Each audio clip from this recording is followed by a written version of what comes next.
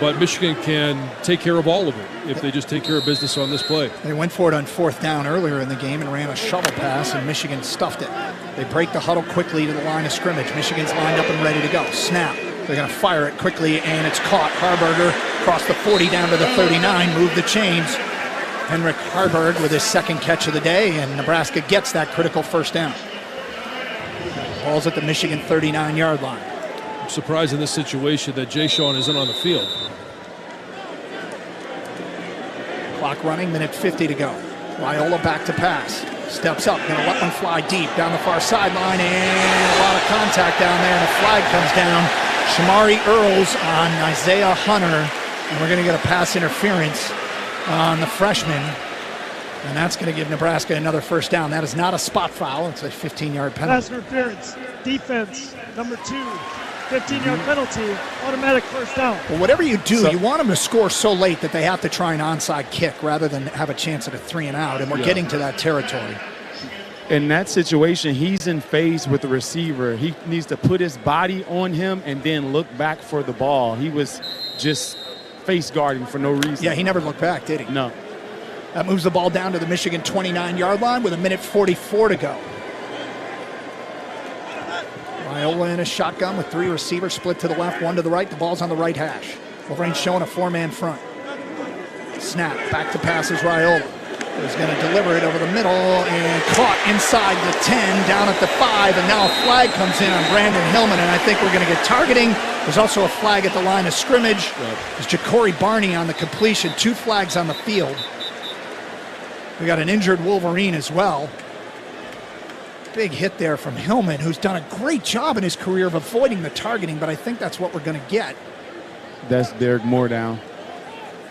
I think he might just be cramping. I shouldn't speculate. Well, the officials talked this one over. I'm assuming, obviously, they're going to take a look to see. There are 2 fouls, both on the defense. Great. Offside, number 1, that penalty is declined. Personal foul, targeting. Number 6, defense. That play is under further review. The result of the play is a 1st down.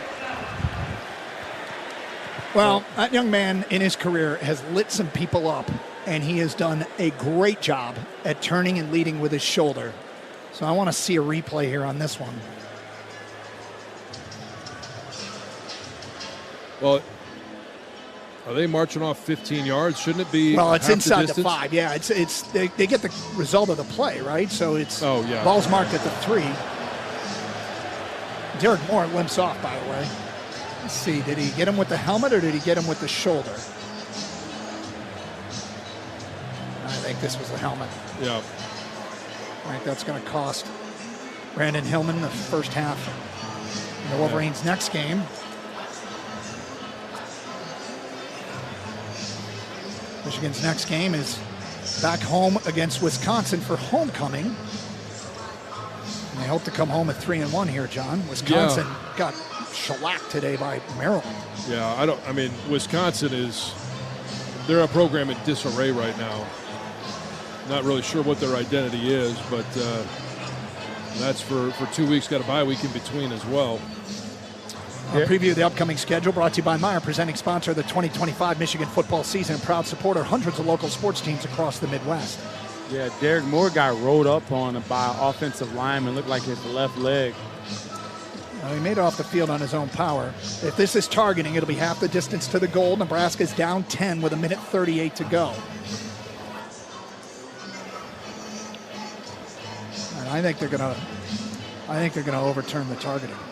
Oh, you think they're going to overturn it? Yeah, you know why? Because the official picked the football up. It looked like he was going to march it off, and now he's putting it down back at the 3-yard line. He did turn his head at the last second. Does that count? After further review, the receiver transitioned into a runner, and so there is no foul for targeting. I'm going to tell you. It'll be 1st and 10, Nebraska. Nebraska has the option to take the clock on the snap. That's big. Because even though it's only half the distance, they could run it. Now they probably won't. More plays, more time. Yeah. And Michigan with a 10-point lead. I mean, they could run it here, but I suspect they'll try and throw it. Yeah, because an incomplete pass would stop the clock. Yeah. But every little second counts, right? Yeah. And if it's first and goal from the 1.5, they break the huddle quickly. They line everybody up. They did the same thing on that 4th down play.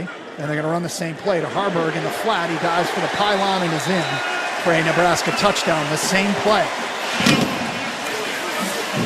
And Nebraska has cut the lead to 4 with 1:34 to go.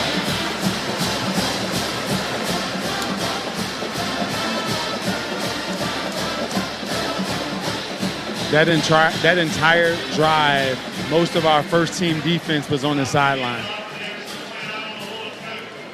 Seems odd.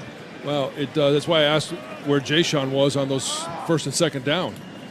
Cunanan on for a big extra point here.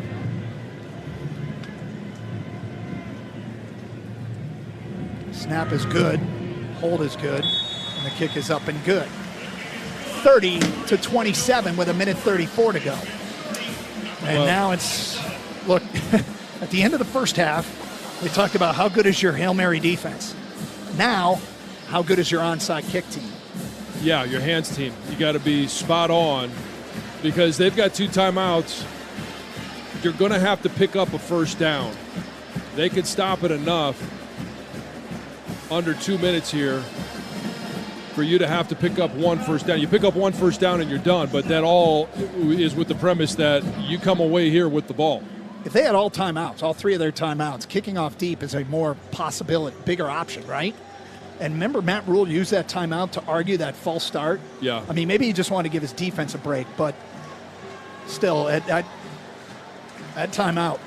Yeah, it hurt. Big. Well, I mean, and so he wanted to argue that, give the official a bit of his ear, but he also, they spent so much time arguing on the sidelines that they didn't have the right personnel in to even run a play.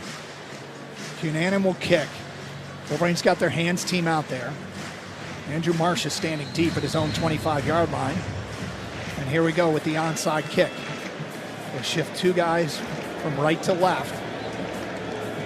As Cunanan looks like he's counting defenders, and he's going to go to his left. There's the kick, big hop, and the Wolverines got it. Ooh.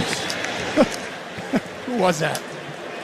Kendrick Bell, I believe, has recovered the onside kick. That ball took the perfect big hop, but Bell went up and got it at the 45-yard line, went straight to the ground. Thank you, Kendrick Bell. Well, he backed up the first 2 steps and made it a tougher play than it should have been. You got to attack that ball, you're going to get hit. Well, Nebraska will clearly use their timeouts. They will also try and force a Michigan fumble with 1:33 to go. Jordan Marshall is in at running back. Bryce Underwood in a shotgun. It's a pistol formation from the Nebraska 45. Underwood puts a man in motion. It's Bredesen. Handoff up the middle. Marshall puts his head down, drives forward, gets 3, maybe 4 yards. Good hard running there, and Nebraska uses a timeout with 1:29 to go. And when we talk about the difference, we try to identify those differences between Jordan Marshall and Justice Haynes early in the season. And one of the things that Coach Alford, the running backs coach, talked about, one of the things that I noticed is you get a little bit more power with Jordan Marshall. Ball security is the key right now. Let's pause 10 seconds for station identification. This is Michigan football from Learfield.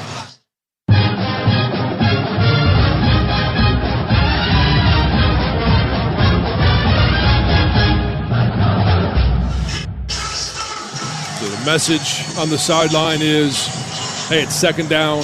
The goal is picking up 4 yards. Give yourself a manageable 3rd down, and then it's simply you got to pick up a first down. You pick up a first down, game is over. Put this game on the offensive line.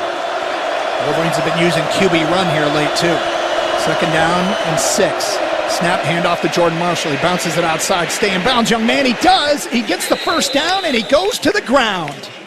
What an unselfish play, because he probably could have taken that for a touchdown, which also would have sealed the game. But, you know, it's a first down, game is over. He broke the tackle from Donovan Jones.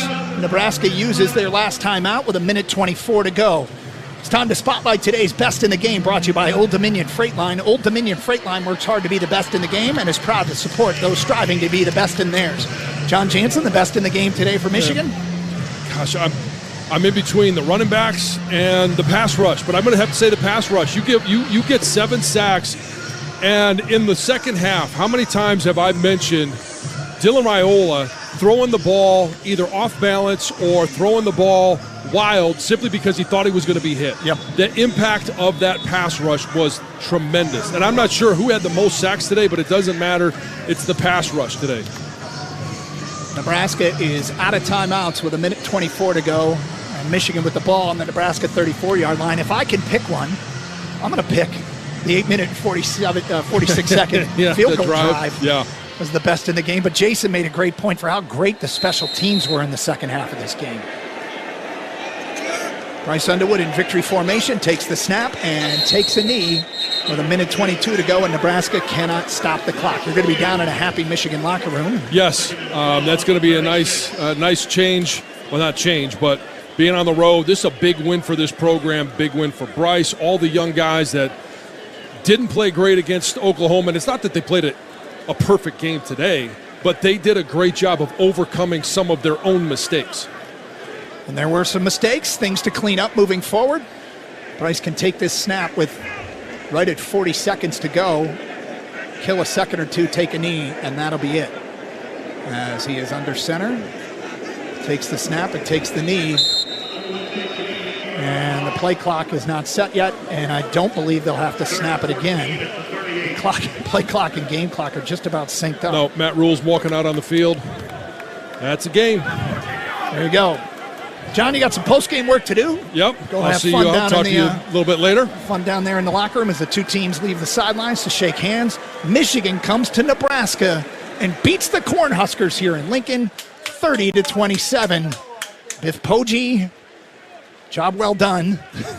You hand the team back to Sharon Moore tonight at midnight, and Coach Poggi, really got to give him credit after the mistake at the end of the first half to rally this team, to not let that be a crushing blow as the clock hits 0 and Michigan officially has the win now, to not let that be a game-defining mistake. And he could have used a timeout, kept Nebraska from even having a chance to throw the Hail Mary. He didn't. But whatever they did in the locker room, Michigan came out and, quite frankly, controlled the game in the second half.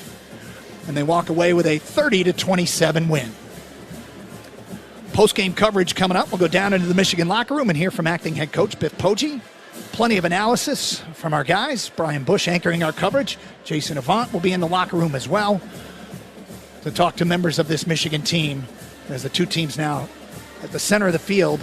Almost all of them are there taking a knee for a post-game prayer, the two teams together. Michigan, their 5th consecutive win over Nebraska, and another loss to a ranked foe for the Corn. Supportive. I think that was what surprised a lot of folks, but not myself, right? Because he's always been, hey, super behind me. Hey, if you want to go here, I got you 110%. Let's just make it make sense, right? And so we did that whole visit thing. I went to Indiana. That was when Coach. Odds are you think more about your commute than cancer or a heart transplant. And you worry more about missing an exit than a missed cholesterol screening. You'll likely never contract a rare disease or face a 1 in a million condition. But if you do, trust the healthcare system 9 out of 10 Indiana doctors have chosen for their patients' care. Indiana University Health. No matter the odds. Learn more at iuhealth.org.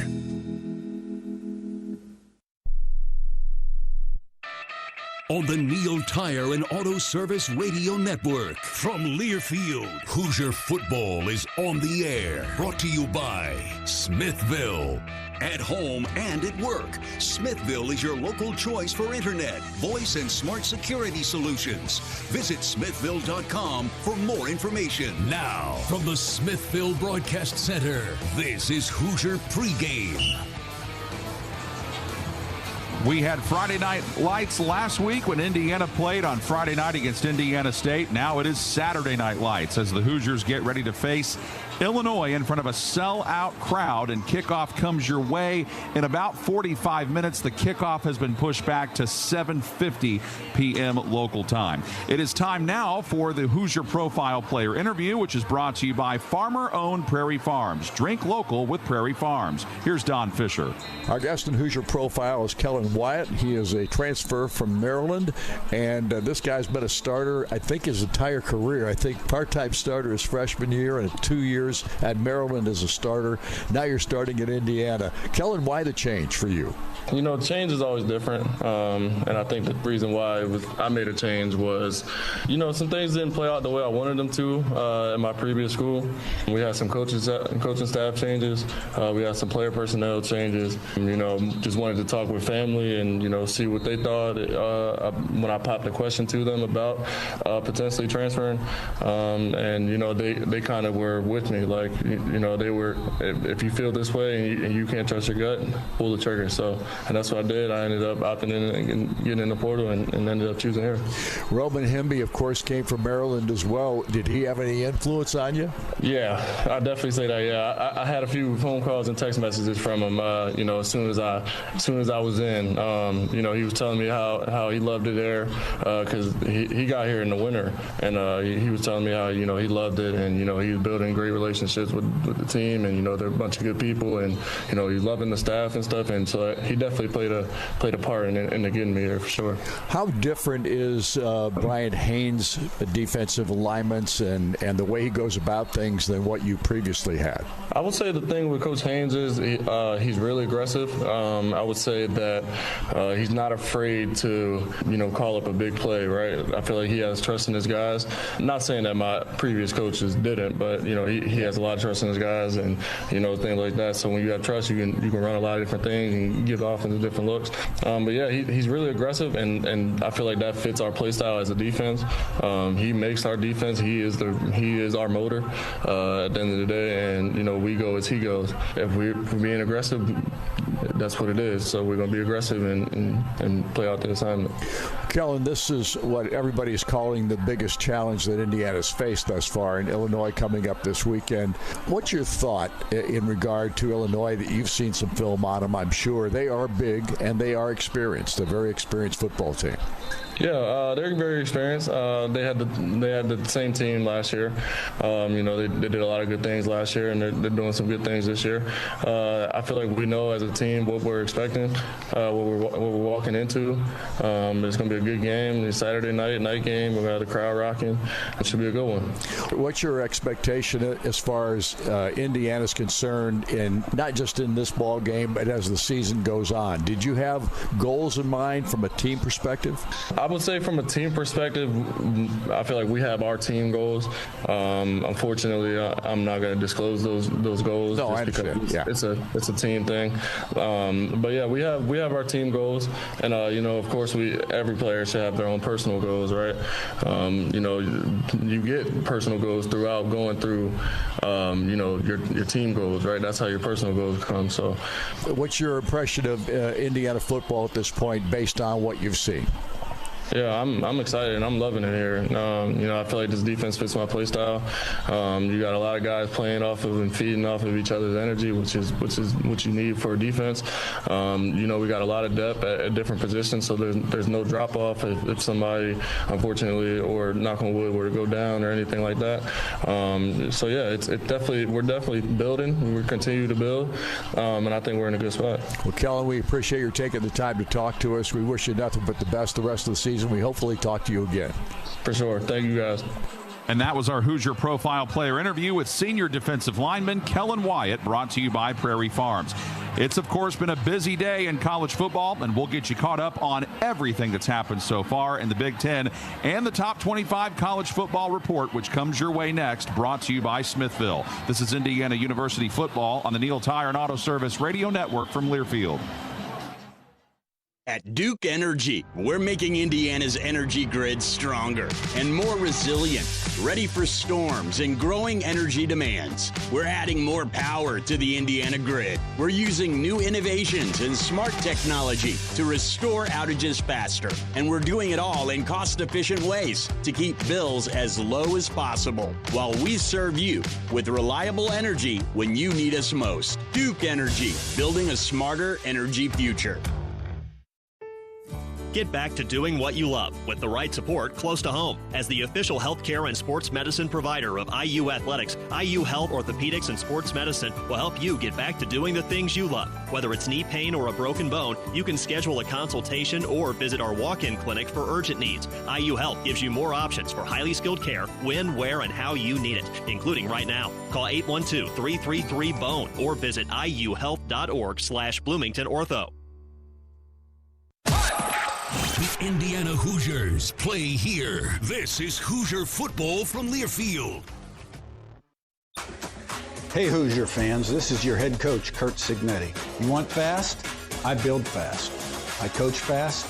I live fast. That's why I've got Smithville at home. Fiber internet that actually keeps up. Fast, reliable, local. If you're still waiting on a load screen, you're already beat. Want to know who's running the playbook on the internet around here? Google them. Smithville, Indiana born, relentlessly fast. Hoosier fans, choose chill. Coors Light is cold lagered, cold filtered, and cold packaged for a smoother finish. It's got that crisp, refreshing taste that makes those moments when you choose to rise above the noise and choose chill even better. Coors Light is an official beer sponsor of IU Athletics, so crack one open and take a sip. Coors Light, choose chill. Celebrate responsibly. 2025 Coors Brewing Company, Golden, Colorado, beer. It takes hard work to be the best in the game. Planning, commitment, resilience, sweat. That's why Old Dominion Freight Line, the #1 national LTL carrier for quality, works hard to be the best in the game and is proud to support those striving to be the best in theirs.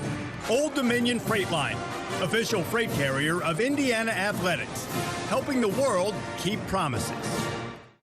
Hi, I'm Christian Lawrence. And I'm Brad Lawrence at Goldcasters Diamonds and Fine Jewelry. And we just want to remind you how much the woman in your life really does love you. Wow, but Dad, how can you know that? Well, she puts up with his sports, doesn't she? She's letting him listen to the game right now. True. Because she is your biggest fan. Always cheering you on. So come to Goldcasters for a little sparkling gift that reminds her that you're her biggest fan too. Goldcasters at 2nd and Washington in Bloomington.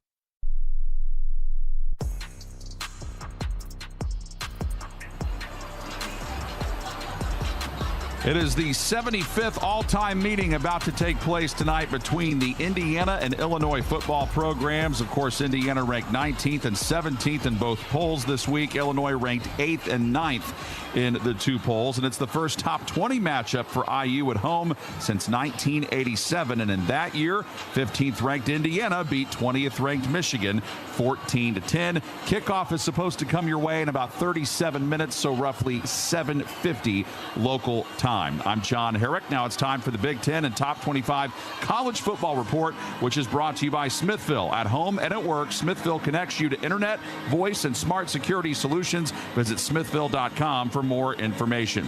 Well, Indiana's opponent next week is the Iowa Hawkeyes. They played on Friday night this week, and Iowa scored 14 unanswered points to beat Rutgers 38-28. So both of those teams are now 3-1. Some other Big Ten games that are just wrapping up. 6th-ranked Oregon had no problems with Oregon State, 41-7. 21st-ranked Michigan goes on the road and gets a 30-27 win over Nebraska. Maryland goes into Wisconsin and stuns the Badgers today, beating them 27-10. The other Big Ten games that are coming up tonight, you've got 2-1 Washington State facing 2-0 Washington. That's actually about to kick off in about 15 minutes at 7:30. The late kickoff tonight in the Big Ten, 25th ranked USC playing Michigan State. Both those teams are 3-0. That is an 11 o'clock Eastern time kickoff. So some top 25 final scores from earlier today, not from the Big Ten. You had 13th ranked Ole Miss hammering Tulane 45-10. 17th ranked Texas Tech dominates 16th ranked Utah 34-10. So Texas Tech is now 4-0. Utah falls to 3-1. 15th ranked Tennessee dominating UAB today 56-24. So Tennessee's now 3-1, with their lone loss being to 6th ranked Georgia. Elsewhere in top 25 action, these games are all set to come up tonight. 20th ranked Vanderbilt 3-0 will host 1-2 Georgia State. That's a 7:30 kickoff. 3rd ranked LSU is 3-0. They play Southeast Louisiana, who's 2-1 at 7:45. 8th ranked Texas is 2-1, and they play winless Sam Houston at 8 o'clock. So those are some of the other upcoming games in the top 25. Purdue, by the way, just scored against 24th ranked Notre Dame, and Notre Dame leads that game 35-23. They're coming up on halftime, by the way, after having that long weather delay when they were already near the end of the second quarter. So they're about to come up on halftime. They are 7 seconds away. 7th ranked Florida State dominating Kent State 66-10. They're at the 2-minute timeout in that one. 22nd ranked Auburn, and a good one with 11th ranked Oklahoma. Oklahoma leads that one 22-17 with 2 minutes and 30 seconds to go in the fourth quarter. 18th ranked Georgia Tech doubling up Temple right now. They lead 28-14 with 9:16 left in the third quarter. 23rd ranked Missouri and South Carolina with 8:05 to go in the first quarter. That game is scoreless. So those are the other top 25 games that are going on at the moment. Other FBS games to keep in mind: Duke, who played Illinois earlier this year, they lead NC State 38-33. 4 minutes to go in that game, though, and NC State has the ball. Mississippi State routing Northern Illinois 37-10 with 4.5 minutes to go in that one. Kansas on top of West Virginia 10-0 with 7 minutes left in the second quarter. Delaware leads FIU 17-7. Kennesaw State, Indiana's week 2 opponent, they have a 21-0 lead on Arkansas State with 5:46 to go in the second quarter. We'll step aside briefly. When we return, Don Fisher speaks with Curt Cignetti in the head coach's report, which is brought to you by the IU Credit Union. This is Indiana University football on the Neil Tire and Auto Service Radio Network from Learfield. Some people just know you can save money on car insurance by checking Allstate first. Like, you know, to check if they're going for it on 4th down before going to the concession stand. Yeah, give me 3 hot dogs, 2 jumbo touchdown, baby! What? Hey, buddy, you want cheese with those? Yeah, checking first is smart. No. So check Allstate first and see what you could save. You're in good hands with Allstate. Potential savings vary, including based on how you buy, subject to terms, conditions, and availability. Allstate North American Insurance Company and affiliates, Northbrook, Illinois. Could you use some extra cash right now? You could earn up to $150 when you open a personal checking account with Centra. Centra's checking accounts are designed to fit your needs. Open your checking account online at Centra.org or stop by a Centra location today. Centra Credit Union, centered around you. Limited time offer. Full requirements, including eligible accounts and disclosures, available at Centra.org. Federally insured by NCUA. Equal housing opportunity.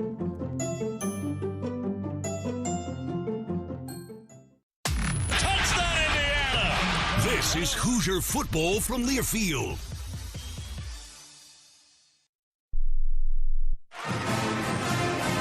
It takes hard work to be the best in the game. Planning, commitment, resilience, sweat. That's why Old Dominion Freight Line, the #1 national LTL carrier for quality, works hard to be the best in the game and is proud to support those striving to be the best in theirs. Old Dominion Freight Line, official freight carrier of Indiana Athletics, helping the world keep promises. Indiana is filled with wonderful people and places. So whether you live in Anderson or Attica and need an injury attorney, Green & Schultz trial lawyers will be there. Bloomington or Brazil, Gas City to Goshen, Huntington or Hammond, Green & Schultz makes it easy to help you. Jasper, Jonesville, Lebanon or Linton, Mitchell, Muncie, Plymouth and Portland, Seymour, Tell City or Union City, Warsaw, Washington or...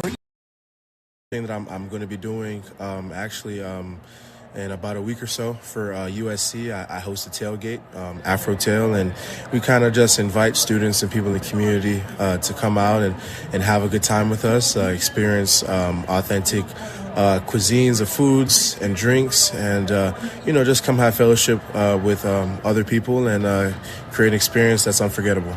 So when the game's over, you go out and visit with the folks, do you? Oh, yes, I will. I definitely will. So me and hopefully get a couple of my football players to come out and, meet some, students and meet other people in the community too. And, for me, it's always about giving back in the best way I can. This game has given me so much. This town has given me so much. And if this is a way that I can pay it forward, I'd love to. So, if you're interested, just come to location 31, lot 31 by State Farm, and, I'll be right there. When football is over for you, hopefully not for a while yet, what do you see yourself doing? For me, the biggest thing that, I tell myself is just I want to be an impact, whether it be in business, whether it be in philanthropy, whether it be in, maybe in coaching or something. The biggest thing is I want to be able to impact people and do my best to, move things forward, do everything I do with purpose. And, hopefully, that reaps rewards for me later.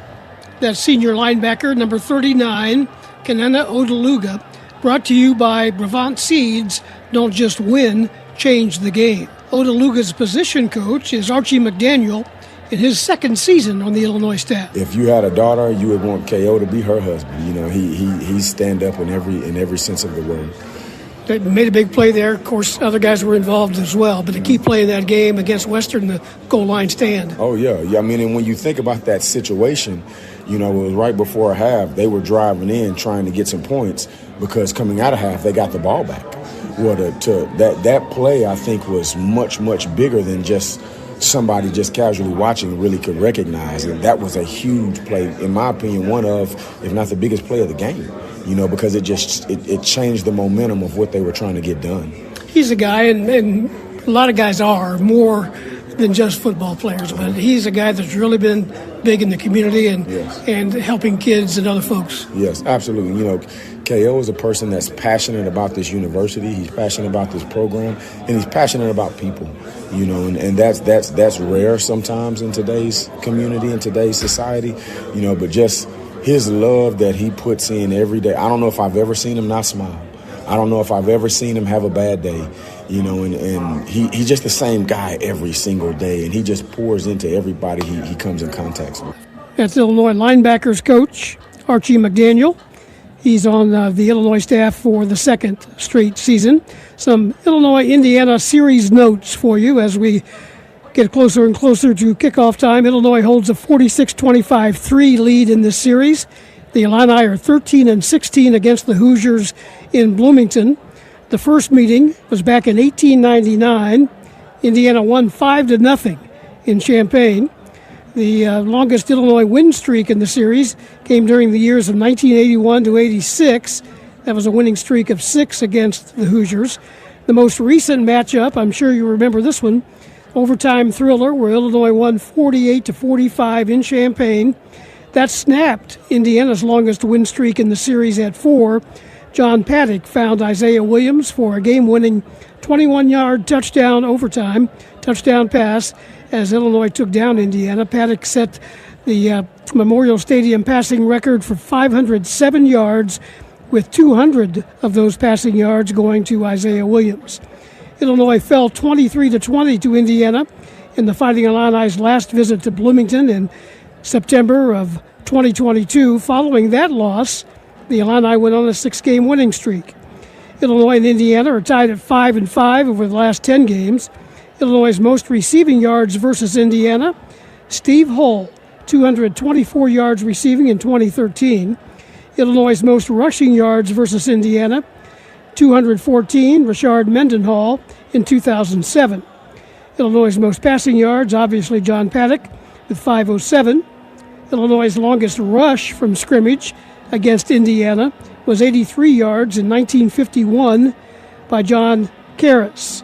And the last 100 rushing yard game against Indiana was by Reggie Love, 140 yards. That came in 2023. All that doesn't mean a thing when this game kicks off here coming up in about 25 or 30 minutes here as we continue our pregame coverage. Coming up next, Brett Bielema's final comments before tonight's kickoff, brought to you by the Geese College of Business, where world-class leaders are locally grown.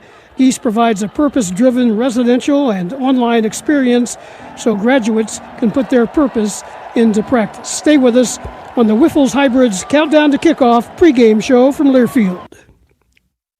Life is about moving forward. Stand still and you get past. Your next move isn't always obvious. Like the move to the Air National Guard. In the Air Guard, you get a steady paycheck, learn career skills, make valuable contacts, even become eligible for college tuition assistance, all while serving your country and community. Learn what civilian employers want and earn the resume they look for when you visit goang.com. It's your move.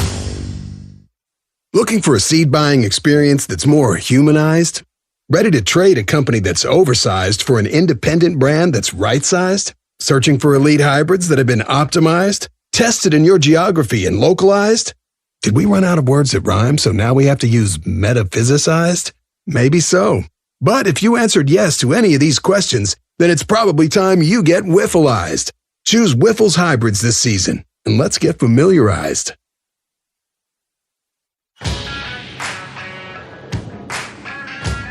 Make your game weekend brilliant beyond the tailgate. After cheering on the Fighting Illini, take time to explore Champaign-Urbana, savor restaurants that wow, enjoy art that inspires, breathe in the beauty of nature trails in vibrant fall color, and discover family-friendly fun that keeps the whole crew smiling. Now that's what we call a weekend win. For more ideas, visit experiencecu.com. Food. Fuel. Jobs, even our planet's future. It all starts right here with homegrown Illinois corn. From plant-based bioplastics and renewable fuel to fighting the effects of climate change, Illinois corn is at work in your backyard, and it's paving the way toward a more sustainable future. Learn more at watchusgrow.org/corn. ILL. This is Fighting Illini Football from Learfield. Looking for seed that performs? FS Envision seed corn and FS High Soy soybeans deliver top-tier performance, field-tested reliability, and trusted local FS expertise. Your local FS crop specialist is here from planting to harvest, helping you get the most out of every acre, every season.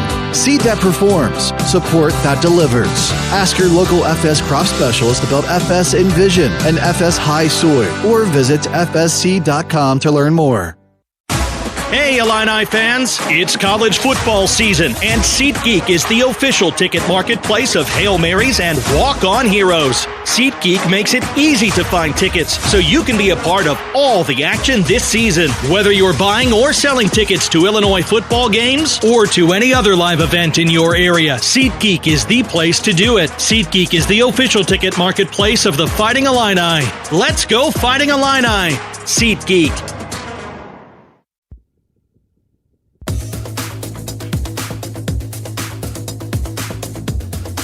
It's Illinois and Indiana for a top 20 showdown tonight here in Bloomington. Our Geese College of Business interview with head coach Brett Bielema is here. I'm Scott Beatty filling in for Brian Barnhart. Brett, thanks for your time. And this is a game that's been circled for fans for a long time now. Here we are, top 25 showdown, national audience, prime time. What are your feelings going into this? Yeah, very excited. When the schedules came out, obviously the year that Indiana had last year, and I knew the returning group that we had, if they were able to get through their first three like we were able to get through our three, I thought I'm feeling this may be a ranked team matchup, and to see this for the first time since 1950s is pretty awesome. Give a lot of credit. It'll be an exciting crowd here tonight, and something our guys have been looking forward to. shutout for the defense last week. Yep. 19 points allowed in the first 3 games. What do you hope carries over into tonight? Well, I think, for us, we've got to realize Indiana is going to see the same 3 films that we've went through.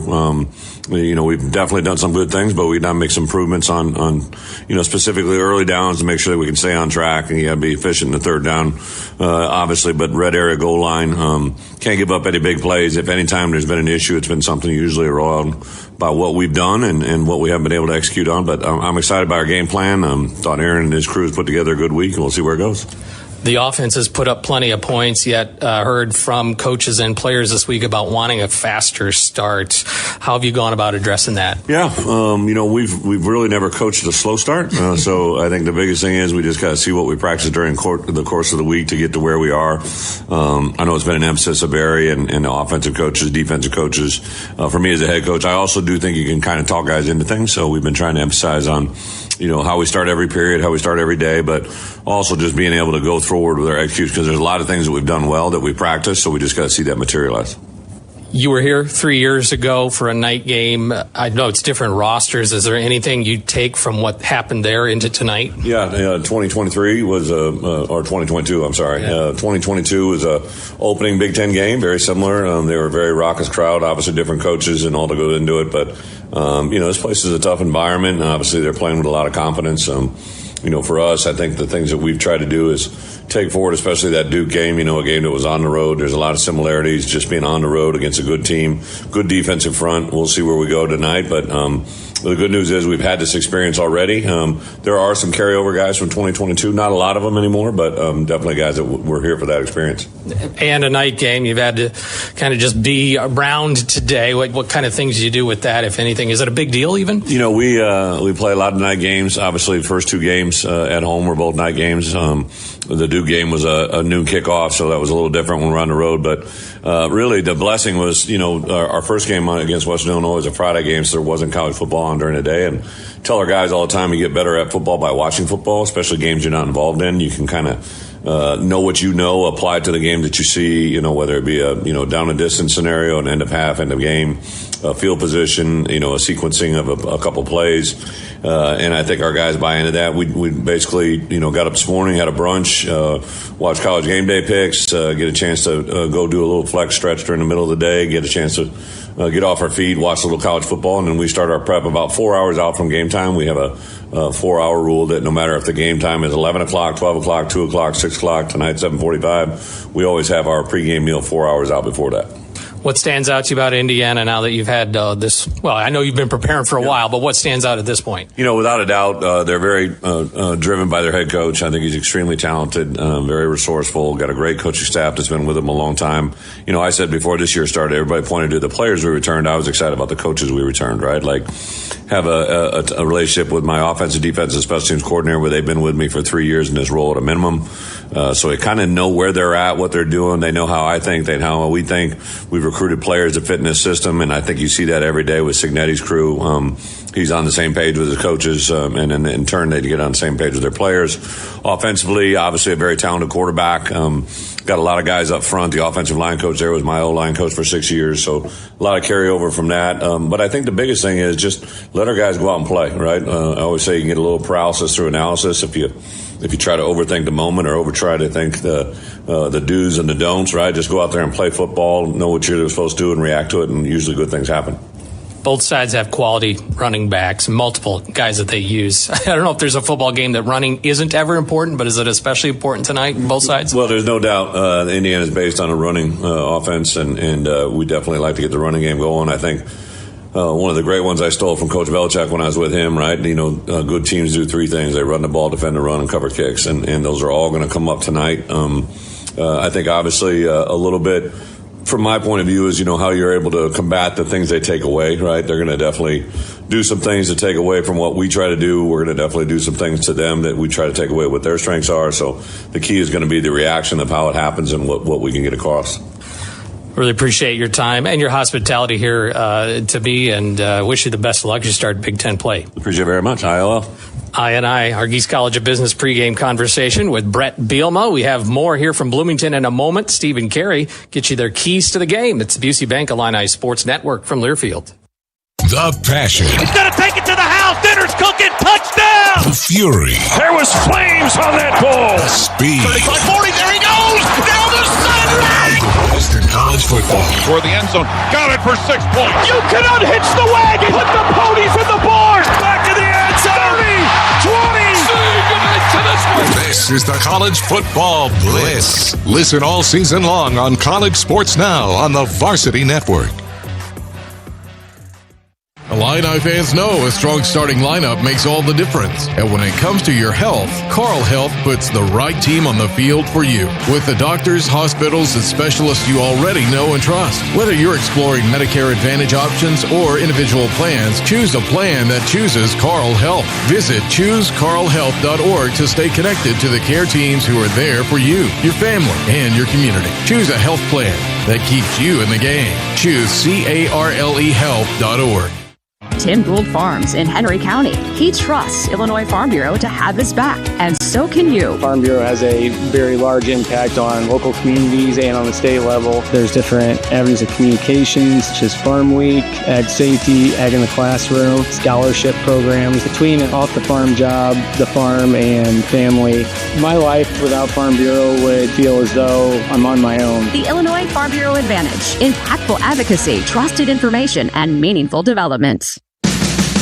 Hey, Fighting Illini fans, ready to one-up your rivals off the field? Abbott and the Big Ten are back with the We Give Blood Drive. By showing up to donate blood, you can help your school win $1 million for student or community health. Score a limited edition home field design Illinois t-shirt, and most importantly, save lives. Go to bigten.org/Abbott to find a donation location and put Illinois in the lead. That's bigten.org/Abbott. He's in! Touchdown! This is Fighting Illini Football from Learfield. Listen up, Illini fans. Cashback is here with the new Illini Visa Signature Cashback Card brought to you by the U of I Community Credit Union. Earn cashback every time you make a purchase. 5% cashback on gas and travel, 2% back on groceries and restaurants, and 1.5% back on everything else. But that's not all. U of I Community Credit Union will match your cashback earnings up to $150 for the first year. Learn more and apply today at IlliniCard.org. I did my research about the nursing home I put my mom in, but I'm not sure she's getting the care she needs. What if I told you some nursing homes don't provide the right kind of care, and it can result in abuse and neglect for your loved ones? Really? How do I find out what's going on? You call Konoski Bresny. We help families find out what went wrong when they suspect their loved ones are being neglected or abused in a nursing home. Konoski Bresny, we get your worth.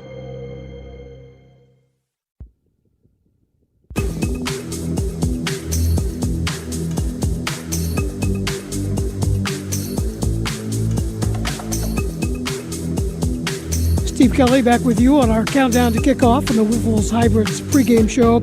Updating a score for you. Notre Dame, number 24 in the country, leads Purdue 42-23. It basically skipped halftime after that 90-minute delay because of lightning and went right to the third quarter. There's about 10 minutes to go in the third quarter. 42-23, Notre Dame over Purdue. Still to come, our game, Illinois at Indiana, Washington at Washington State. And then later on tonight at 10 o'clock Central Time, Michigan State at number 25, USC. Last night, Iowa beat Rutgers on the road, 38-28. Earlier today, Maryland wins on the road, 27-10 at Wisconsin. Oregon won a non-conference game at home against Oregon State, 41-7. And number 21, Michigan gets a road win, winning in Lincoln over Nebraska, 30-27. Those are the updated Big Ten scores and situations. Time now to look at the keys to the game, presented by State Farm. The State Farm Personal Price Plan can help you create an affordable price just for you. Kerry Davis joins me for keys to the game, and these are the kind of games you can't say a lot about. Everything's been said all week, but it's a big game nonetheless. Everybody's anxious for the kickoff. Yeah, everyone's excited. I mean, the energy down on the field is amazing. It's going to be a great night, a great atmosphere, great environment. But for me, obviously, we've talked about this for the last couple of weeks. You have to start fast. What does that mean? That means score. Score on your opening drive. Go down, get a stop on the opening drive if you're the defense. But offensively, we have to figure out a way to get points on the board in that opening drive, if at all possible, and continue to keep your foot on the gas. That's the number one thing for me. And then, obviously, always take care of the football. If you do that, you've done that pretty well all season long. You haven't turned it over. You've created turnovers. You're second in the country in turnover margin. Continue to do that. Get after the ball carrier. Put pressure in that quarterback's face, in Mendoza's face, and see if he's going to turn the ball over to you. And the last thing I have is just trust yourself. Trust what you've been doing all week long. Trust your coaches. Trust your teammates. Don't do anything that is not your job. Do your job. Do it to the best of your ability. And the Illini should come out of here with a dub today. You know, what's interesting about this, Kerry, the Indiana locker room is saying the same things about this game because these teams are really a lot alike, at least statistically, through 3 games. Yeah, there are mirror images. I think if you look at the offenses, they are very similar. Luke Altmaier and Mendoza are similar. The receiving core is similar. The running backs, the offensive line, the defense, all of the things, it's a mirror image of what you are, and it's a great challenge for both teams. You're facing your first big-time opponent this season, Big Ten opponent, conference opponent. So, you know, it's a great matchup between 2 conference foes, border states. I think it's going to be a great night tonight for the Illini, though. It's hard to say which defense may be stronger. They both have only given up an average of 7 points a game and just 2 touchdowns through 3 games for each defense. The Illinois defense, I think, might be a little stronger, but again, we'll know more here coming up in about 10-15 minutes when this game gets going. We definitely will. And like I said, get after the quarterback. Gabe Atkins in that front 7. Get to the quarterback, get pressure on him, and see if it produces some turnovers on the back end. I think pressure always is difficult for a quarterback to manage. You get after the quarterback in the run game, in the pass game, and in the running game. I think you'll have a great night. That's Kerry Davis with the keys to the games presented by State Farm.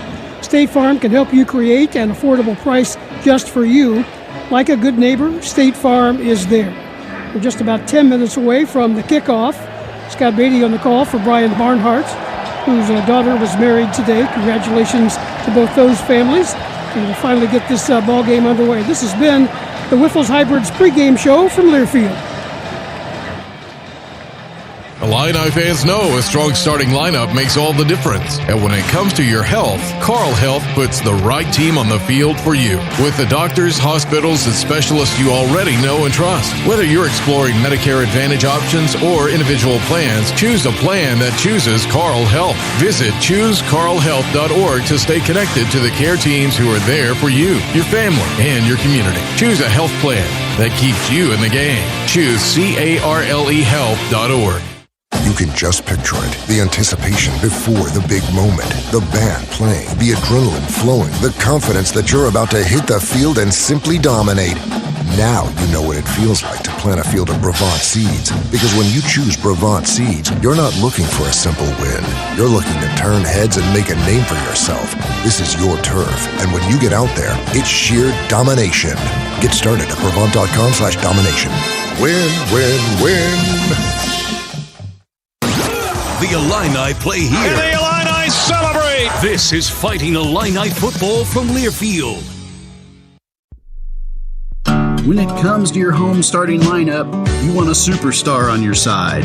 That's a John Deere from AHW. With our online building price tool, you can create the riding mower, compact utility tractor, or gator that fits your exact needs and budget. A machine that's in a field all by itself. Try out the building price tool online at ahwllc.com or stop by one of our 18 locations. AHW, proud sponsors of Fighting Illini Football. No car accident is ever the same. Distracted driver, drunk driver, sunny day, rainy day, on your way to work, headed home from work, the grocery store, a random drive, your first accident, or oh no, not again. Every journey after a serious accident is different, but the story's the same, especially when it's yours. You need help. You need Kanoski Bresny. If you've been seriously injured, call Kanoski Bresny for your free consultation. Let's ride! Turn it up. It's game time. On the Busey Bank Illini Sports Network from Learfield. Back to pass. Rush coming. Royola's in trouble. Yes, sir. Down he goes. Yes, sir. Going for it on 4th down. Lob to the end zone. Touchdown, Illinois. It's a free ball. It's bouncing on the turf, and the Illini have it. Looks to throw. Throw into the end zone. He caught it. Back of the end zone. Touchdown! Fighting Illini Football is brought to you by Carl, the official healthcare provider of the Fighting Illini, and by your local Ford dealers. Let's go! Let's go! We do this, man! Here we go! Kickoff is just moments away. Now, here's the voice of the Fighting Illini, Brian Barnhart. Well, we've been waiting for this one, haven't we? It's finally here. It hasn't happened since 1950. Both Illinois and Indiana have a top 25 ranking, and they're here in Bloomington, Indiana for the first Big Ten game of the season. You can't ask for a better setup and a better atmosphere outside of Champaign. Both teams are ranked. It's a night game, it's a national audience, and it's a sellout crowd, a readout here at Indiana's Memorial Stadium.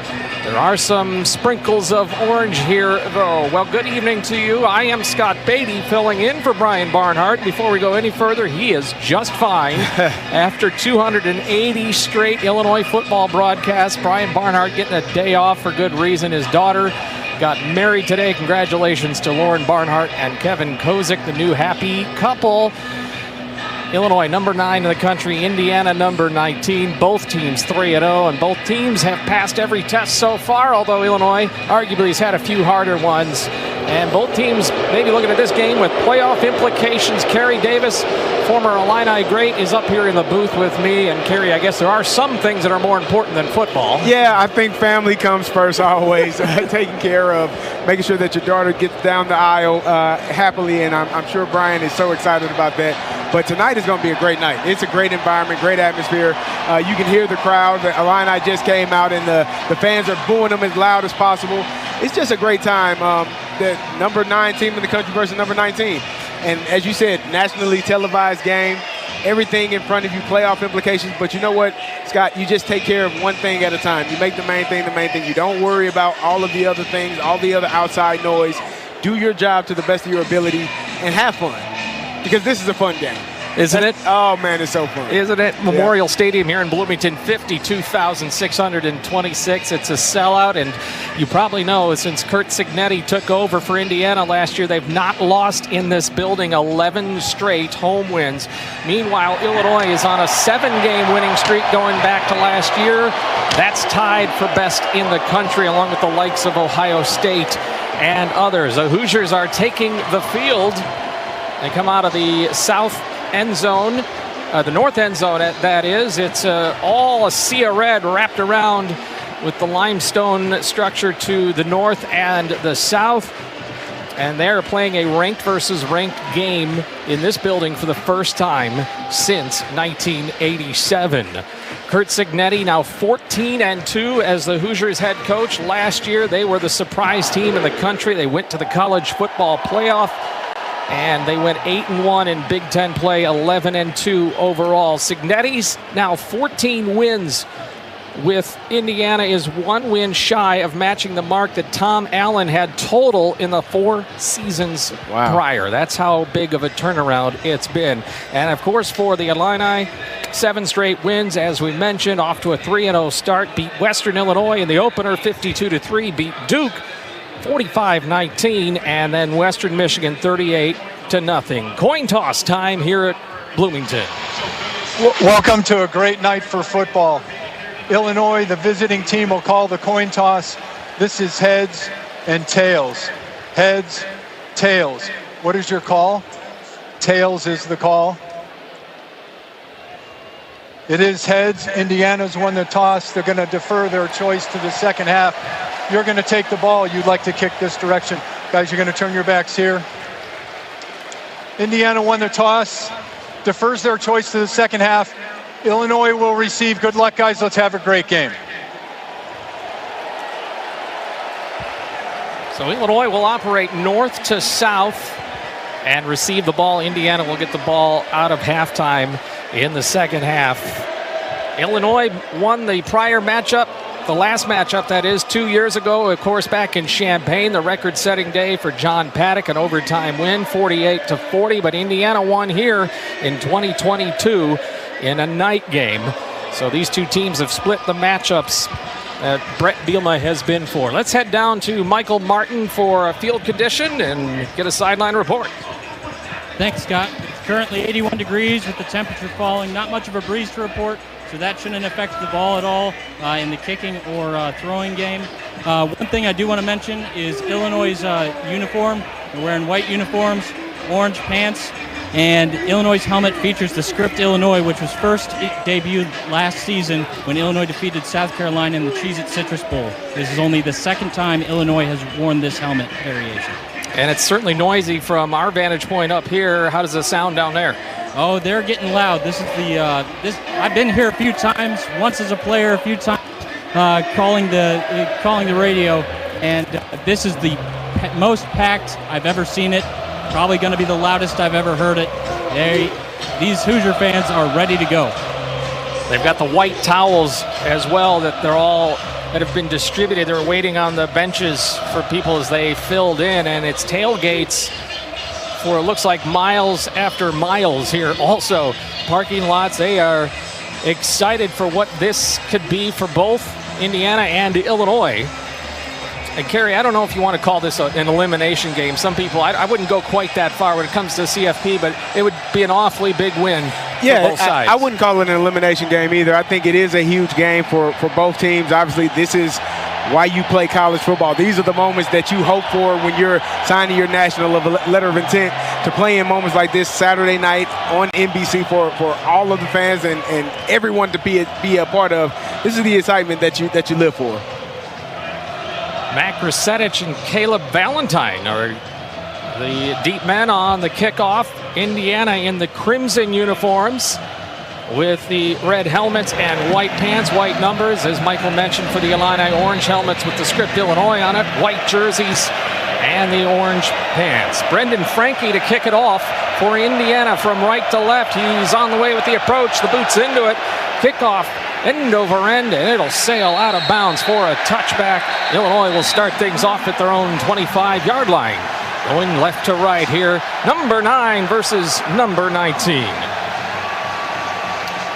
Offensive line, the usuals, J.C. Davis, Josh Geske, Josh Kreutz, Brandon Henderson, Melvin Priestley. And Luke Altmaier behind center. 709 yards through 3 games. He's thrown 8 touchdowns and maybe more importantly, no interceptions. Caden Fagan in the backfield off his right hip. First play of the game coming up with a tight end in there as well. Snap to Altmaier, fakes to Fagan, throws right, caught by Hudson Clement. A quick gain on the right side, up to about the 30-yard line or just shy. 2nd down and 6 coming up. Yeah, quick pass, get the ball out of your hands quickly. I think that's something you're going to see from the Illini a lot tonight. 2 receivers left, 1 to the right with Fagan again in the backfield. And another fake to Fagan, throw over the middle, slant, caught again by Hudson Clement. It's a first down for the Illini just shy of the 40-yard line in their own territory. And they'll reset to 1st and 10 as Altmaier has completed a couple of quick passes. Yeah, RPO game, they're giving Indiana a little taste of their own medicine first couple of plays. Harkin out in the slot position, empty backfield as Fagan goes in motion as well. 1st and 10, no score, just got going from the 40-yard line of Indiana. Altmaier claps his hands a couple of times, now takes the snap, rush coming, throw over the middle, and it's dropped. In and off the hands of Hank Beatty, who's been so superb here early in the season. And it's an incompletion, would have been a first down near the 45-yard line of Indiana.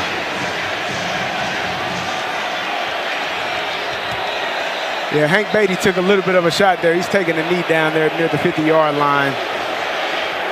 Hopefully he just got the wind knocked out of him. That is not a good sign to see. Hank Beatty is having a birthday today. He's 22 years old. You don't want to spoil his birthday.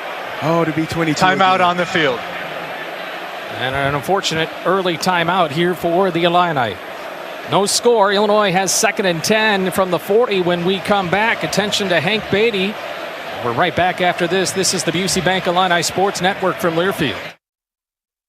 What a matchup we've got, folks. Just nonstop action. The energy is electric and the fans are all in. An intense game like this calls for a Coca-Cola. Ah, crisp and refreshing. That's a game changer. Yeah, that taste scores every time.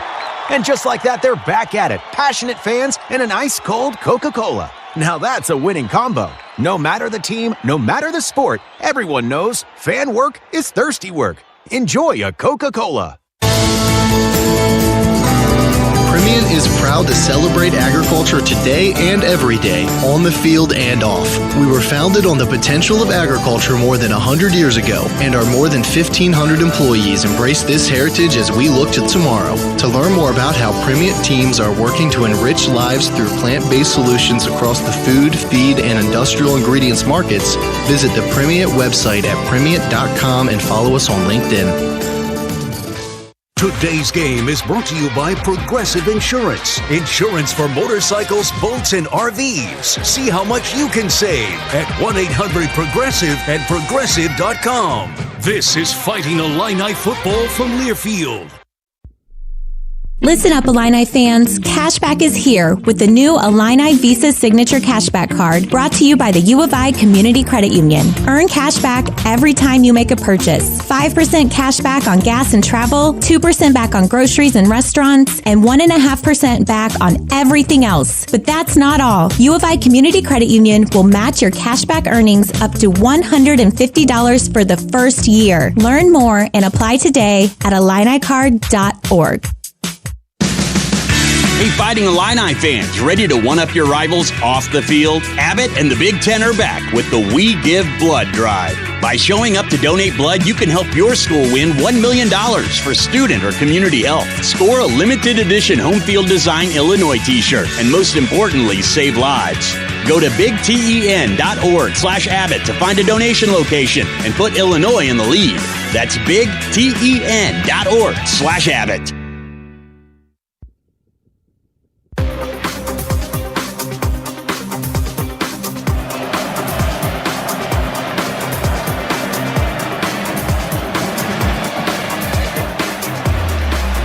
No score. It's Illinois football. The opening drive of the game. Second down and 10 for the Illini from their own 40. Hank Beatty was just shaken up. Caden Fagan behind Luke Altmaier in a pistol formation. 3 receivers for the Illini here in a sold-out Memorial Stadium in Bloomington. Fagan moves to the right hip.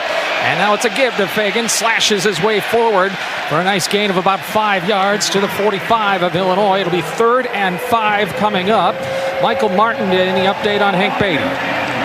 It looks like the trainer's taking a look at a possible upper body injury. They're assessing him right now in the tent, working on him. I'll have a better update once he comes out. Illinois 47% for the year on 3rd downs. They have 3rd and 5 here. Fagan stays in the backfield. 3 receivers to the left for Luke Altmaier. Altmaier claps his hands, looking back, looking left, waits, still has time in the pocket, now racing around to his left, near the 40-yard line, looking for a man, gets wrapped up and thrown out of bounds. Well, that was a great protection up front and also great coverage downfield by the Indiana defensive backs. Whenever you have a situation like that, you try to stay in the pocket as long as possible. He did, and then if you can get outside, turn upfield, you do, but he was unable to do so. Great job by Indiana defensively, and also great job by the Illini blocking for him. Loss of 7 on the play. The Illini will punt. It's Keelan Creemans who boots it away. Jonathan Brady awaits at the 20 and takes it with a fair catch, maybe the 19-yard line. And so Indiana will come to work on offense. No score here in the first quarter. Fernando Mendoza is the quarterback. He's a transfer from California. Last year with Cal threw over 3,000 yards, 16 touchdowns, and 6 interceptions. He's been brilliant, albeit with light resistance through 3 games for Indiana. Very similar numbers to Luke Altmaier. 72% completion, 708 yards, 9 touchdowns, and no interceptions. Altmaier's 8 touchdowns and no interceptions. Roman Hemby, the Maryland transfer, is the back off his left hip. And there's 3 receivers, 2 to the near side. From their own 19, the first play is a give to Hemby, and he scampers up for a nice gain near the first down, a couple of yards shy, straight up the middle to the 27-yard line. It'll be 2nd and 2, or 26 they'll mark it. It'll be 2nd and 3 coming up for the Indiana Hoosiers, who run the ball very well. They've had 3 straight games of more than 300 yards rushing. Second and short. Hemby is off the right hip of Mendoza. Cooper comes in motion at the near side. All 3 receivers to the near side. Illini stack the box. Here comes the blitz, and down goes Mendoza. It's Leon Lowry with the hit and the sack, and it'll be 3rd and long coming up. So, Scott, that was one thing that I wanted to see, how the Illini were going to attack Mendoza. He got sacked 41 times last year, which was 2nd in the NCAA, only behind Shedeur Sanders. I don't know if that was a problematic of his offensive line at Cal, or if that's him holding onto the ball. We saw right there, we might be able to get after him. Continue to pressure if you're the Illini. No score. They got Indiana behind the sticks at their own 17-yard line. 3rd and 12. Hemby is the back. Out of shotgun formation. Give to Hemby, and he'll get a few yards forward, but that's it. Up to the 21-yard line on a run straight ahead. And now it'll be Indiana's turn to punt. No score here in the first quarter after the gain of 4 by Roman Hemby. Great job by the Illini. You gave up 7-8 yards on that first play. You get a sack on 2nd down. You want to force this Indiana team to be in 3rd and long as much as you can in this game. The punter is Quinn Warren. They've not yet used their 27-year-old Aussie Mitch McCarthy. Instead, it's Warren, who's had 4 punts, averaging 46 this year. He steps into this one. Hank Beatty awaits, now backing up to his own 30, backing up to the 27, makes the catch, circles around, goes straight ahead to the 32 and 36, rather, and he's brought down, got a little bit out of that. Nice job there by Hank Beatty, who's one of the top punt returners in the nation. A 52-yard punt, no score. 10:43 left to go. First quarter, Illinois and Indiana in a top 25 showdown. It's Illinois football on the Busey Bank Illini Sports Network from Learfield. Illinois fans, it's time to elevate your game day with Oski Light Lager, an ILL IPA, crafted by Distill Brewery just for you, the loyal Illinois supporter. Crisp, refreshing, and brewed with the spirit of the Illini and the heart of our alma mater. It's the perfect way to hail to the orange and blue, whether you're at the game, tailgating, or cheering from home. Distill is a proud partner of Illinois Athletics. Please enjoy responsibly. Distill Brewery, Normal, Illinois. What a matchup we've got, folks. Just nonstop action. The energy is electric and the fans are all in. An intense game like this calls for a Coca-Cola. Ah, crisp and refreshing. That's a game changer. Yeah, that taste scores every time. And just like that, they're back at it. Passionate fans and an ice-cold Coca-Cola. Now that's a winning combo. No matter the team, no matter the sport, everyone knows fan work is thirsty work. Enjoy a Coca-Cola. The home of the Block Eye. This is Fighting Illini football from Learfield. What matters to you matters to us. That's why Busey takes the time to understand your goals and build solutions that fit your priorities. From everyday banking to long-term planning, our team is here to help you navigate every stage with care and expertise. We're more than a bank. We're your neighbor, your advisor, your advocate. Busey Bank, proud to be the official bank of the Fighting Illini, member FDIC.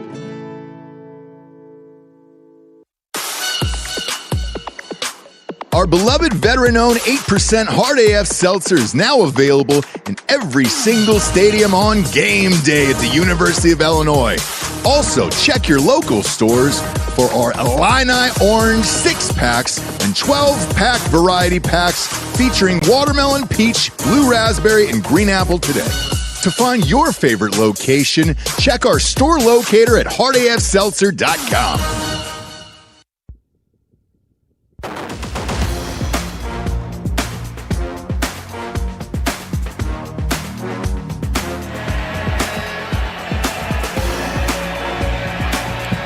Illinois and Indiana are scoreless. Illinois takes over at their own 36-yard line. Let's pause 10 seconds for station ID. You're listening to Illinois football from Learfield.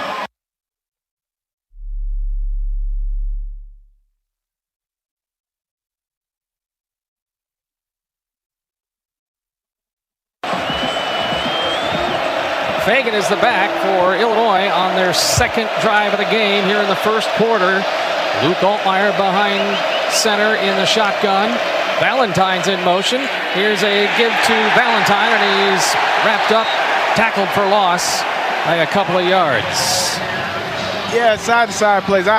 We talked about this last week. I like to see the Illini going downhill. I like to see them running in between the tackles. I think they do a really good job of that, especially up front. But that was a tough play, tough loss on the first down. Next play, give to Fagan, hunting for an opening, moves to his left, and he's tripped. Right near the numbers. Looked like he had some space to run, Kerry, but he lost his footing, and somebody may have gotten a hand on him. Well, in penetration kills plays, Indiana was able to get penetration up front, forced Caden Fagan to stop his feet in the hole. Whenever that happens, it's always tough. He found a way to get back outside, but just couldn't get out of that shoestring tackle. 3rd and long from the 33. 3 receivers to the right for Illinois in a trips formation, 1 to the left and a back. Passing down, it looks like. No score here in the first quarter. Second drive of the game for Illinois. Snap to Altmaier in the shotgun. Has time. Now steps up in the pocket. Still looking.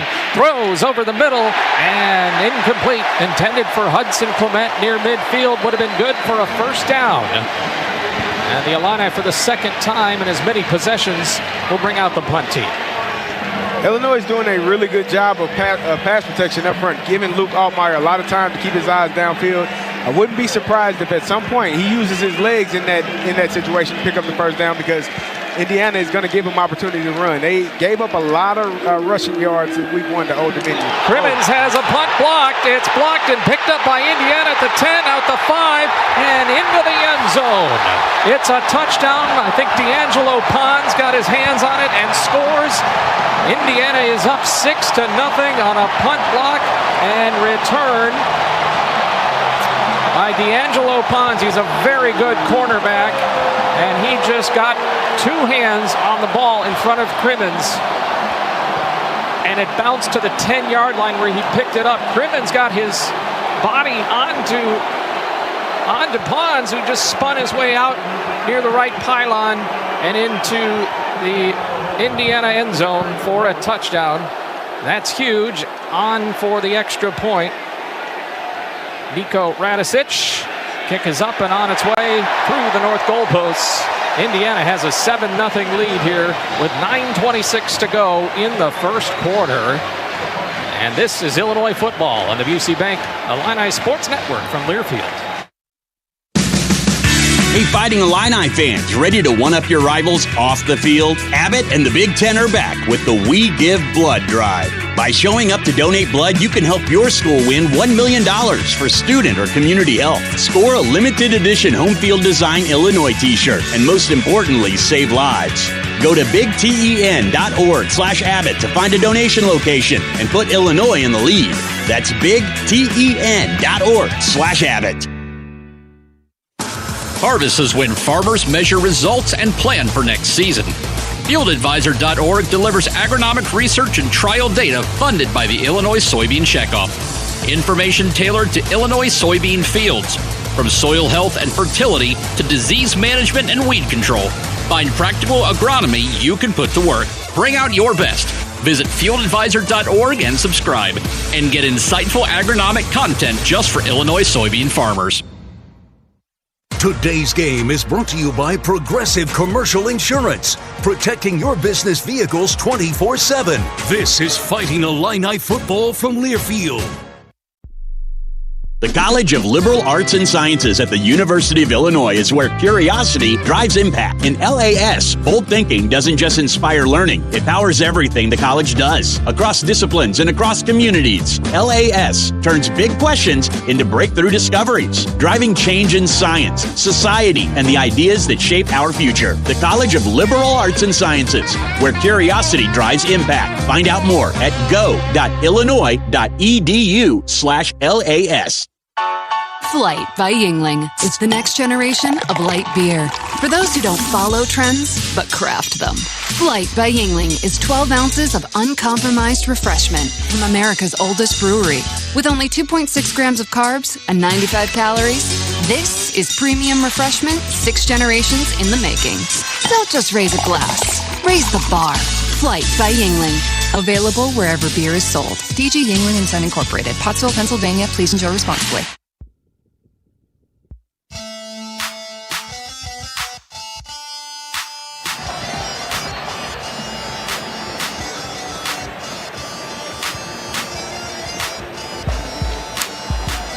The College of Aces is improving lives and sustaining future. The College of Aces at the University of Illinois, bringing you Illinois football. The Illini down 7-0 after a blocked punt by D'Angelo Pons that he returned for a touchdown. Michael Martin, what'd you see on that? Just not good execution. In Illinois' punt scheme, you put three larger bodies back there to protect the punter. We call them gladiators. The right gladiator needed to step out to his right to block that Indiana defender to get between him and Keelan Crimmins. He didn't do that. He came relatively scot-free, and that's why the ball got blocked on that punt.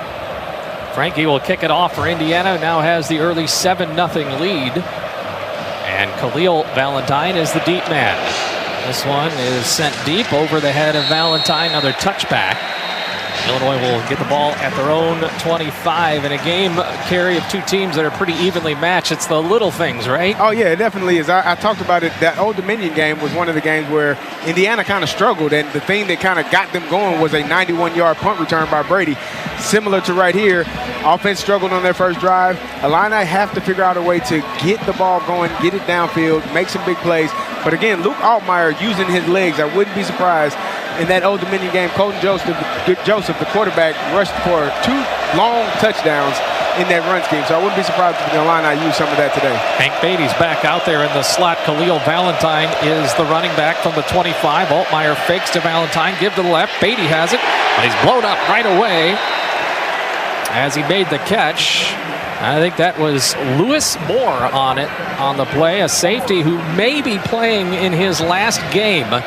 He has a hearing for eligibility to see whether he can continue to have another season. Wow. 2nd down and 7, and it's a run up the middle by, you guessed it, Altmaier. Good call, Kerry Davis. He's got a first down, and he's up across the 40-yard line. It's a copycat league. You see what teams don't do well on film, and then you do that. And you try to see if they corrected it. Indiana had some trouble against ODU with the quarterback run. Again, Luke Altmaier is capable of making those plays with his legs. Wouldn't be surprised if you see more of it. And Ameren, Illinois, first down. That's energy at work. Altmaier is under center at the 41-yard line.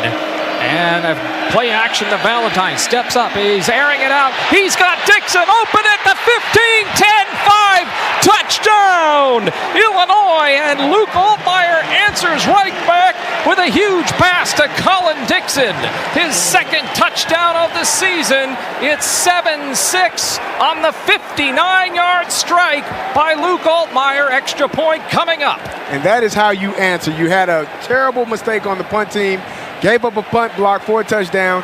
Go right after him. Blown coverage in the secondary by Indiana. Big touchdown by the Illini. David Alano from Naperville, Illinois, on for the extra point out of the hold of Crimmins. A big play for the Illini. The snap, hold, kick is up and through, and this game is tied lightning quick on a 3-play drive, 75 yards, and it took 62 seconds off the clock. And that's what you expect. These are the things that I said. The Illini have big play ability. You just have to trust what you're doing, do your job properly. Luke Altmaier softening up that defense with that big quarterback run right up the middle, right through the heart of the defense, and then a huge touchdown play. That's just what you need to see all night long. Michael Martin. Quick injury update for you. During that drive, right before that play, Hank Beatty came off. It looks like he was holding his left arm in such a way that suggests a potential left shoulder injury. That's just speculation from what I'm seeing, but I'm not sure how much longer he'll end up lasting in the game, but something to monitor. How would you like to be able to listen to us while synced up to your TV in the comfort of your own home? Go to syncmygame.com to find out how. That's syncmygame.com. I'm Scott Beatty, in for Brian Barnard, who's celebrating the wedding of his daughter Lauren. Congratulations. Kerry Davis alongside, Michael Martin on the sideline. Steve Kelly back in Champaign. Ed Bond, our engineer here on site. Michael Tackett is handling things in Jefferson City, and Michael Kaiser spotting. Kickoff coming. And this one will not be returned. It was a little bit shorter, but landed on the big white D in the Crimson end zone here on the artificial surface of Merchants Bank Field at Memorial Stadium. That's now the official name here in Bloomington. Merchants Bank Field. At the 25-yard line for Indiana. Indiana's offense It's not really done much, but they're on the scoreboard after the block punt and return by D'Angelo Pons, and then Illinois just responded with a big 59-yard pass play from Luke Altmaier to Colin Dixon. Roman Hemby is the back, and there's 3 receivers for Indiana off the left hash. Nowakowski, the tight end, goes from the left side of the line to the right side. Quick pull by Mendoza, and he's got Surratt, one of his favorite receivers, on a slant, clock for a first down, gain of about 13, 14 yards up near the 40-yard line. So, Scott, Indiana loves the RPO run-pass option. It is a pass built in off of the run. If the throw is there, he's going to throw it. They're looking to get the ball out of their hands quickly. The Illini have to do a good job of staying locked in on those receivers so that RPO is not effective. Mendoza was 19 of 20 last week, a program record for completion percentage in a game, albeit against Indiana State. Quick out to the right side, and a diving catch by E.J. Williams, his 11th catch of the year. Caleb Patterson tight on coverage. A gain of a couple of yards, give him 3. 2nd down and 7 coming up. And one of the ways to negate that RPO action is being in press man, being locked in, inside pressure on those receivers from the cornerbacks. It'll make it a tougher throw for that quarterback. He's probably going to end up having to hand it off. 7:20 for the first quarter. Mendoza in shotgun, man in motion. And this time it's a give to Hemby, picking his way into a pile, and he's up to the 45-yard line. Still have a few yards to go to get to the first down marker. So a 3rd down situation. Indiana this year has converted at nearly 62%. The Illini have stopped opponents at about 32%. You'd like that mark to be much higher for the Illinois defense. And here they are on 3rd and 3. Indiana ball off the right hash in their own territory at the 46. 3 receivers to the left, 1 man in the backfield. Cooper comes in motion, spins back. Mendoza moving to his left, going to keep it, trying for a first down, and he's wrapped up just near the marker. Rosiak was there, so was Torrey Cox. And Indiana may be just a yard short of first down. Ball's on the 48. What are you going to do here, Kerry Davis? Looks like they're bringing out the punt team, and I'm fine with it. I think if you are the Illini, you got a break there. They're going to punt it. A great job, I think, Torrey Cox, of running with that receiver in motion and knowing that they're trying to get him in the flat. He took an angle that really cut off that flat throw. Mendoza could not throw it to him. That was his number 1 read. He ended up having to try to run it, and then he was unable to get the first down. Hank Beatty is out there to receive, stands at his own 10-yard line. Timeout, Illinois, their first of the half. 5:52, and Illinois calls a timeout. 30 seconds. You don't like that, huh? No, because now you're going to give the offense, the coordinator and the head coach, time to think about it. They may possibly want to go for it on 4th down. I understand the substitution issues, but the referee was still standing over the ball. You don't want to have too many men on the field because that's going to be a first down with a 5-yard penalty. So I understand it, but now you're looking at it, you see these offensive linemen look like they got up off of their seats and they're running back to the field. So they might run a 4th down play with the offense. Michael Martin. It's also possible they didn't like the look of the punt team. In 4th and short situations like this, a lot of teams like to go punt safe, where you leave the starting defense out there and put 1 returner back. They rolled the entire punt return team out there, so maybe they didn't like a look there. We'll see who ends up rolling out here right now. Looks like it's still the punt return team, but they didn't like something. But the punt team. There we go. Now they're leaving, and they're quickly putting back the offense. And the Illini scurry with a bunch of their defenders back on. So Indiana is going for it, but they're huddling up. Yep, that's what I was afraid of. When you give a team, a coach, time to think about it, they think, well, 1 yard. If we can't get 1 yard, we probably shouldn't be playing this game. From the 48, 7-7 the score. Black is in the backfield for Indiana. They just need a yard. And they give it to Black, and he races forward. He's near midfield. He is wrapped up and pushed back, but I think forward progress, he's got it. The crowd's telling you if you didn't know otherwise. Yeah, it's a missed opportunity. Like I said, when you call that timeout, you give that coach a chance to think about it, and they're going to run the offense back out there and run that 4th down play.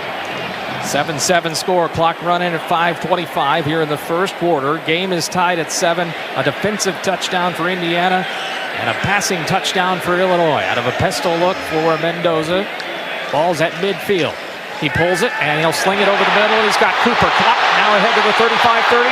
Stumbling and stuttering all the way down to the 15 and near the 10-yard line. Omar Cooper, who last week caught 4 touchdowns and had 207 yards. There has a big catch and run, and he did some of it like a bear crawl. Yeah, and it's just simple RPO game. Big 39-yard gain. They're in the red zone. Quick out here to Cooper. Caught at the 10, up the sideline. 5, dives for the pylon, and that's a touchdown. Indiana. 2 quick passes to Omar Cooper, the touchdown machine for Indiana. They regain the lead. It's 13-7, 4:41 to go in the first quarter as Cooper dove for the right pylon. So when a team runs a lot of RPO, they're trying to get the ball out of their hand quickly, and they have to, because if you don't, you're going to have offensive linemen downfield. You want to stay inside leverage on that receiver so that he cannot run slants. Out routes are okay because you know the ball's going to be thrown out. It takes longer, but those inside slant routes, especially to the slot receiver, are extremely difficult when they're running that RPO. There's no linebacker there because he's trying to tackle the running back. Matisic for the extra points. Snap, hold, kicks away, it's good. 14-7 Indiana on a 7-play, 75-yard drive. And the big strike, a 39-yard pass to Omar Cooper, followed up by a touchdown pass. And it all stayed alive by converting a 4th and 1. 4:41 to go, 14-7 Indiana. It's the BC Bank Illini Sports Network from Learfield. 2 million brain cells die every minute during a stroke. Carle Health wants to remind you of the 6 simple signs of a stroke. We call it Be Fast, and it stands for balance lost, eyes blurred, faces drooping, arms are weak, speech is slurred, and terrible headache. If you or someone you know are experiencing these symptoms, call 911 immediately. Be fast, and together we can save lives. Learn more at carle.org/stroke. Hey, Illini fans! It's college football season, and SeatGeek is the official ticket marketplace of Hail Marys and walk-on heroes. SeatGeek makes it easy to find tickets so you can be a part of all the action this season. Whether you're buying or selling tickets to Illinois football games or to any other live event in your area, SeatGeek is the place to do it. SeatGeek is the official ticket marketplace of the Fighting Illini. Let's go Fighting Illini! SeatGeek. Illini football lives here. The Illini win it! This is Fighting Illini football from Learfield. Welcome to your field. The weather is perfect. The soil is perfect. The seedlings are perfect. Enjoy your relaxing day. We all know that's not farming. That's fantasy. It takes grit and hard work to do what you do. Dynagrow Seed is bred and tested for your reality with a proven history of success in your area year after year. Dynagrow Seed. For real. Visit seedyoucantrust.com. Hey, Fighting Illini fans, ready to one-up your rivals off the field? Abbott and the Big Ten are back with the We Give Blood Drive. By showing up to donate blood, you can help your school win $1 million for student or community health. Score a limited edition home field design Illinois t-shirt, and most importantly, save lives. Go to bigten.org/Abbott to find a donation location and put Illinois in the lead. That's bigten.org/Abbott.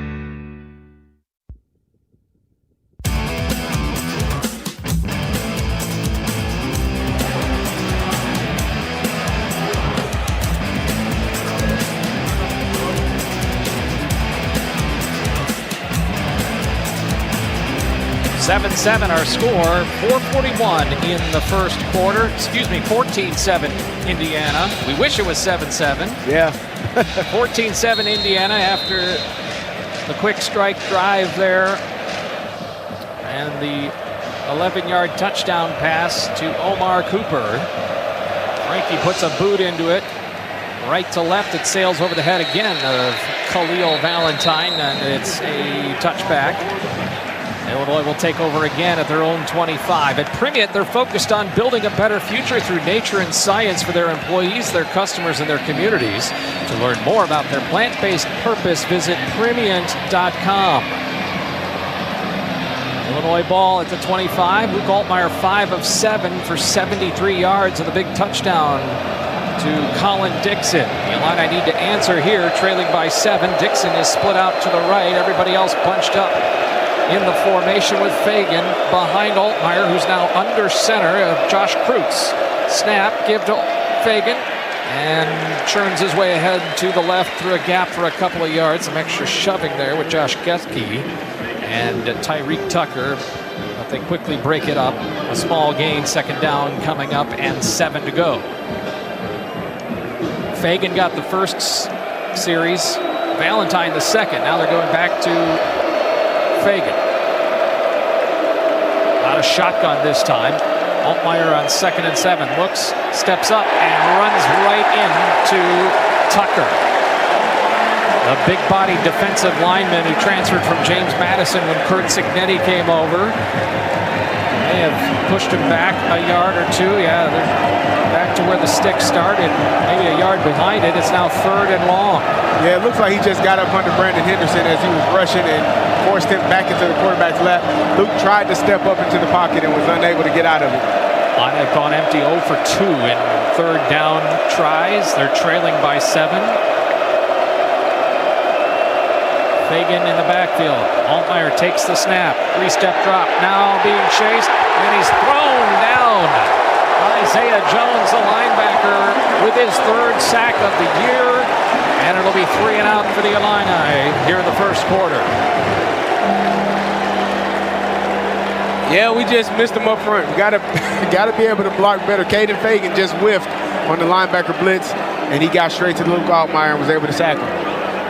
The last punt for the Illini was blocked. After that 7-yard loss, Crimmins is standing at his own 2.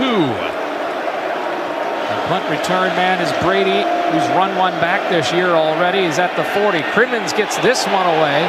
It's a high kick. A flag is out. It's caught at the 40, and Brady is met right away and thrown down. We'll see what the flag is about, because there was contact with Crimmins.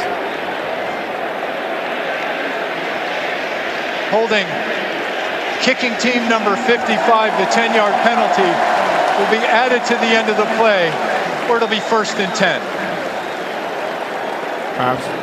All things considered, that's not terrible. I'm surprised they didn't make him re-kick it. Yeah, I was thinking there might be a decline there also. Yeah, normally you try to, well, maybe they, yeah. Michael Martin, did you see anything on that? Yeah, it looked like T.J. McMillan got a good piece of him. He was not going to let that man through for another block. But you can't do that. The defender's shoulders ended up turning. Pretty clear hold right there. I'm surprised they didn't re-kick as well. Jonathan Brooks is Jonathan Brady is a pretty good punt returner. He's averaging about 21 yards per return. If you take the 91-yard touchdown return he had, it's still about 13 yards per return. So Indiana has the ball at their own 48-yard line. Black is the running back for Indiana. Mendoza on a snap, drops back. He's going long, he's going deep. Surratt trips, and the ball is incomplete. In coverage on him is Torrey Cox. That should have been offensive pass interference. He pulled Cox down because he knew he was not going to be able to get to the ball, and he literally just pulled Torrey Cox Jr. down to make sure that he couldn't go intercept the pass. About a smart play by Surratt. I mean, you don't want the opposing team to catch the ball, but the referee should have thrown the flag on that. Cooper and Surratt are 2 very good receivers. It's 2nd down and 10. Pistol formation now for Indiana. 14-7, Hoosiers lead. Give to Black, and he's blown up in the backfield immediately for a loss. Dylan Rosiak right there to get him. Dylan Rosiak with his 2nd tackle for loss this year. Back 2 yards on the play.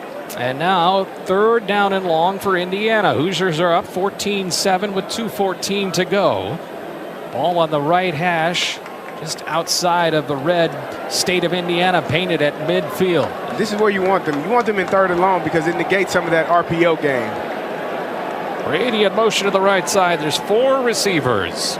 Mendoza, blitz coming. He lofts it to the left side, and it's off the hands. Intended for Cooper near the 35-yard line at the sideline. Tanner Heckel was in coverage. Good job there. The blitz paid off, and now Indiana punts. Yeah, they brought pressure from both sides. They brought more than Indiana could block, and the underblocked defender was able to get hurry on the quarterback, on Mendoza, and he was unable to set his feet and step into the throw, and obviously it made it an errant throw. Warren stands at his own 31. Beatty will receive at his own 10. It's a drop snap, and he gets it away just in time. Beatty's pointing at it. That takes an Indiana bounce inside the 10, inside the 5, down to the 2-yard line. Oh my, it almost was a disaster for the Hoosiers, and it turned out to be a very good punt. 1:41 left to go here in the first quarter. Illinois down 14-7, a 52-yard punt. And sometimes it's better to be lucky than good on that one. And that seems to be what that was. Bobbled snap by the punter, unable to catch it cleanly. It was on the turf. Unfortunately for us, we weren't rushing the punter. It looked like we were in the return mode, and he was able to take his time, pick it up, and then still get it off in time. Illini backed up all the way to their own 2-yard line. The tailback is Khalil Valentine, who stands on the letter A in Indiana in the red zone. Illini are operating left to right. They'll need to go 98 yards to hit pay dirt. Altmaier is under center, barks some instructions. Now the snap. Give Valentine across the goal line, and didn't get much more. Second down, they'll give him a yard and 9 yards to go. Today's broadcast brought to you by the Illini Cashback Card. Earn cashback all day, every day with the official credit card of the Fighting Illini. Visit IlliniCard.org. Illini needs some breathing room. Valentine is in there again. They've been trading series. Drives between Fagan and Valentine. Altmaier's in the shotgun in the end zone from the 2-yard line. Snap, give Khalil Valentine, working his way left. Flag comes out, and he's pushed back into the end zone. They give him forward progress. I hope that was 1-yard line. A holding in the end zone.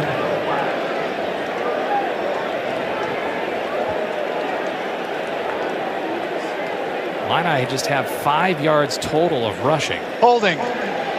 Offense number 64 in the field of play. The penalties decline. It's third down. Yeah, you don't want to take the half the distance to the goal. That's almost nothing. Yeah, and if it's in the end zone, it's a safety. So, fortunately, it was in the field of play.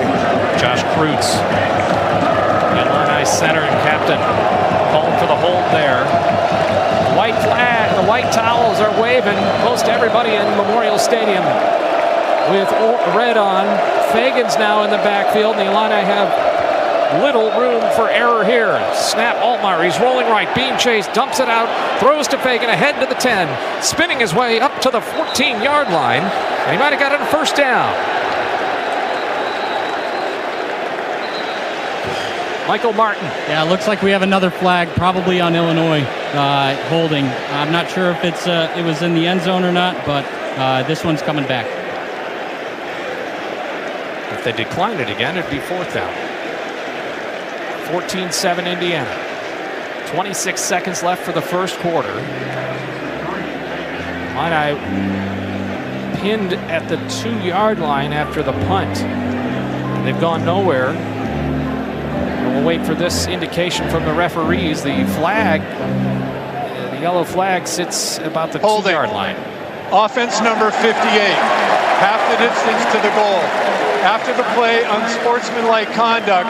Offense number 58, defense number 4, both players first of the game. It's third down. Melvin Priestley and Aiden Fisher there on the unsportsmanlike penalties. So again, third down, and the Illini can't get out of their own way here. Down a touchdown. Yeah, that's unfortunate because you had enough yardage for the first down on that long third down play, backed up in your own end zone. See what Barry Lunny wants to draw up here to try to get a first down and give you some breathing room, if nothing else, for the punt. Game clock and play clock are about identical. About 5 seconds to go now. Altmaier awaits now the snap on third down. Throw right, caught by Dixon near the 10, pulled out of bounds. And it'll be fourth down as time expires on the first quarter. Indiana leading 14-7. They've scored on a block punt and a touchdown pass. The Illini had a big touchdown pass to Colin Dixon, and the home Hoosiers are leading after one quarter. This is Illinois football on the Busey Bank Illini Sports Network from Learfield.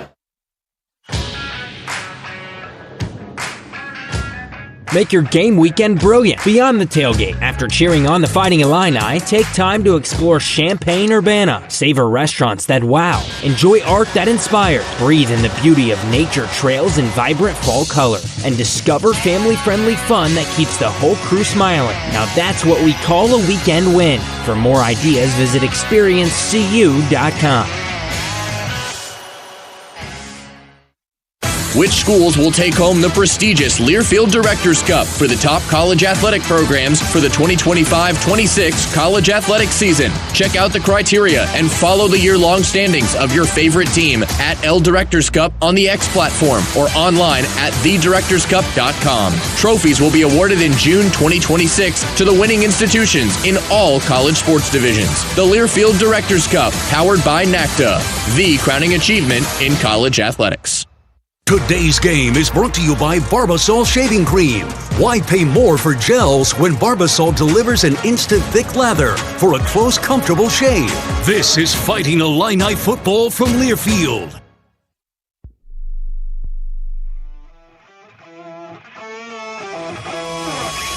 Yuengling Traditional Lager, a beer that, like true legends, stands the test of time. Brewed by the same family for nearly 200 years, it's a crisp amber lager with a bold, smooth flavor that's perfect for game day. Whether you're cheering from the stands or watching from your favorite bar, Yuengling is the taste of tradition. Yuengling, legends stand the test of time. Aw, shucks, the game's on TV, but I can't listen to the call of my favorite team broadcasters. Never fear, Sync My Game is here. Sync My Game? Yes, Sync My Game. If you have a DVR and streaming device, head to syncmygame.com from Learfield. It's never been easier to hear the impassioned voices of your favorite radio crew synced with the TV. Wow, thank you, Mr. Just remember, syncmygame.com.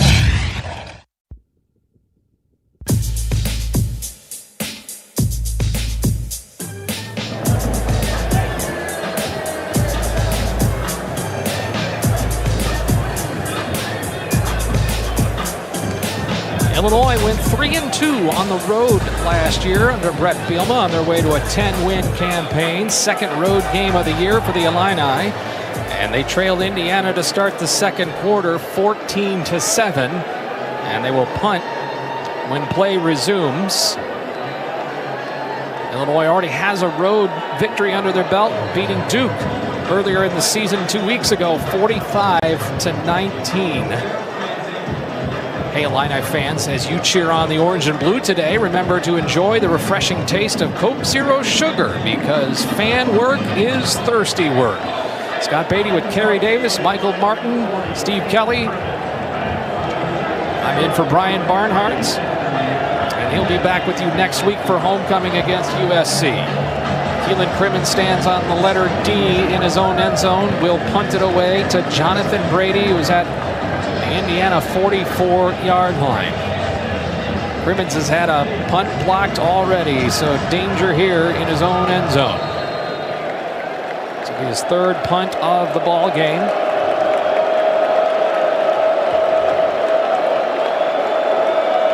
Snap low, steps into it, and a good boot. Brady lets this one roll. It's at the 45, now about the 42, 43-yard line. Luke Zardzen downs it for Illinois. Indiana will take over, leading by a touchdown, 14-48 in the second quarter. Well, what do you think? What needs to be different now? Well, defensively, you got to figure out and solve this RPO problem. Playing inside leverage generally helps with those corners and being tighter because the pass has to come out quicker. So if you're standing there, the quarterback has to hold the ball or he has to hand it off. If he holds it, that means the offensive linemen are going to be downfield. So I would like to see more tighter coverage from our DBs in that RPO game to kind of eliminate some of that RPO passing that they've been having success with so far. Hemby, the tailback. The 44, and the give is to Hemby. Moves across the line of scrimmage, gathers a couple of yards off right tackle. Gabe Eckes was there to stop him. Matthew Bailey also maybe in there for a little bit. Second down coming up. 47-yard punt set up this drive for Indiana. As their own punt pinned the Illini back to their own 2, and they finally, a lot of problems, got nowhere but punted it away. Second down and 6 they give him on the 48-yard line of Indiana. Hemby is the tailback. Give to him again. He works it straight up the gut, runs into a wall of Illini. James Kreutz, among others, to push him back. So was JoJo Hayden. Maybe got a yard on forward progress. Now third down, where Indiana has not converted either, believe it or not. They're leading 14-7. And a good job up front. You're going to have to solve that RPO game, the run problem, the run portion of it with this front 7, with the 7 in the box, because your corners are dialed into those receivers. They can't help. You got to make sure you get the running back on the ground. Good job there forcing third down. 3 men on the left in the trips on third down and 5. Throw out to the left, and then it's caught. Up to the 40, 35, down the sideline, 30, 25, and pushed out of bounds. Not often used. That was Hemby out of the backfield. Miles Scott finally got him. Hemby with just his 3rd reception of the year, but it's a big chunk play for Indiana to convert. They're all the way up to down to the 24-yard line on a gain of 26 yards on that wheel route. So Indiana knocking on the door, leading by a touchdown right now. 13-18 to go here in the second quarter. Nowakowski, the tight end's in motion. Black is the tailback. Mendoza fakes, pulls, throws over the middle. Cooper caught it and then was hammered by Miles Scott. And we got a flag. I mean, Miles Scott just laid one on him. And the flag is coming out. This probably not going Illinois' way. What'd you see, Michael? Yeah, they're going to call targeting on this. They're going to review it, and they're going to pick it up. Miles Scott came in hot. Targeting, defense number 10. Half the distance to the goal. First down. The play is under review. He came in hot, but he turned his head and didn't lead with the crown of his helmet. So I don't think it's targeting. They should probably pick this up. It's just a hard hit. Miles Scott tied for the team lead in tackles with 14, along with Malachi Hood on the season. Our official review is brought to you by AHW. Always here when there's work to be done, from game time to field time. From game-winning calls to yield-boosting tech and precision-cutting machines, AHW brings accuracy where it counts. Indiana scored first in this game on the block punt by D'Angelo Pons for an 11-yard return. The Illini struck back on the 59-yard pass to Colin Dixon from Luke Altmaier, who now has 9 touchdown passes on the season. And IU responded with Omar Cooper's touchdown catch. That followed a 39-yard pass to Cooper and a 4th down conversion also in that drive. So, Scott, one of the things that I'm seeing is they're running that RPO, but they're throwing it to the slot receiver. Now, one of the solutions is have your safety come down and do what Miles Scott did right there. But one of the other things, Tanner Heckel is playing a little bit outside leverage. If he gets inside on that receiver from the start of the play, they're just running slant routes. If they run an out, you're going to be okay. But they're running slant routes. After review, the targeting foul is confirmed. Number 10 is disqualified. It's first and goal at the 8-yard line. Didn't see that coming. Wow. Michael Martin again?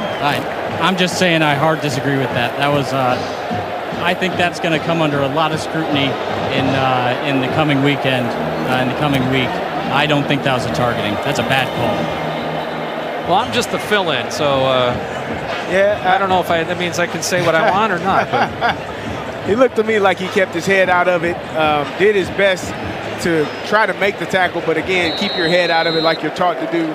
And unfortunately, the referees upheld that penalty. Already playing without Xavier Scott, now without Miles Scott, and Indiana's in the red zone, leading 14-7 with 12:53 to go. Black, the tailback, from the 8-yard line. First and goal.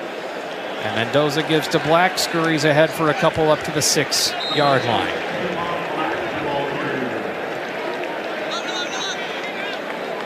Angelo McCullum in there amongst the traffic. One of the guys are really high on behind the starting defensive front. Out of Pickerington, Ohio. Second and goal, 6-yard line for Indiana. On the south side of the field, left to right as we look at it. Mendoza out of the gun. Pulls it, he's going left on his own. Now is tripped up on a reaching grab by Caleb Patterson. Caught him at the ankle, lost a couple. Maybe got back to the line of scrimmage. Third and goal, and if you can just keep this to a field goal, that's a win right here. It definitely is, and you're okay with Mendoza being the one that keeps the ball. If he's going to handle it, you're fine. Keep him, string him out, running him to the sideline. It's those run plays down the middle, and it is those RPO passes where he's having a really good time picking the Illini apart. Running back off the right hip, and now a false start. Indiana jumped early and started moving. This will back them up from the 6-yard line. False start. Offense, number 65. 5-yard penalty, third down. Carter Smith, the left tackle, the offender. And good for us because we had a cornerback not knowing that there was an uncovered receiver on the sideline over here closest to us on the Indiana sideline. He was running as fast as he could to get out there. Third and goal at the 11-yard line. Indiana trying to expand a 7-point lead. Kalen Black is the tailback. The Illini can keep him out of the end zone here. Indiana might think about just kicking a field goal. Snap to Mendoza. 3-step drop, steps up, throws to the end zone, leaping grab, and caught for a touchdown. That's E.J. Williams. Caught it right above the letter I in the middle of Indiana, under the goalposts.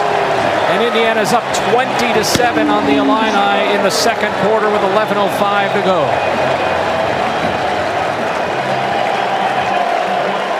Found it over the top of the defense. Yeah.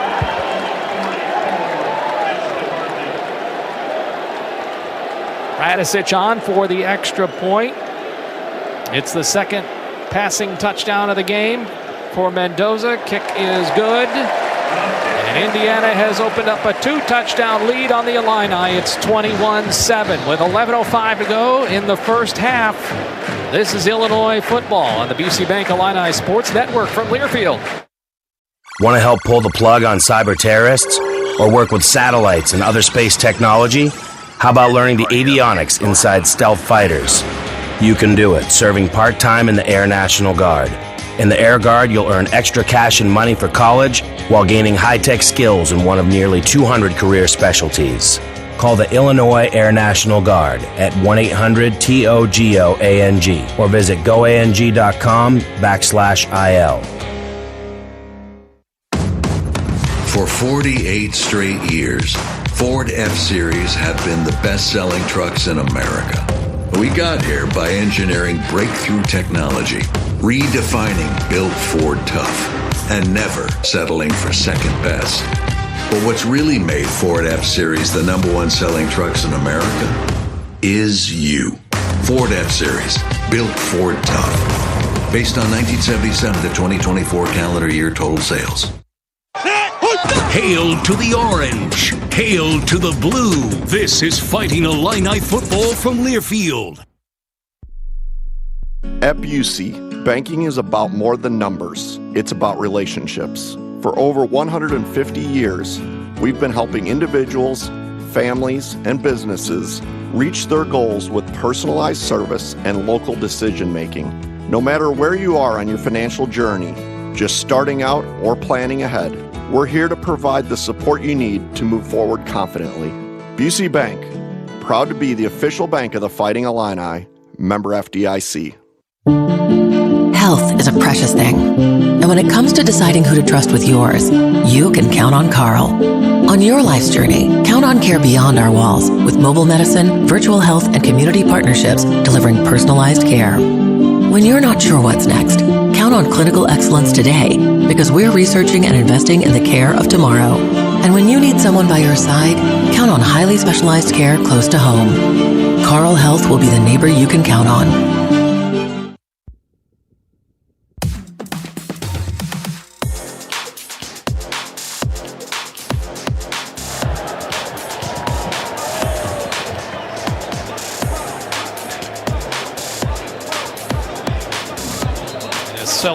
Sold out setting here in Bloomington.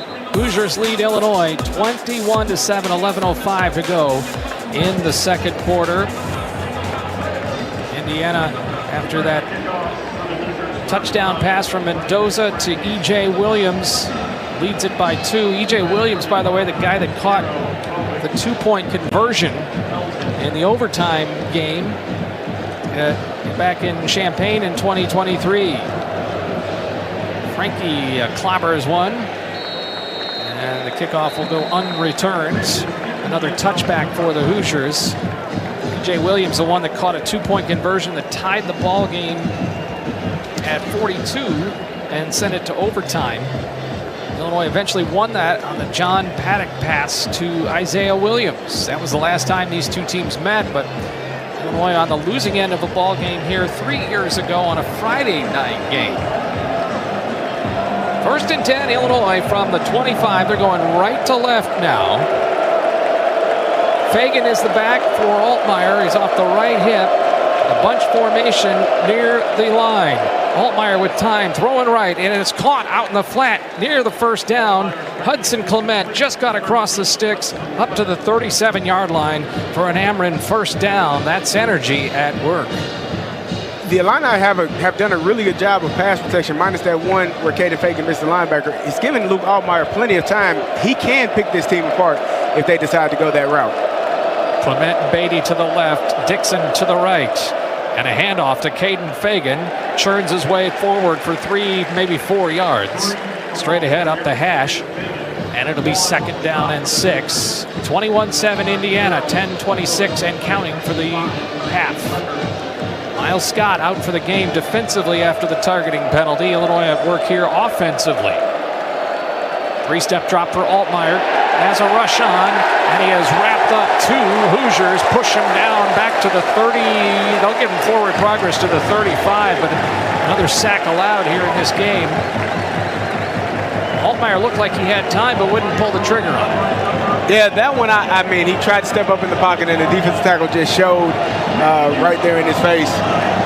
Sometimes the offensive line are the responsible ones for sacks. Sometimes it's the running back, and sometimes it's actually the quarterback. I think Luke could have probably, if he could have that play again, he would probably deliver that ball somewhere and gotten it out of his hand so he didn't get sacked.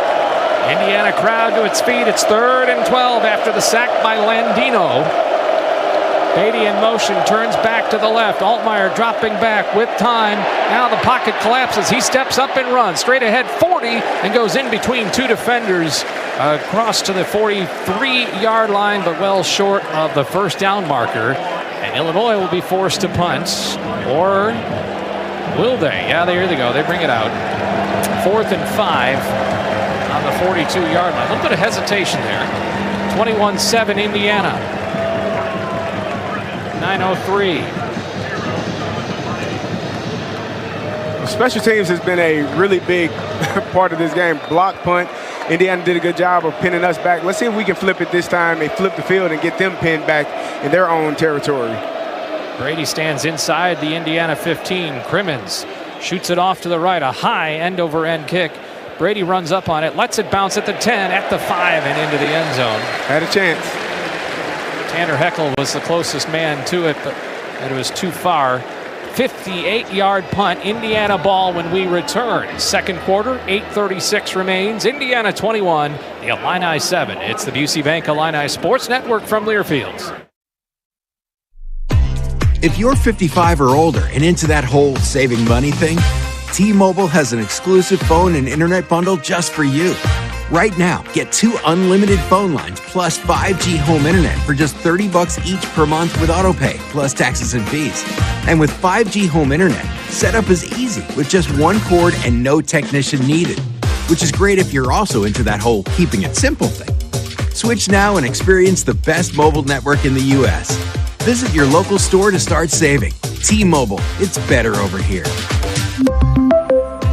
Based on analysis by Ookla of speed test intelligence data Q4 2024 to Q1 2025. Ookla trademarks used under license. Unlimited on our network. Customers on voice plan may notice speeds lower than other customers and further reduction if using more than 50 gigs a month due to data prioritization. Video streams and SD on this plan. Home internet pricing after $20 a monthly bill credit plus $5 per line without autopay. Debit or bank account required. See 5G device coverage and access details at T-Mobile.com.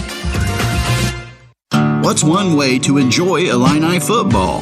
From a great seat, one that's yellow, comfortable, and lets you handle the tough yardage. So pop in your earbuds, put the game on, and take your seat on a new John Deere from AHW. With our online build and price tool, you can create the mower, compact tractor, or gator that fits your exact needs and budget. Try out our build and price tool online at ahwllc.com.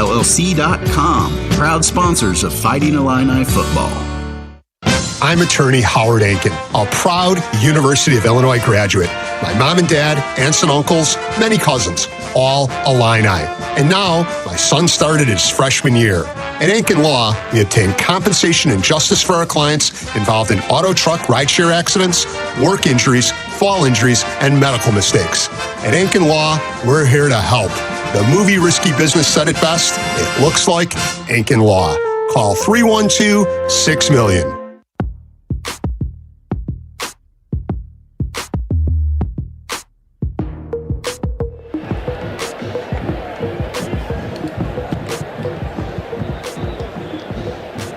(21-7) lead for Indiana over the Illini. 8:36 to go. Second quarter. Scott Beatty in for Brian Barnhart. Let's pause 10 seconds for station ID. You're listening to Illinois football from Learfield.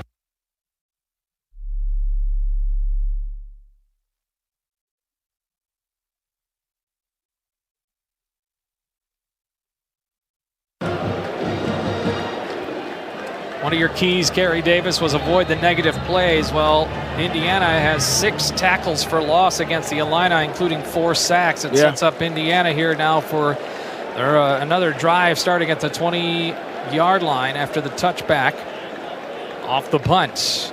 Snap, and Mendoza firing over the middle, found a slant again. That's caught by Surratt.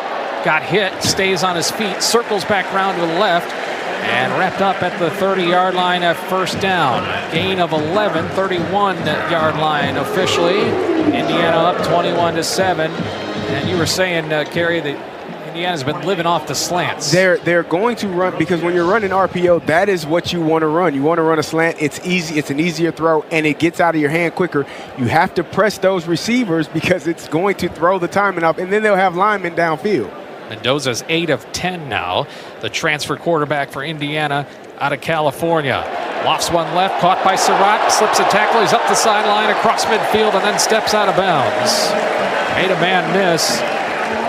Elijah Surratt, one of the best receivers in the Big Ten. 42 straight games for him now with the catch, as he got Mac Resetich off balance and a 21-yard reception. On that one, we ran what's called a corner cat blitz. The corner blitzed off the edge. He was pressed. He blitzed, and the receiver just ran a go route, softened up for the quarterback. Easy pitch and catch. Ball is just above the northern border of Indiana on the 48-yard line of Illinois territory. Hemby has the ball through a gap up to the 40 and then tripped ahead near the first down marker right at the 38-yard line. Depends on the spot. They'll move the chains. And a couple of quick first downs for Indiana, moving the ball and leading 21-7 with 7:04 for the first half. Yeah, and they will get the ball back after half. I'm sure they're trying to milk as much of this clock as possible and know that if they can score, they can get the ball back after the halftime.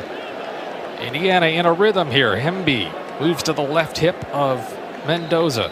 Snap and whistle and Laundry. Quick false start move there, and that'll be the second one of those. False start.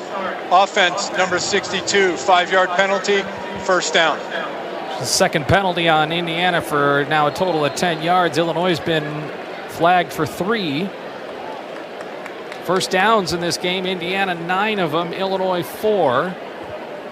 Indiana 2 of 5 on third down, Illinois 0 of 5 on third down. This is 1st and 15. And the ball's at the Illinois 43. Mendoza under pressure, dumps it out to Nowakowski, the tight end, to the 30, 20, 10, 5, touchdown Indiana. The Illini pressure got there, but he found the outlet to Nowakowski, the transfer tight end from Wisconsin, for a 43-yard touchdown pass. And Indiana is up 27-7 in the first half. And a quick 4-play drive. Yeah, just a tight end middle screen. You flare the back to the right. That tends to get the eyes of the linebacker chasing him. And then you just get the tight end to sneak back up under the middle. Got all those linemen to be able to block downfield for a big play. Extra point is up and good for Radicic and the Hoosiers. And what many thought was a pick'em game have a 3-touchdown lead here in the second quarter with 6:17 to go. I know the line moved in favor of the Hoosiers as the week went on. Everybody felt these two teams were very evenly matched, and the Hoosiers are dominating on offense right now. 214 yards of total offense with 188 in the air for Fernando Mendoza, who's now tossed 3 touchdowns. Nowakowski there with his first touchdown catch as a Hoosier and his second career. He's in his 6th year of football. So watching Indiana on film, they do a lot of short passes, a lot of RPOs. It's simple throws for the quarterback. It's nothing where it's timing and he has to marry it up with his footwork and get it downfield.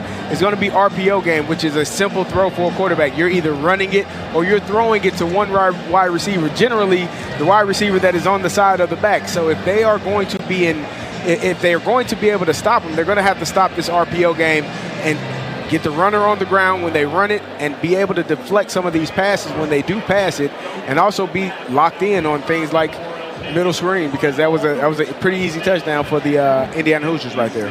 Hustle is what it takes to dominate, and it's exactly what built Ford tough trucks were made to do. Check out the F-150 or Super Duty at your local Ford dealer today.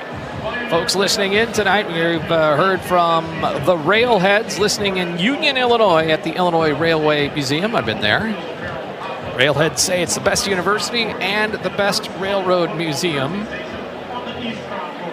Listener from Claremont, Florida, good evening to you. Ian is in Champaign. Mark is in San Marcos, Texas. Does not like the red and white stripes. Let's go, Illini. And another fan biting my nails in Fort Wayne. Not a tight one anymore now, 28-7. But the good news is there's a lot of football left. There is a lot of football left, and we've seen this Illinois team play really well in second halves. The important thing right now is to sustain a drive, go down and get a score and get a stop on defense. If you can score twice before half, that's ideal. But obviously getting one score and stopping Indiana from scoring again is going to be critical for you to have an opportunity in this game. But this is probably one of the most important drives so far of the season, in this early season, because you are down 28-7, and there's a lot of pressure on you right now in this moment.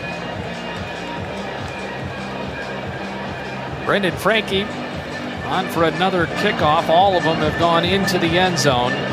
It's a full Red Sea wrapping around this artificial surface. They redid the end zone structures somewhat recently. It's a very tight stadium.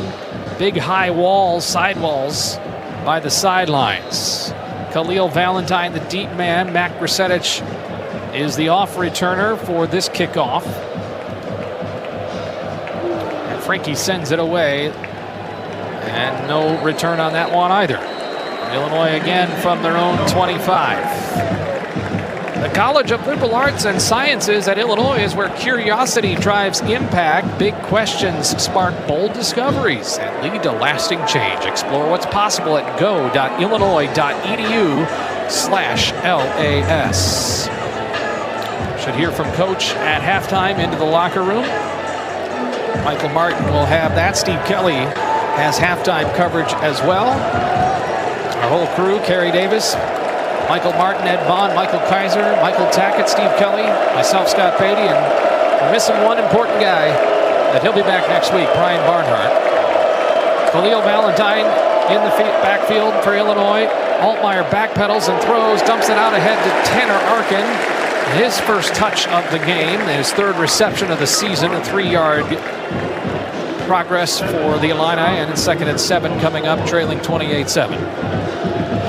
Ball on the left hash, Illini moving left to right in their white jerseys, orange pants, and of course the orange helmets. Indiana in the crimson red tops. Quick outlet to Valentine, shuffling his way forward across the 30-yard line. Stopped by Hosea Wheeler, Western Kentucky transfer for Indiana. Now another 3rd down for the Illini, and the Illini have not converted yet on 3rd down. 5. Clement and Beatty to the left.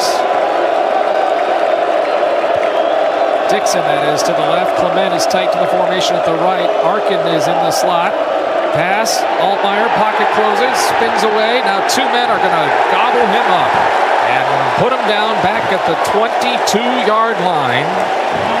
Another sack. It's the 5th of the game for the Hoosiers. And Altmaier again, Kerry Davis, looked like he had some time to throw.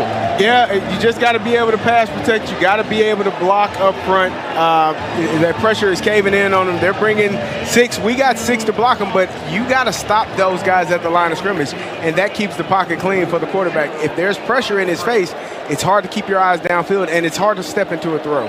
Kellen Wyatt and Mario Landino teamed up for the sack. Crimmins the punter for Illinois. He'll punt it at his own 8-yard line. Brady awaits. A high kick. Fair catch signaled for at the 35-yard line, and it's IU football leading by 3 touchdowns with 4:23 to go in the second quarter. Indiana takes over after a 43-yard punt. This week's Prairie Farm Scholar Athlete of the Week is Caden Fagan. Fagan surpassed 100 yards on the ground, carrying the ball 20 times with a score against Western Michigan. Fagan's performance was his second career 100-yard outing. He now has scored rushing touchdowns in all 3 games this season. Fagan is a junior majoring in recreation, sport, and tourism with a concentration in sport management. Prairie Farms is proud to recognize outstanding student athletes, support Illinois dairy farmers, and remember to drink local with Prairie Farm. Ball from their own 35, and a handoff to the running back. 2-yard gain there. I think that was Black. Yep, a couple of yards for Black. Look, Malachi Hood there to greet him. The junior from Plainfield has done a nice job. One of the leading tacklers. Illinois defense has no Xavier Scott, out today on the injury report. And then Miles Scott now has been ejected from the ball game for a targeting call that going to have many Illini fans questioning. Give up the middle, and Black is thrown down. Wrestled down by the big-bodied Kurt Neal, has done a nice job at nose tackle for the Illini. So what the Illini seem to have done for that RPO game is on that slot receiver, they look like they have a linebacker kind of standing in that window where you would like to throw that slant that they've been killing us on that slot receiver on that slant. That's a good adjustment. Now the guys in the box have to get the ball carrier on the ground because 3-4 yards of carry, you get 4 yards of carry, you're going to have a first down, and they're going to be able to continue to run the ball instead of doing the RPO game. 3rd and 4 for Indiana. They lead 28-7. Ball's on the 41-yard line of Indiana. Mendoza pulls it, outlet to Cooper, racing to the left sideline, has the first down, out of bounds at the 47-yard line. Matthew Bailey there to chase him. First down, Indiana. That is their 11th first down of the ball game after the 6-yard gain for Cooper, and Cooper starting to pile up the yards. 65 receiving yards for Cooper, including a touchdown. Indiana up 28-7, 2 minutes and 41 seconds for the half. Here at home in their first ranked-on-ranked game in this building in several decades. Quick outlet to Elijah Surratt, out of bounds to the 47 of Illinois, so across midfield, 2nd and 5. awaits Indiana. Yeah, and it feels like every single play, it's a 5-yard pickup, it's a 4-yard pickup. Those are simple throw and catch or inside zone runs that are allowing the Indiana offense to stay on time with their second and third down play calls. 2 receivers left, 1 right. Give and up to Black, up the hashes. He's across the 35-30, down to the 25. Tanner Heckel may have tripped him up, but a large gain, another chunk play for Indiana as they push their way inside the 25-yard line, leading 28-7.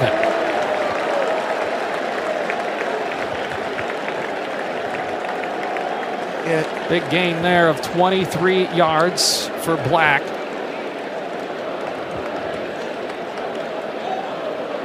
We hit the 2-minute warning here, 28-7 Indiana, and the ball will be on the 24-yard line for the Hoosiers. Illini desperately need a stop as now the Hoosiers are in field goal territory. Well, they are in field goal, but I can guarantee you they're not thinking field goal. The way that they've been running the ball right through us, the way they've been running the RPO play action pass right down at us, it's been very difficult to stop for the Illini. You got to figure out a way. Again, pressure, penetration ruins all plays. If you can get some pressure and penetration up front with your front 4, get some guys in the backfield and make it uncomfortable for that running game or for that quarterback to step into some of those throws and start disrupting some of the timing of the pass plays. I think that the RPO game, when you're in man-to-man, if you press that receiver and force him to try to get off the line, it just throws the timing. And it's a simple thing. It's a small, detailed thing. But more times than not, if they can't get the ball out of their hand right away and the quarterback is holding it, he's going to have to hold it longer than he wants to. And you'll also have offensive linemen downfield because they don't know that it's a pass. They're running the run play. So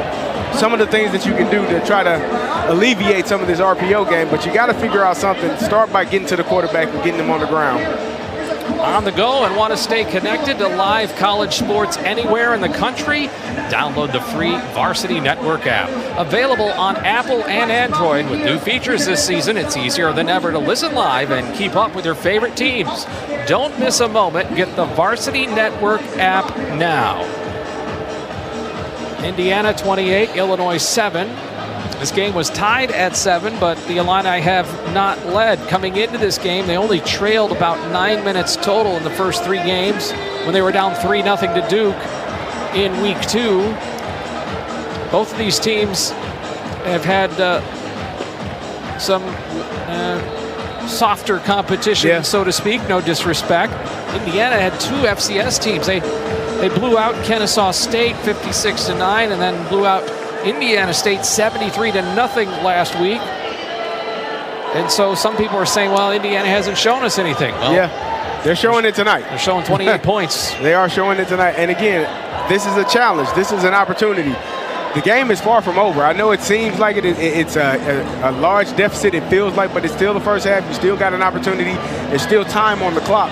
But it starts with the defense correcting some of the issues that they faced thus far. RPO game and running the ball right at us have been extremely detrimental to what we're doing defensively. You got to figure out a way to get hands on the receiver, disrupt some timing on their routes, and try to get to the quarterback or get the running back in the backfield.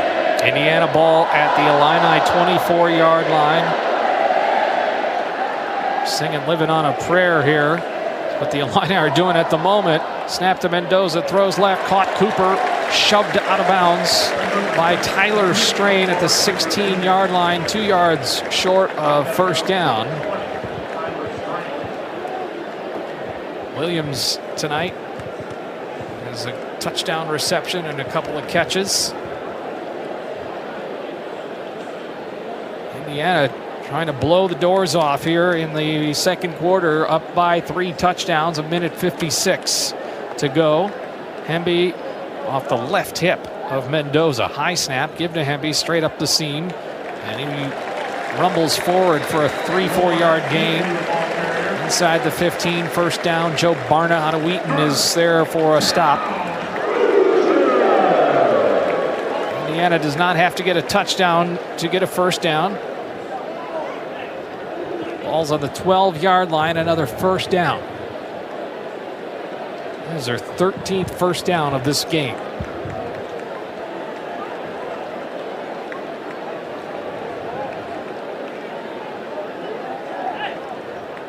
Two receivers right. Snap. Mendoza turns right, throws over there. It's grabbed by Williams. With Torrey Cox there to pull him down at about the 8-yard line. Timeout, Indiana. They're first of the half, 30 seconds. Minute 14 to go as you hear the Hoosiers take the timeout. Total yardage for Indiana, 267. The Illini just 99. The Hoosiers have already scored 4 touchdowns tonight. Now, one of those is a defensive touchdown, but their offense coming into the game has scored 20 touchdowns. Yeah, they scored 3 more tonight on offense. They are clicking on all cylinders. I think the punt block, obviously, it disrupts the game plan. It is an unfortunate occurrence. And then, you have a couple of other incidents where you're not taking care of business.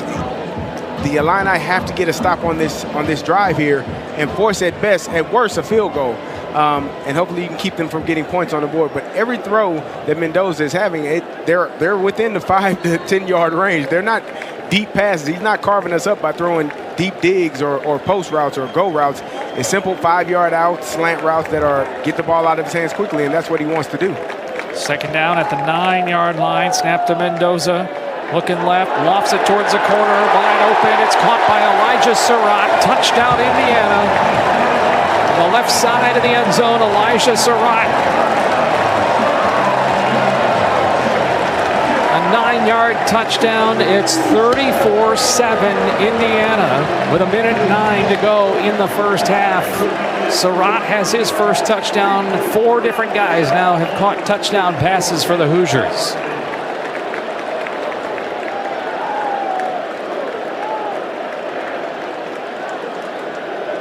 Snap for the extra point down, and kick is up and good. 35-7 Indiana, and we knew losing Xavier Scott for this ball game, and hopefully it's just this ball game, was going to be a big blow to the secondaries because the Illini have been very happy with the depth they have this year. And he does so much, and he alleviates a lot of problems. With him out, you have to shuffle some guys around, and obviously it's not all just Xavier Scott being out. It is some things that, defensively you got to lock in, you got to play the coverage and the technique that is asked of you and required. And you got to also give credit to what Indiana is doing. They're attacking where they're not. It's simple football. Go to where they aren't, and that's where they're throwing the ball. That's where they're running the ball, and they're doing a really good job of it. But Illinois has to do a better job of getting to the ball carrier and also playing better coverage on those receivers. Steve Kelly's halftime coverage is coming up after 69 more seconds of football after the 9-play, 65-yard drive for Indiana that chewed up 3 minutes and 14 seconds. Frankie's kick into the end zone again. Touchback, and a couple of Illini and Hoosiers get tangled up. And go down to the ground, but nothing further. Referee Chris Coit separated that thing up. With a strong foundation and commitment to quality, IBEW 601, Painters District Council 58, and the East Central Illinois Building and Construction Trades Council serve our local communities with pride, dedication, and quality craftsmanship. IBEW 601, Painters District 58, and the East Central Illinois Building and Construction Trades Council together are truly building the Illini. First and 10 from the 25. Illinois throws right, and it's nearly picked off. Almost picked off by Devin Boykin, the defensive back for Indiana. He would have had nothing but green in front of him until that Indiana end zone. He just went off his hands. Yeah, he just dropped that.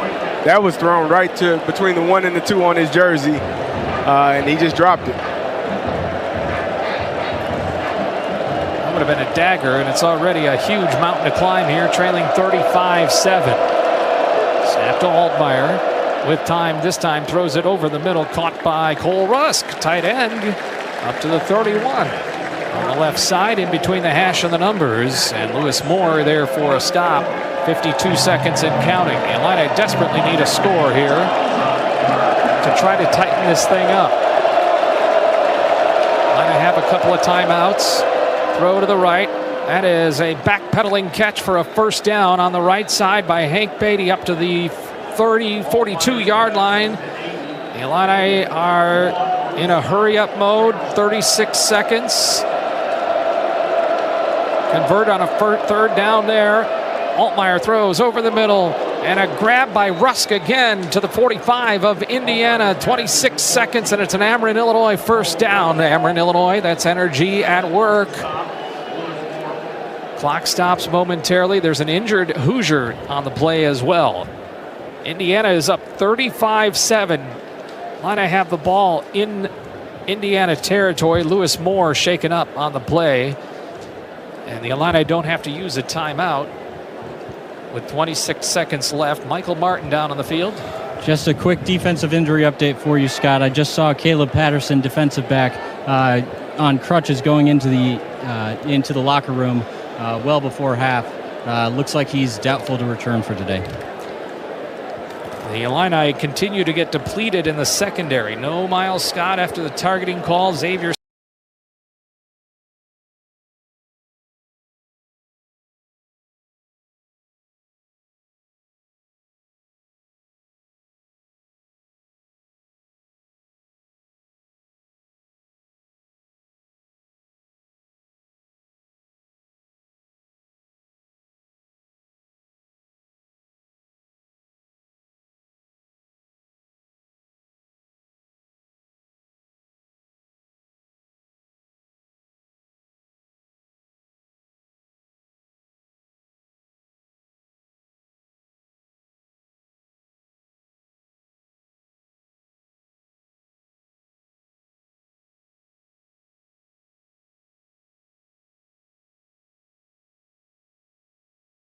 Scott ruled out before the ball game, and well, Caleb Patterson and crutches. Yeah, I'd say that's a reasonable conclusion. Won't see him again.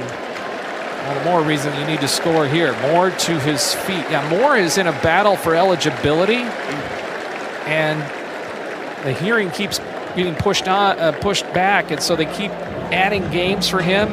So this is his last game of eligibility with the Hoosiers, and then there's a hearing coming. Wow. Because he was a JUCO kid. He was actually at Indiana, then transferred to Ole Miss, and he's transferred back. Interesting. This could be his last game. And he just left, shaken up on the play. Illinois ball on their 44 of Indiana. Altmaier throwing over the middle.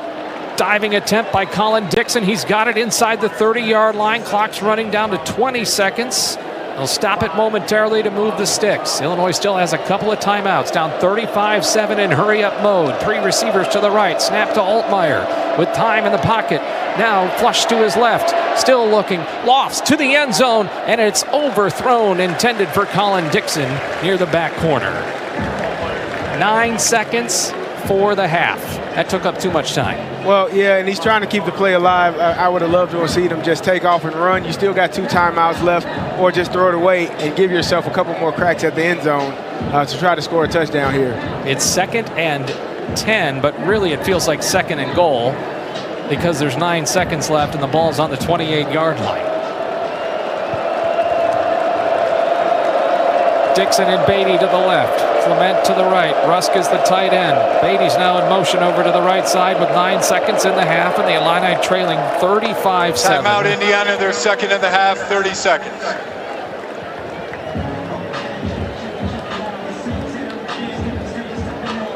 I don't think anyone saw this coming.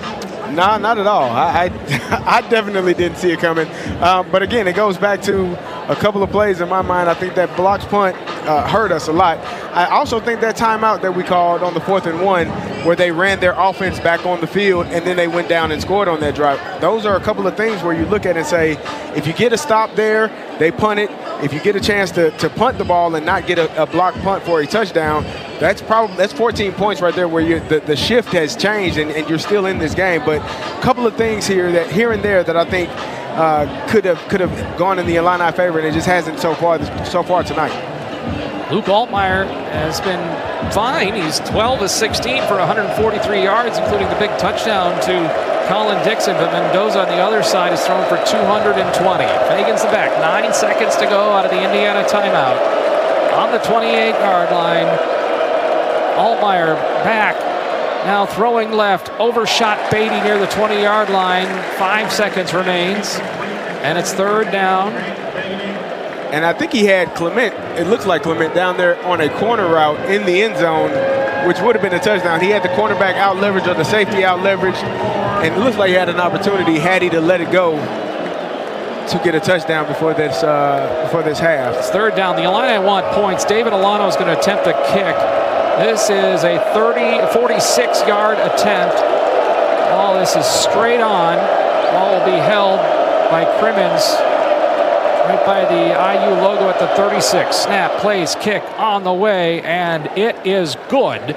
David Alano with a 46-yarder gives the Illini 3 points as we hit zeros on the clock. It's Indiana 35 and Illinois 10.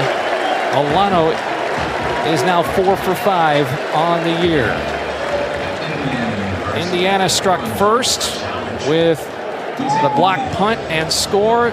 Colin Dixon's 59-yard touchdown catch from Luke Altmaier tied it up at 7 apiece. And Indiana has gone on to score the next 4 touchdowns. Illinois just got some points on a field goal. Here's Michael Martin with Coach. Coach, after a tough first half, what do you need to see out of your team in the second? Well, obviously, we get a lot of adjustments on the defense side of the ball. They're just killing us in the RPO game. Offensively, we just got to get either the ball out of our hands or protect our quarterback better. It's ridiculous what we're doing, starting with second and longs.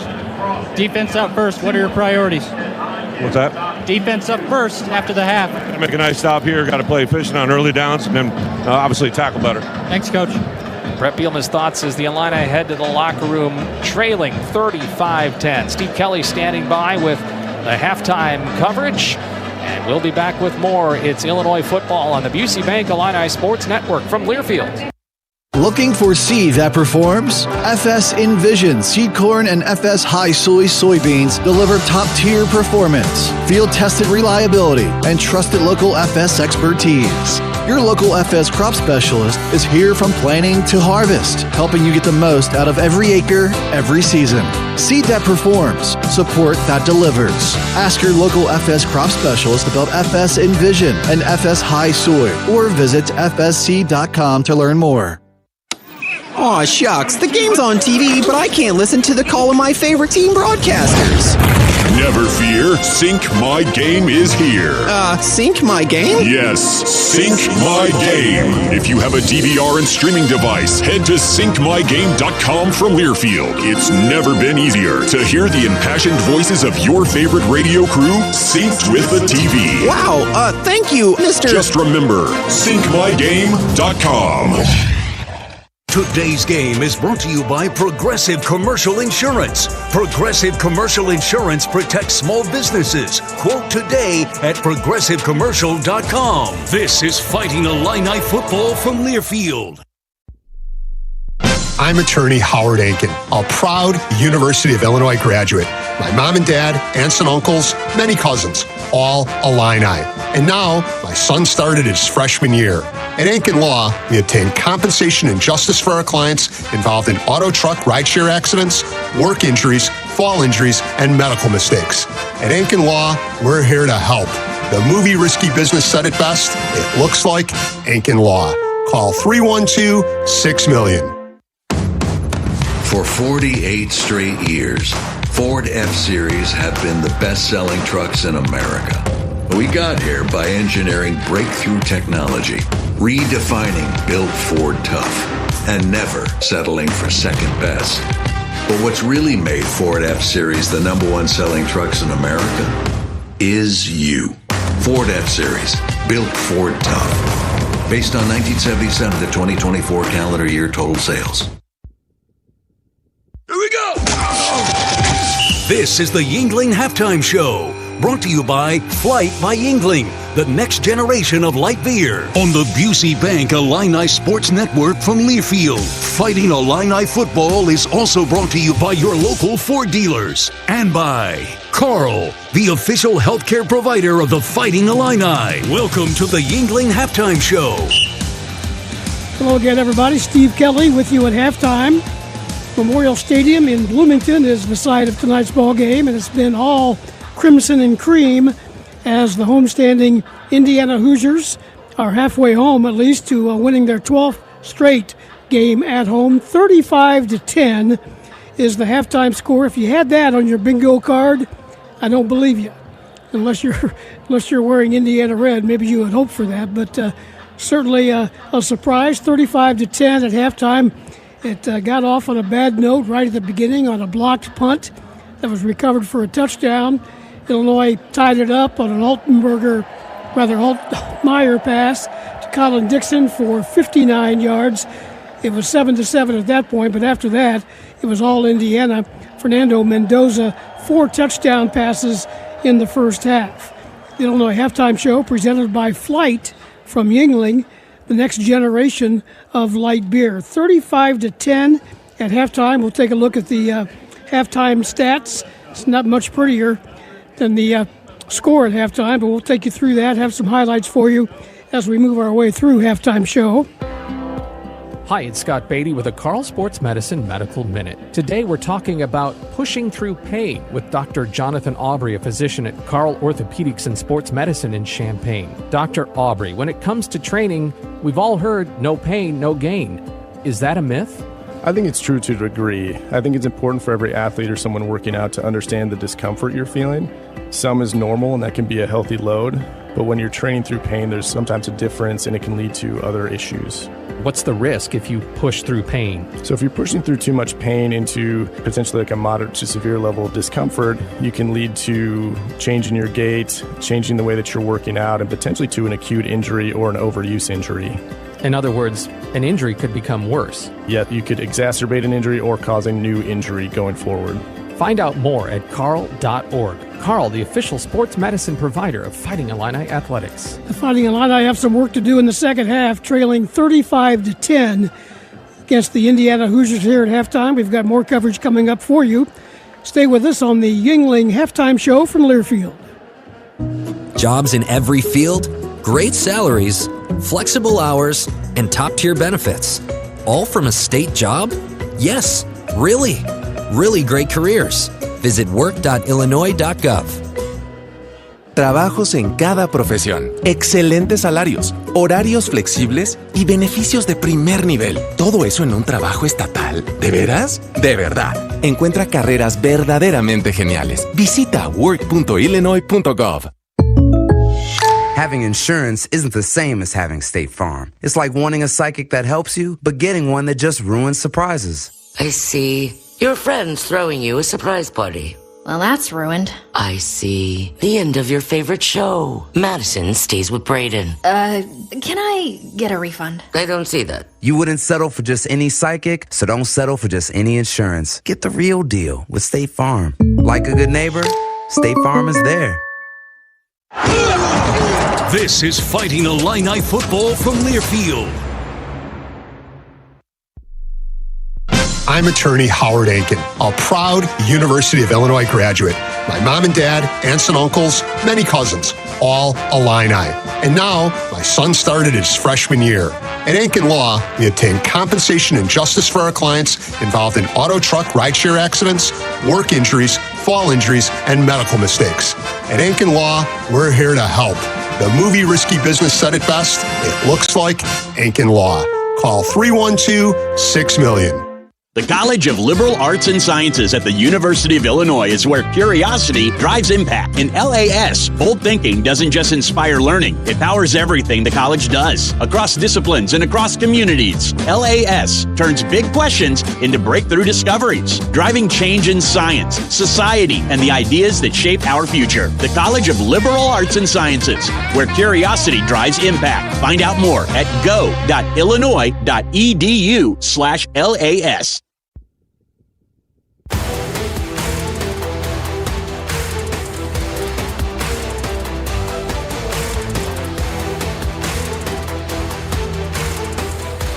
Our halftime coverage continues, brought to you by Flight from Yuengling. It's the next generation of light beer, clean, crisp, and just 95 calories. A lot of folks probably feel like a Yuengling or two here at halftime, with Indiana leading in the Fighting Illini by a score of 35-10. Here's a couple of highlights or lowlights, depending on your point of view, in the first half. Crimmins has a punt blocked. It's blocked and picked up by Indiana at the 10, out the 5, and into the end zone. It's a touchdown. I think D'Angelo Pons got his hands on it and scores. Indiana is up 6-0 on a punt block and return by D'Angelo Pons. He's a very good cornerback, and he just got two hands on the ball in front of Crimmins. That was early in the ball game on the Illinois first possession. It was 7-0, although Illinois showed some life against Indiana. Play action to Valentine. Steps up. He's airing it out. He's got Dixon open at the 15, 10, 5. Touchdown, Illinois. And Luke Altmaier answers right back with a huge pass to Colin Dixon. His second touchdown of the season. It's 7-6 on the 59-yard strike by Luke Altmaier. Extra point coming up. That was as close as Illinois would get. The extra point was good, made it 7-7. But Fernando Mendoza went crazy. The Indiana quarterback, 279 total yards for Indiana. Passing yards, Mendoza was 15 out of 17 for 220 yards and 4 touchdowns to 4 different receivers in the first half of the ball game. So the Hoosiers in charge, large and in charge. They get the ball back to start the second half as well. We'll take a quick timeout, take a look at some more of the first half stats as Indiana leads Illinois by a score of 35-10. This is the Yuengling halftime show from Learfield. Food, fuel, jobs, even our planet's future. It all starts right here with homegrown Illinois corn. From plant-based bioplastics and renewable fuel to fighting the effects of climate change, Illinois corn is at work in your backyard, and it's paving the way toward a more sustainable future. Learn more at watchusgrow.org/corn. Flight by Yuengling. It's the next generation of light beer. For those who don't follow trends, but craft them. Flight by Yuengling is 12 ounces of uncompromised refreshment from America's oldest brewery. With only 2.6 grams of carbs and 95 calories, this is premium refreshment 6 generations in the making. Don't just raise a glass, raise the bar. Flight by Yuengling. Available wherever beer is sold. DG Yuengling and Son Incorporated. Pottsville, Pennsylvania. Please enjoy responsibly. Today's game is brought to you by Barbasol Shaving Cream. Feeling great starts with a great shave. This is Fighting Illini Football from Learfield.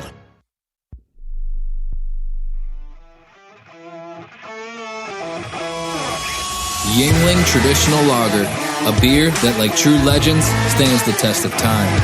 Brewed by the same family for nearly 200 years, it's a crisp amber lager with a bold, smooth flavor that's perfect for game day.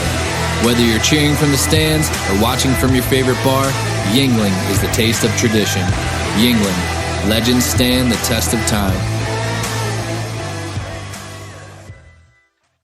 What's one way to enjoy Illini football? From a great seat, one that's yellow, comfortable, and lets you handle the tough yardage. So pop in your earbuds, put the game on, and take your seat on a new John Deere from AHW. With our online build and price tool, you can create the mower, compact tractor, or gator that fits your exact needs and budget. Try out our build and price tool online at ahwllc.com. Proud sponsors of Fighting Illini football.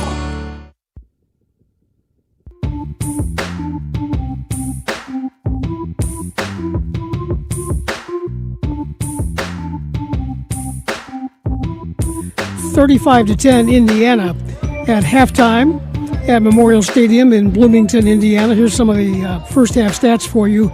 Dominated, of course, by Indiana. 279 total yards for the Hoosiers, 146 for the Illini. Passing yards, 220 for Indiana, 143 for the Illini. Rushing yards, 59 for Indiana, just 3 rushing yards net for Illinois. Luke Altmaier was sacked 5 times in the first half, 7 total tackles for loss by the Indiana Hoosiers. Penalties, Illinois was penalized 3 times for 18 yards and lost defensive back Miles Scott, who was ejected for targeting on a questionable call in the second quarter. First downs, 14 for Indiana, 7 for Illinois. Third down conversions, not good for Illinois 1 out of 7, 3 out of 6 for the Hoosiers. Pretty much total domination. It was evened up in as far as total plays, 33-31, but the Hoosiers averaged 8.5 yards per play. Illinois just 4.7 yards per play. As I mentioned, Fernando Mendoza, 15 out of 17, 220 yards, 4 TDs. He hit 5 different receivers, 4 of those 4 touchdowns of 39, 21, 11, and 43 yards. Luke Altmaier, 12 for 17, 143 yards, and the 1 touchdown. Illinois did get a field goal late from David Alano in the last play of the first half, and that brings us to our halftime score of 35-10. Some other Illini teams are in action over the weekend, including Mike Small's nationally ranked golf team playing in suburban Chicago at Olympia Fields.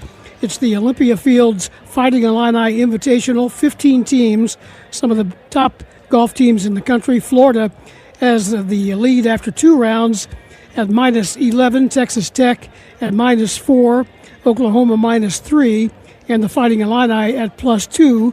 Max Herendeen had a great round today, 67, and he is in second place in the individuals.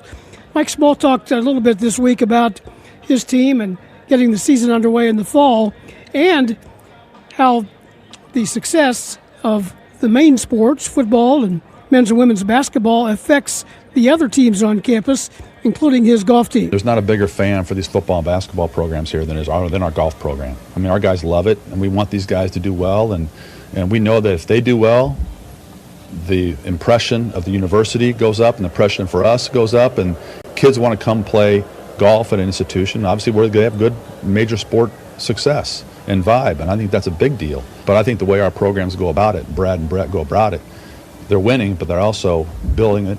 You've seen this whole thing grow, and that just shows these recruits and these families what the mission statement of this department is.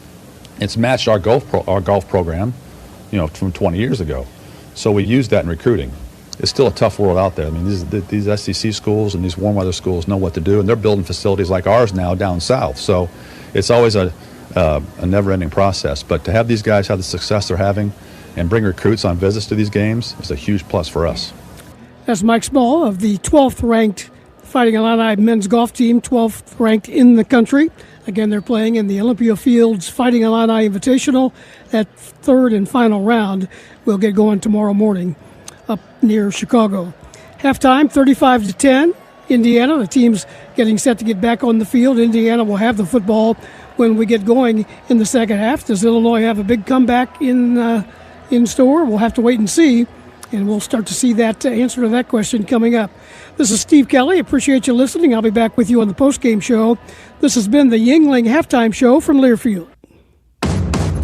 For 48 straight years, Ford F-Series have been the best-selling trucks in America.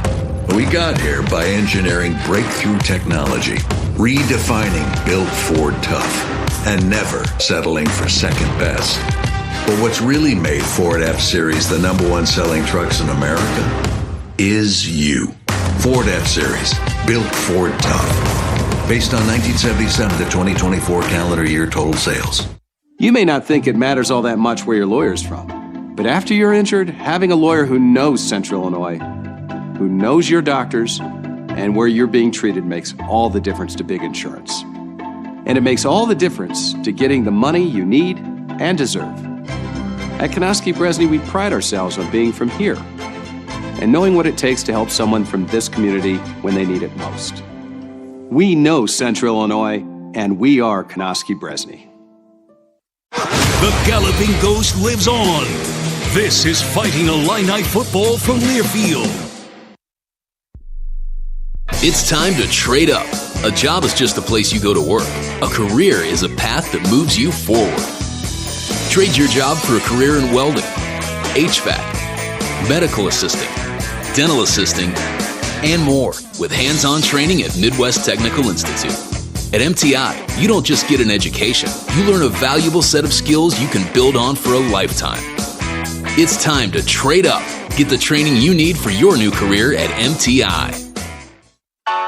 Flight by Yingling is the next generation of light beer. For those who don't follow trends, but craft them. Flight by Yingling is 12 ounces of uncompromised refreshment from America's oldest brewery. With only 2.6 grams of carbs and 95 calories, this is premium refreshment 6 generations in the making. Don't just raise a glass, raise the bar. Flight by Yingling. Available wherever beer is sold. DG Yingling & Son Incorporated, Pottsville, Pennsylvania. Please enjoy responsibly.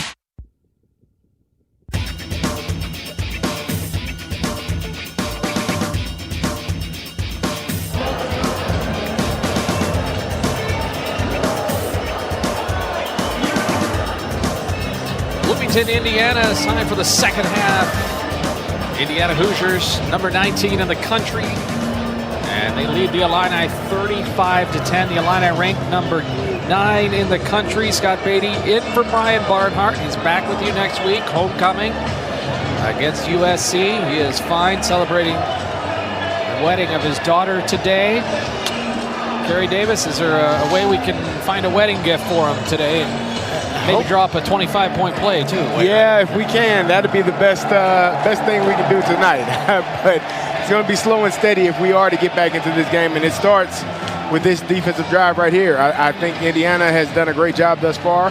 Mendoza's done a good job. He was 15 for 17, just kind of picking us apart and with easy throws. So if you're going to get back into this game, it starts with this series, getting a stop on third down, forcing a punt, and then offensively, you got to score. You got to find a way to move the ball down the field and score. Well, it'll be Indiana ball as they won the coin toss and chose to defer. So here comes the kickoff for the Illini. David Alano puts a foot into it, and it's a touchback. That one got out of the back of the end zone. Roman Hemby was looking at it upwards, and the faithful here in Memorial Stadium in Bloomington were treated to a nice halftime show that included a drone show up in the sky. It's almost all red up in this bowl, and it seats more than 52,000. There are some Illini fans here. Easy to spot in the orange. Yeah. And they've not had much to cheer about, and Indiana trying to improve themselves here on a big stage after questions about the soft schedule. Roman Hemby, the back. Indiana starts at their own 25 to begin the third quarter. Snap and give to Hemby, met at the line of scrimmage, and he churns his way a couple more yards for second down. Got 2, maybe 3 out of it, up to the 28-yard line, depending on the spot. Roman Hemby, leading rusher for Indiana, just 35 yards. Kalen Black has 31 yards. It's been mostly through the air as Fernando Mendoza, the transfer quarterback, has thrown for 220 yards and 4 touchdowns. Claps his hands, ready to throw. On the snap, steps up to avoid pressure, being chased by Neal. Now dumps it off left side, caught by Surratt, who tiptoes the sideline, and he's out of bounds at the 37. Good for a first down for Indy.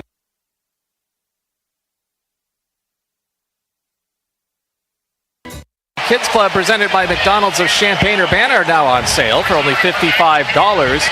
Members receive exclusive gifts, experiences, and a free McDonald's Happy Meal and free tickets. For more information, visit fightingillini.com/kidsclub. Illini are back home for homecoming this Saturday. It'll be an 11 a.m. kickoff. That's 9 a.m. USC time this Saturday. Illini to get the ball out of the break there after the 40-yard touchdown run by Kalen Black, a 7-yard, 75 yards drive, and a 3:22 off the clock there. Touchback on the kickoff. Valentine let it go over his head once again. The Illini have not had a kickoff return yet.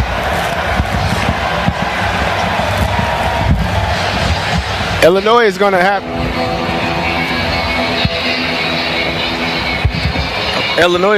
to figure out a way offensively to get some type of movement up front. They're going to have to figure out a way to put points on the board And at this point in the game, because of how this game is going, you got to score quickly.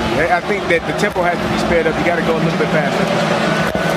Nothing to do but just keep trying here as the first play from scrimmage is off the hands of D'Angelo Pons, a cornerback. Nearly another pick.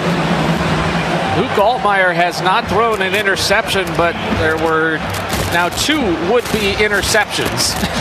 Yeah, right through the hands of the defenders both times, and probably both dropped by the defenders. Generally, that's why they say they play defensive back and not receiver. It was Lewis Moore, I beg your pardon, who almost had the pick 6, not D'Angelo Pons. Quick outlet screen here on second down to Colin Dixon. Not much space as he threw it right. Couple of yards. It'll be 3rd and 7 for Illinois, and the Illini a woeful 1 for 7 in this ball game on 3rd down, trailing 42-10. Everything has been hard for Illinois tonight. The reason why 3rd downs haven't been successful is because normally it's 3rd and 7, 3rd and 8, 3rd and 10. It's long 3rd down yardage, and that makes it difficult to try to pick up every single time. Ashton Hollins is out there at receiver for Illinois, along with Dixon and Beatty. Snap to Altmaier. Here comes the rush, and down he goes. It's another sack.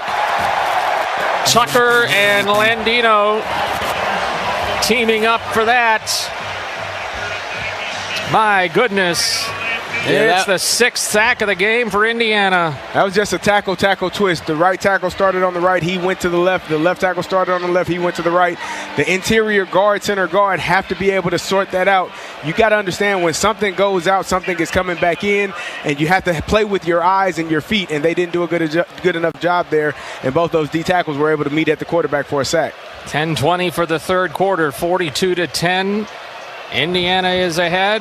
Crimmins takes a snap at the 5-yard line and punts it away. Brady backs up to the 25. He wants to return it. Cuts to the left, straight ahead. 35, now up to the 40. He's got room to the 50. Right on the Indiana logo before he's taken down. A really healthy run there.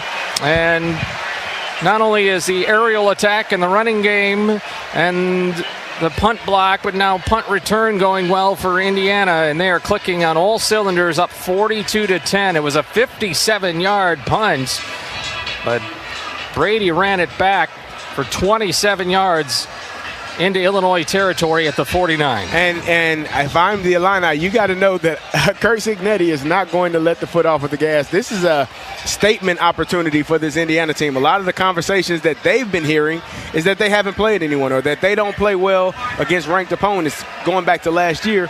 And so now this is an opportunity for them. If you're the Illini, you got to dig deep and not allow any more points to continue to happen for this defense. You got to find a way to get a stop, to get off the field, get to the quarterback, put pressure on him, hit him when you can, hit him legally, and get him on the ground. An apparent penalty on the play as they move the ball up 5 yards. So it's to the 44-yard line. Didn't see what the call was, but 44-yard line is where they spot it. Indiana is up 42-10 with 9:59 to go.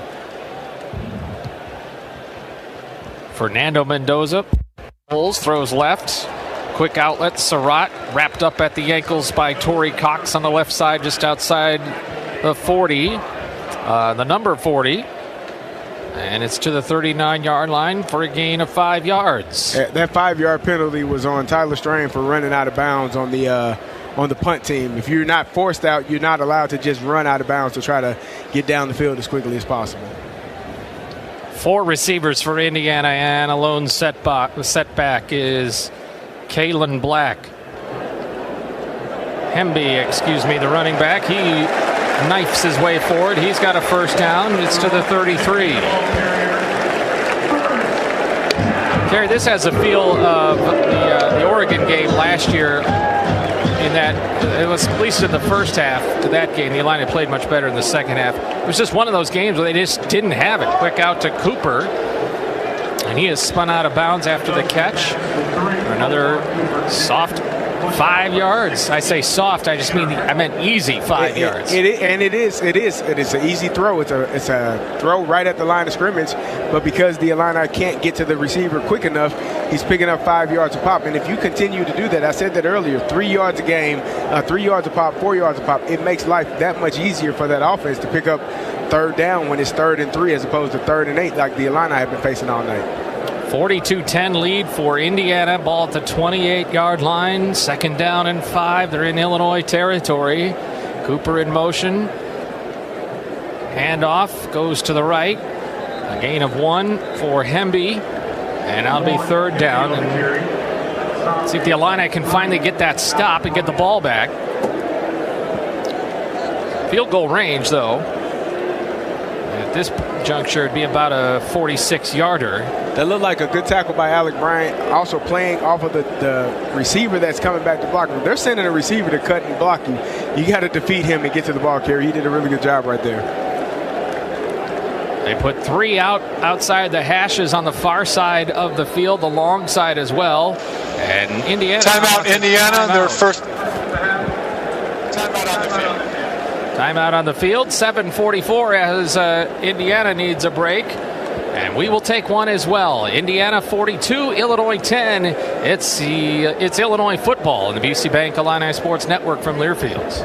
What a matchup we've got, folks. Just nonstop action. The energy is electric and the fans are all in. An intense game like this calls for a Coca-Cola. Ah, crisp and refreshing. That's a game changer. Yeah, that taste scores every time.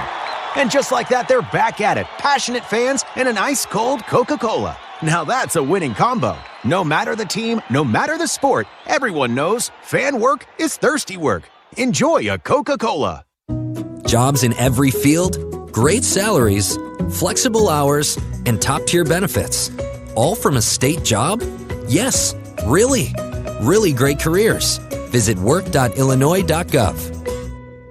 Trabajos en cada profesión, excelentes salarios, horarios flexibles y beneficios de primer nivel. ¿Todo eso en un trabajo estatal? ¿De veras? De verdad. Encuentra carreras verdaderamente geniales. Visita work.illinois.gov. Welcome to your field. The weather is perfect. The soil is perfect. The seedlings are perfect. Enjoy your relaxing day. We all know that's not farming. That's fantasy. It takes grit and hard work to do what you do. Dynagrow Seed is bred and tested for your reality with a proven history of success in your area year after year. Dynagrow Seed. For real. Visit seedyoucantrust.com. It's time to trade up. A job is just a place you go to work. A career is a path that moves you forward. Trade your job for a career in welding, HVAC, medical assisting, dental assisting, and more with hands-on training at Midwest Technical Institute. At MTI, you don't just get an education. You learn a valuable set of skills you can build on for a lifetime. It's time to trade up. Get the training you need for your new career at MTI.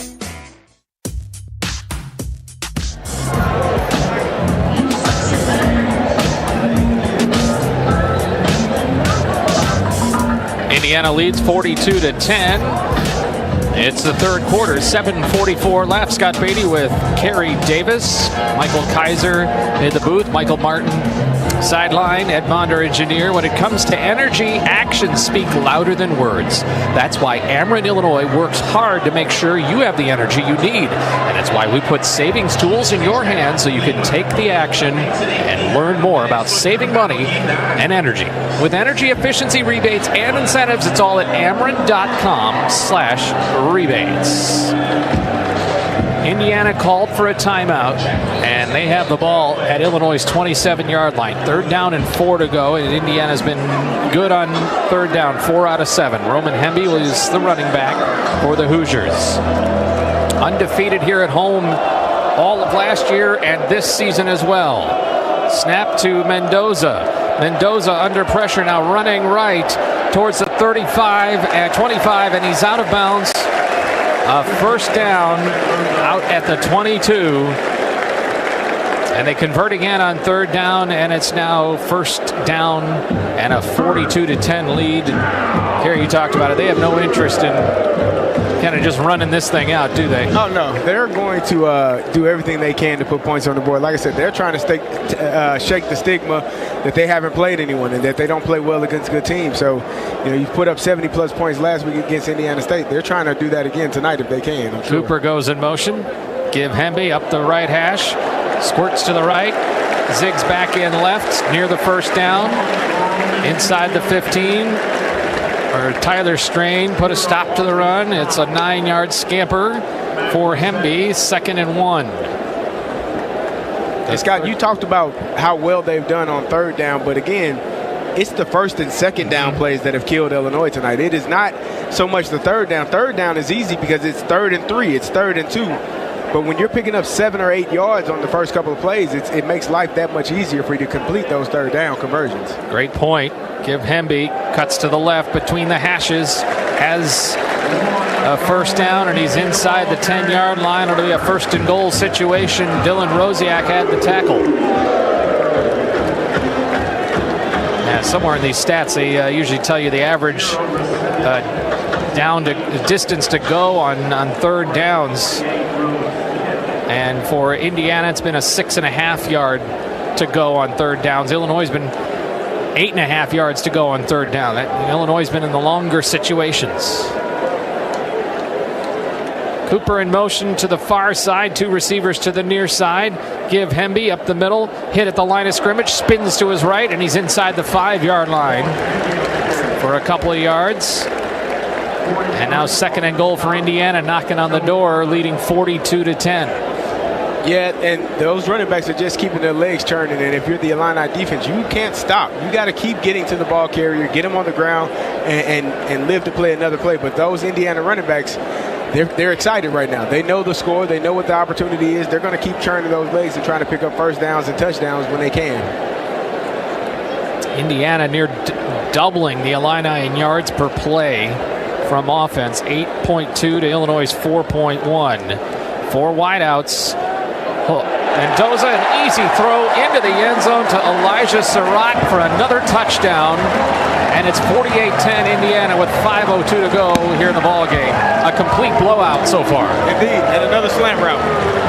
Another slant route that you keep giving up the inside. I understand playing the position is a difficult thing, but you can't keep getting beat on the same route. That's the route they've been getting beat on pretty much all night. Mendoza's 5th touchdown pass. 1 shy of matching the school record. And here comes the extra point attempt. It's up and good. 49-10 Indiana in the 3rd quarter with 5:02 remaining in the quarter. We're back in a moment. It's Illinois football on the Busey Bank Network from Learfield.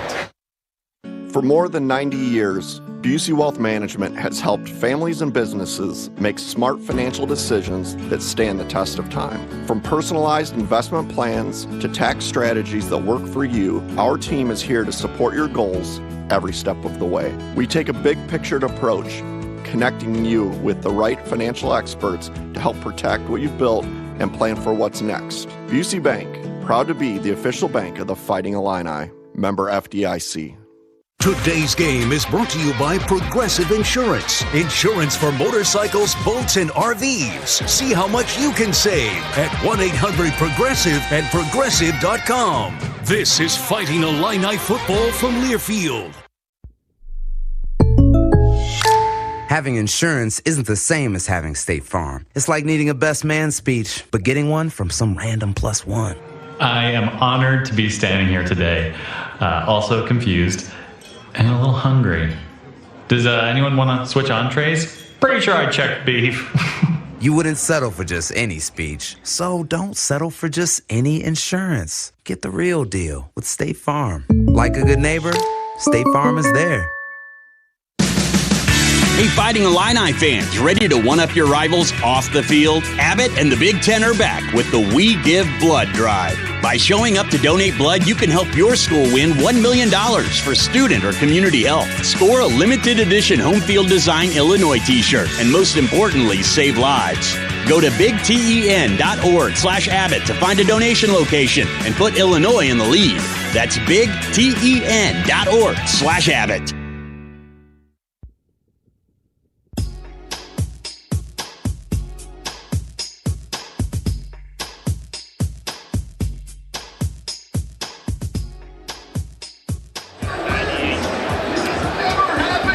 Some rain falling here in Bloomington, Indiana. There's been weather moving through this state, and some of the crowd is hitting the exits now with the rain falling, and maybe coaxed a little bit too by a 49-10 lead for Indiana, leaving little doubt on the outcome of this game. You never know, but Illinois has to find some solutions here in a hurry. 7 touchdowns scored by Indiana, and just one of them was a defensive touchdown. Illinois never led in this game. That was 7-7 in the first quarter, and then broken open by the touchdown catch for Omar Cooper. And another touchdown to E.J. Williams, another one to Riley Nowakowski for Indiana. Surratt with a touchdown catch, Black with a 40-yard run, and Surratt with a second touchdown catch a moment ago to cap off a 9-play, 44-yard drive. Here comes the kickoff by Frankie. And once again, we'll give no opportunity for the Illini to run it back. Time for an ID. We'll give stations a chance to identify themselves. This is Illinois football from Learfield.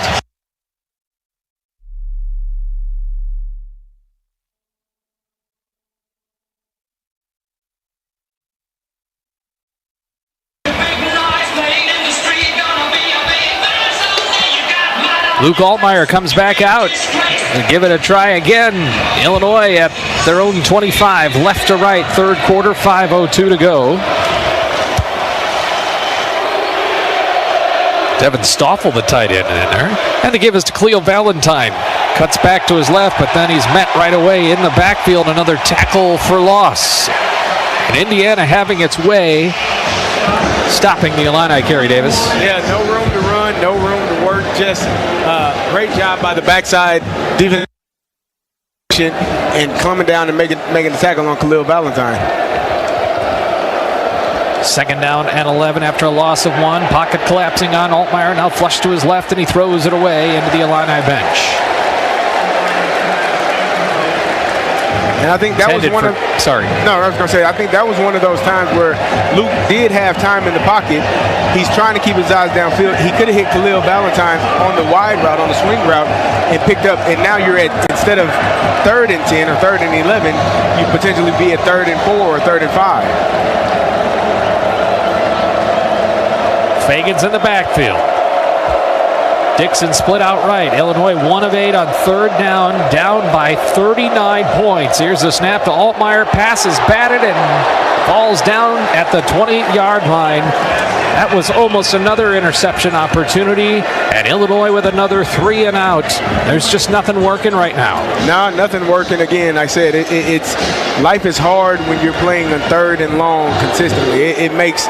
There are not many plays in the playbook that can pick up 10, 11, 12 yards. And when you're doing that over and over again, you're going to have trouble, and that's what's happening all night long. Indiana's defense holding opponents to about 7 points per game. Tonight they've only given up 10. Brady, the deep man, as Crimmins is on to punt. Snap to Crimmins, sidesteps to the right. End-over-end kick is called for as a fair catch by Brady at the 31-yard line of Indiana. Looking for a job that checks all the boxes? How about competitive salaries, flexible hours, and outstanding benefits? You can find it all and more with a career in Illinois state government. Whether you're in tech, healthcare, education, or skilled trades, there's a place for you. Real jobs, real impact, and real work-life balance. Find really great careers working for the state of Illinois. Visit work.illinois.gov and apply today.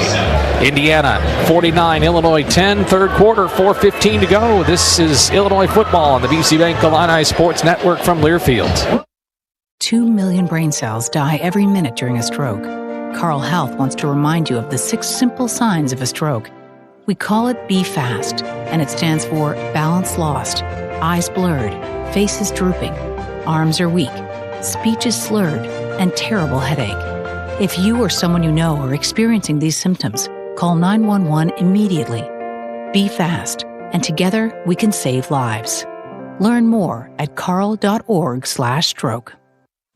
Since we opened our doors in 1868, Busey has upheld its pledge to foster customer relationships and vibrant communities, representing a legacy of partnership and progress. With multiple lines of business, we provide a range of financial solutions tailored to your needs. From digital banking to planning for retirement, Busey is here to help you achieve your financial goals. Busey Bank, proud to be the official bank of the Fighting Illini. Member FDIC. It's time to trade up. A job is just a place you go to work. A career is a path that moves you forward. Trade your job for a career in welding, HVAC, medical assisting, dental assisting, and more with hands-on training at Midwest Technical Institute. At MTI, you don't just get an education. You learn a valuable set of skills you can build on for a lifetime. It's time to trade up. Get the training you need for your new career at MTI. What a matchup we've got, folks. Just nonstop action. The energy is electric and the fans are all in. An intense game like this calls for a Coca-Cola. Ah, crisp and refreshing. That's a game changer. Yeah, that taste scores every time. And just like that, they're back at it. Passionate fans and an ice-cold Coca-Cola. Now that's a winning combo. No matter the team, no matter the sport, everyone knows fan work is thirsty work. Enjoy a Coca-Cola.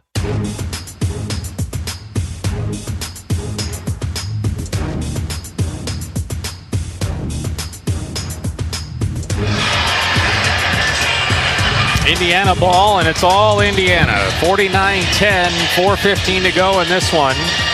Still a light rain falling. Purdue and Notre Dame were delayed quite a bit in their game up in South Bend because of weather.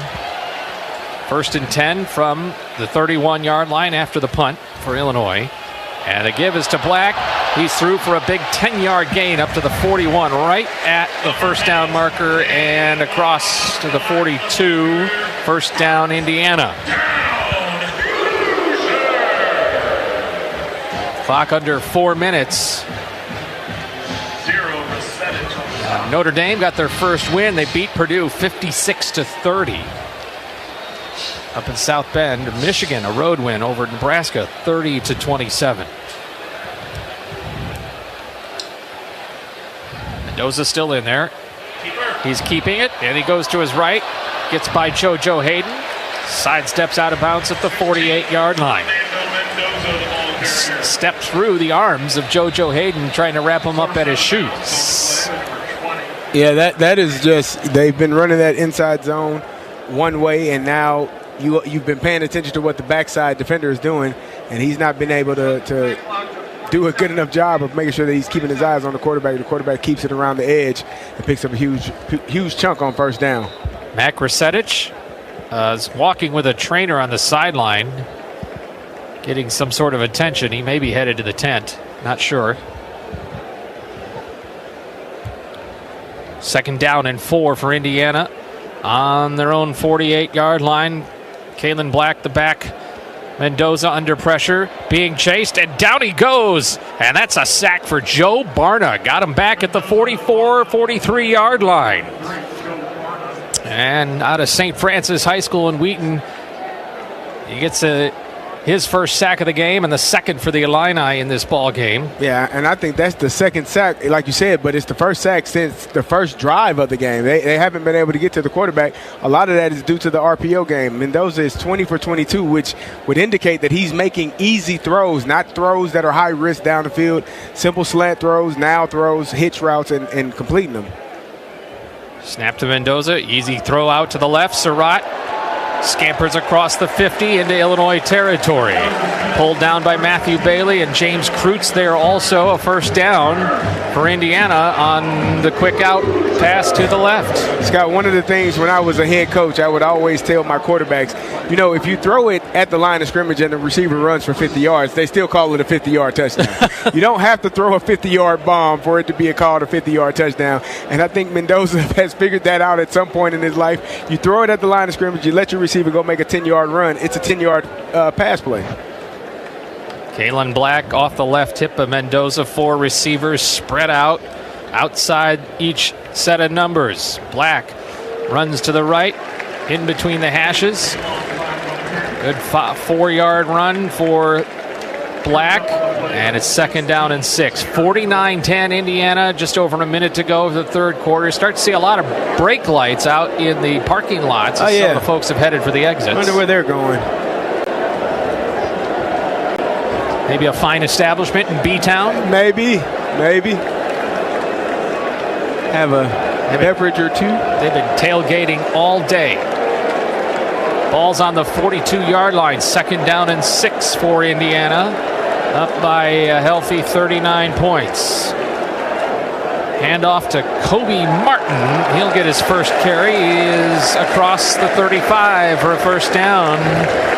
Kobe Martin, third running back. They're actually out. A good running back, Lee Beebe Jr., out for the season. They had a three-headed monster of running backs like the Illini. Clock is down to 15 seconds on this third quarter. Indiana's headed for the sideline to let the clock go down to zeros, up 49-10. Each year, when it comes to choosing your seed corn brand, you have fewer and fewer choices. That's why Whiffles Hybrids is determined to keep giving growers an independent choice. A choice that stands for something, one that means something on your farm. So plant your independence, plant Whiffles. Third quarter over, 49-10 Indiana. This is the Busey Bank Illini Sports Network from Learfield.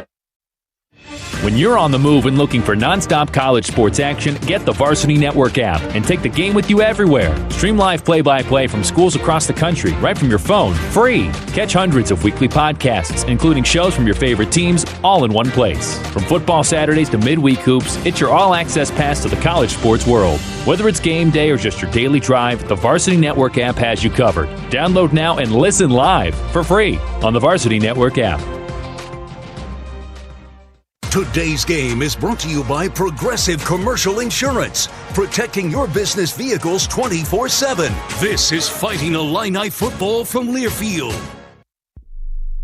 IBEW Local 601, IUPAT District Council 58, and the East Central Illinois Building and Construction Trades Council serve our local communities with pride and dedication. Our well-trained and highly skilled members set the standard for quality craftsmanship across industrial, commercial, and residential industries. IBEW Local 601, IUPAT District Council 58, and the East Central Illinois Building and Construction Trades Council. Together, we are building the Illini. Illini fans know a strong starting lineup makes all the difference. And when it comes to your health, Carl Health puts the right team on the field for you. With the doctors, hospitals, and specialists you already know and trust. Whether you're exploring Medicare Advantage options or individual plans, choose a plan that chooses Carl Health. Visit choosecarlhealth.org to stay connected to the care teams who are there for you, your family, and your community. Choose a health plan that keeps you in the game. Choose CARLEhealth.org.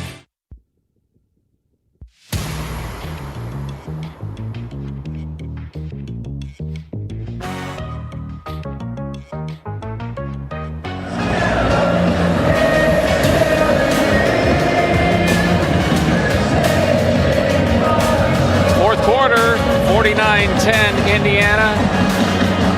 Just thinking Mr. Brightside here in the fourth quarter in Indiana. I thought that was a Michigan thing. Is that a fourth quarter thing? I have no clue. I guess so. I think they can play whatever and sing whatever they want to at this point. Indiana fans are loving an image of a dedicated fan who is shirtless and quickly drinking something. They're having a great time, I can tell you that. Yeah. Enjoying the shower as steady light rain continues to fall. The fans that have stayed here don't look like they're just soaked. This is sort of a steady mist type of rain. But it's all Indiana. They have, it's just in every statistical category, outdone the Illini. A glaring number for the Illini is for their two running backs.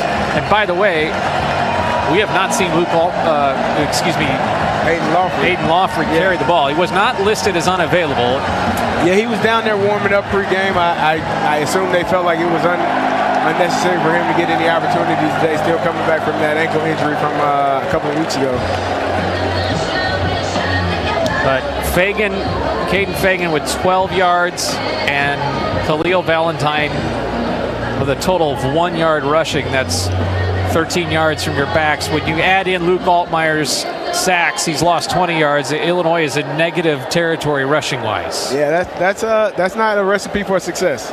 You coming in, you knew you were going to have to run the ball, and they were unable to do it thus far in this game. And Indiana's brought in their backup quarterback, Alberto Mendoza, who hands it off to Kobe Martin. A few yards running to the right, and it's second down for Indiana, 49-10. Alberto Mendoza is a sophomore, his second year here. He did not transfer in, but his brother, the starting quarterback tonight, Fernando Mendoza, did to join him. And in 2 different games this year, both Mendozas have thrown for a touchdown. 2 receivers left, 2 right. Alberto Mendoza, a sophomore at 6'2", and on this young season, he's thrown for 139 yards. Give to Martin. He's free to the 10-5. Touchdown, Indiana again.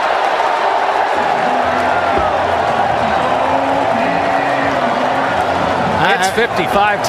Yeah, it kind of leaves you speechless at this point because they're not doing anything revolutionary in terms of running the ball. They aren't doing anything that is not seen before, not prepared for. They're running inside zone, they're running RPOs, and they've done pretty much the same thing all night long. And it's one of those things, if you don't stop it, teams won't stop running it, and they won't stop running it at you. And that's what's happening today. Nico Radicic puts it through, and the extra point makes it 56-10 with 14:09 to go in this ball game. All Indiana. The drive was 8 plays, 69 yards, 5 minutes and 7 seconds went off the clock. It's Illinois football on the BC Bank Illini Sports Network from Learfield. IBEW Local 601, IUPAT District Council 58, and the East Central Illinois Building and Construction Trades Council serve our local communities with pride and dedication. Our well-trained and highly skilled members set the standard for quality craftsmanship across industrial, commercial, and residential industries. IBEW Local 601, IUPAT District Council 58, and the East Central Illinois Building and Construction Trades Council. Together, we are building the Illini.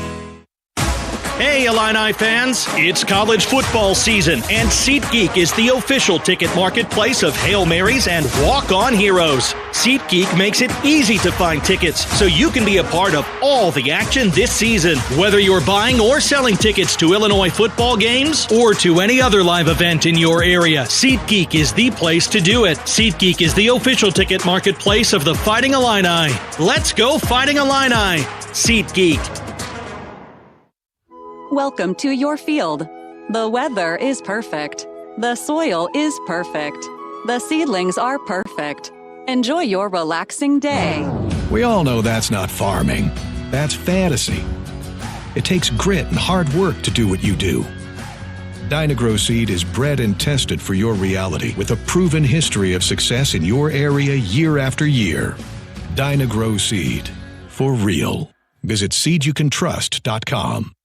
Tim Gould Farms in Henry County. He trusts Illinois Farm Bureau to have his back, and so can you. Farm Bureau has a very large impact on local communities and on the state level. There's different avenues of communications, such as Farm Week, Ag Safety, Ag in the Classroom, scholarship programs. Between an off-the-farm job, the farm, and family, my life without Farm Bureau would feel as though I'm on my own. The Illinois Farm Bureau Advantage. Impactful advocacy, trusted information, and meaningful development.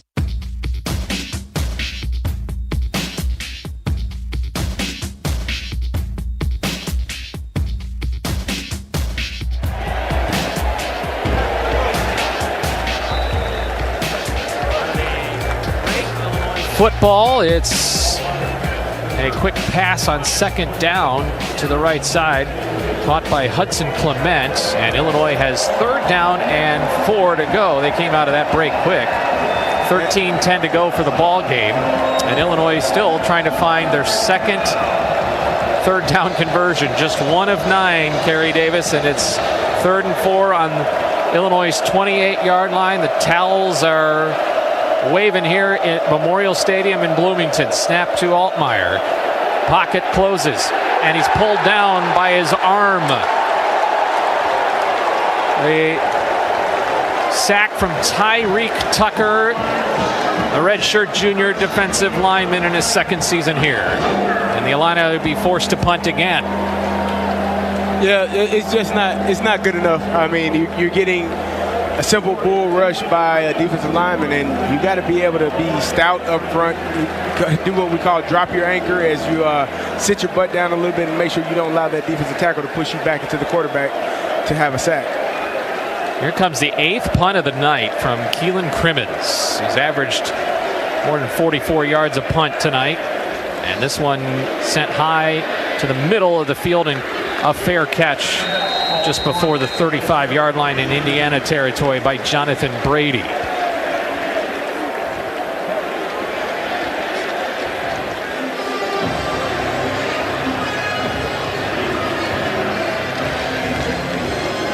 Hey, Illini football fans, SeatGeek makes it easy to find tickets so you can be a part of all the touchdown celebrations this season. Whether you're buying or selling football tickets, SeatGeek is the place to do it. SeatGeek, the official ticketing partner of the Fighting Illini. Expect the expected. SeatGeek. Timeout on the fields. We're back in a moment. Illinois trailing 56-10 with 12 minutes to go. This is Busey Bank Illini Sports Network from Learfield.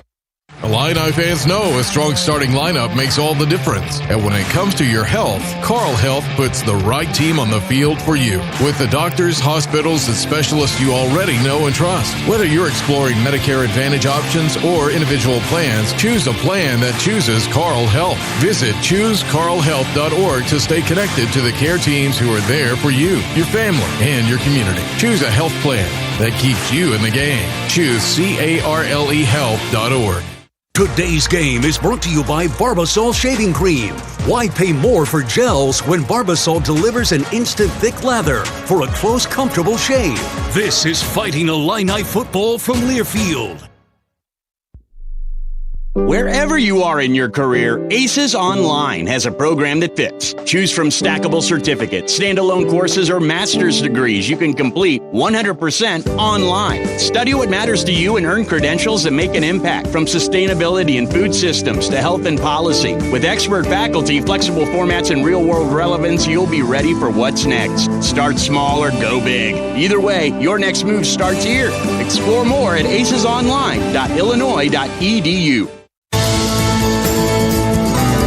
Permian is proud to celebrate agriculture today and every day, on the field and off. We were founded on the potential of agriculture more than 100 years ago, and our more than 1,500 employees embrace this heritage as we look to tomorrow. To learn more about how Primient teams are working to enrich lives through plant-based solutions across the food, feed, and industrial ingredients markets, visit the Primient website at primient.com and follow us on LinkedIn.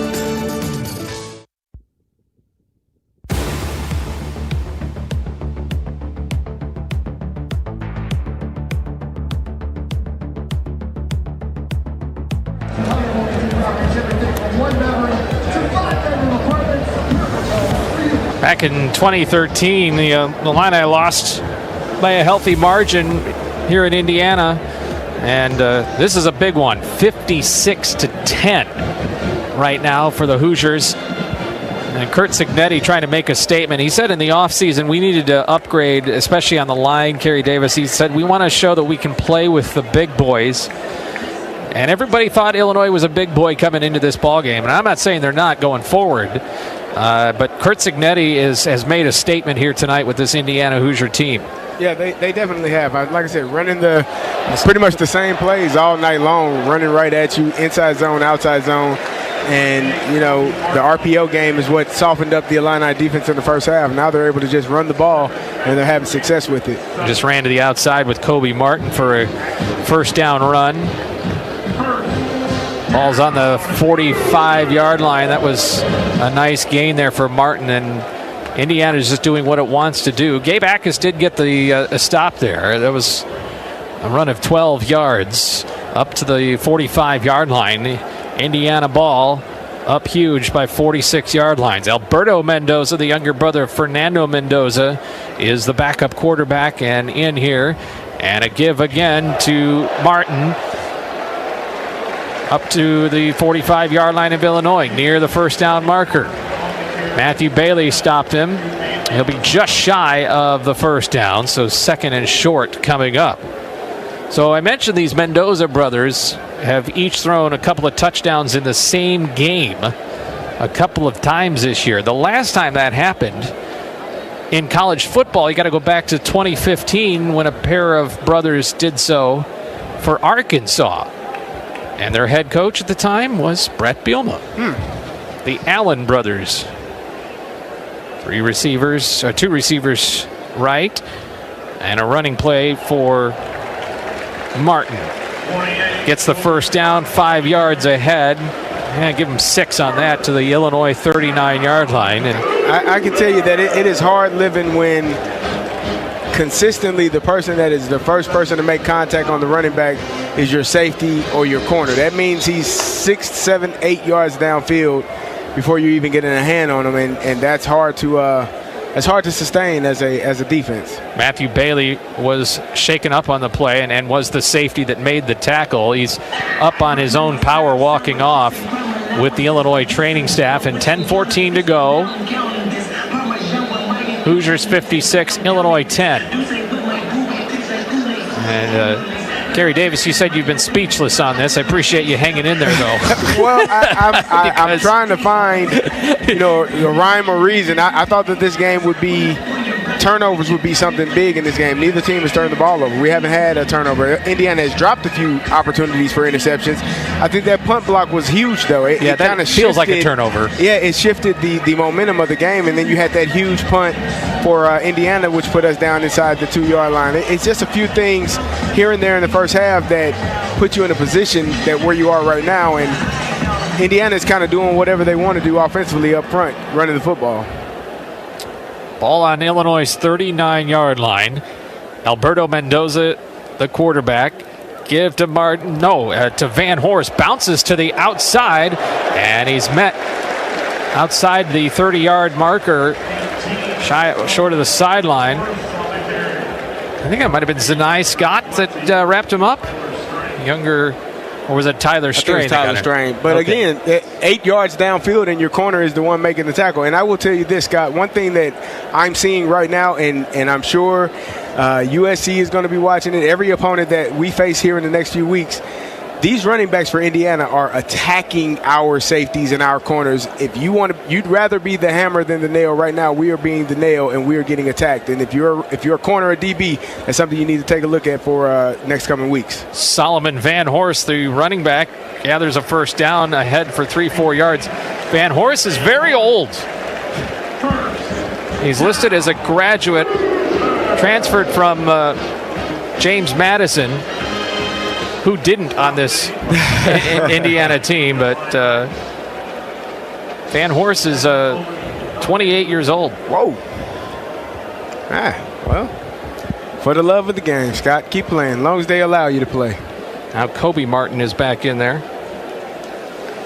I mean, there's some guys still in college football that are almost as old as you are. Holden stays in motion. Here's the give to Kobe Martin. I wonder if I still have any eligibility left with all these new rules. I'll tell you what, you were tough to bring down in your day. I gave you a solid quarter. I don't know how much more in one game. That's the only difference, right? Yeah. I don't have much left in the tank. Second down and 8 after the 2-yard gain. Van Horst is one of 3 eighth-year players in FBS. I didn't know there was even one, but now there is. Somehow he is an 8th year. He is not the running back here. It's Kobe Martin.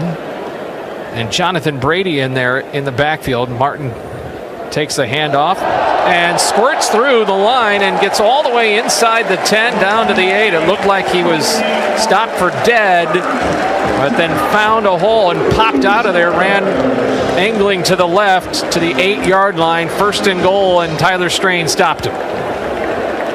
Indiana is knocking on the door of putting this over 60 points. Last week they scored 73 against FCS Indiana State. This is the third straight ball game where they have scored a minimum of 56 points.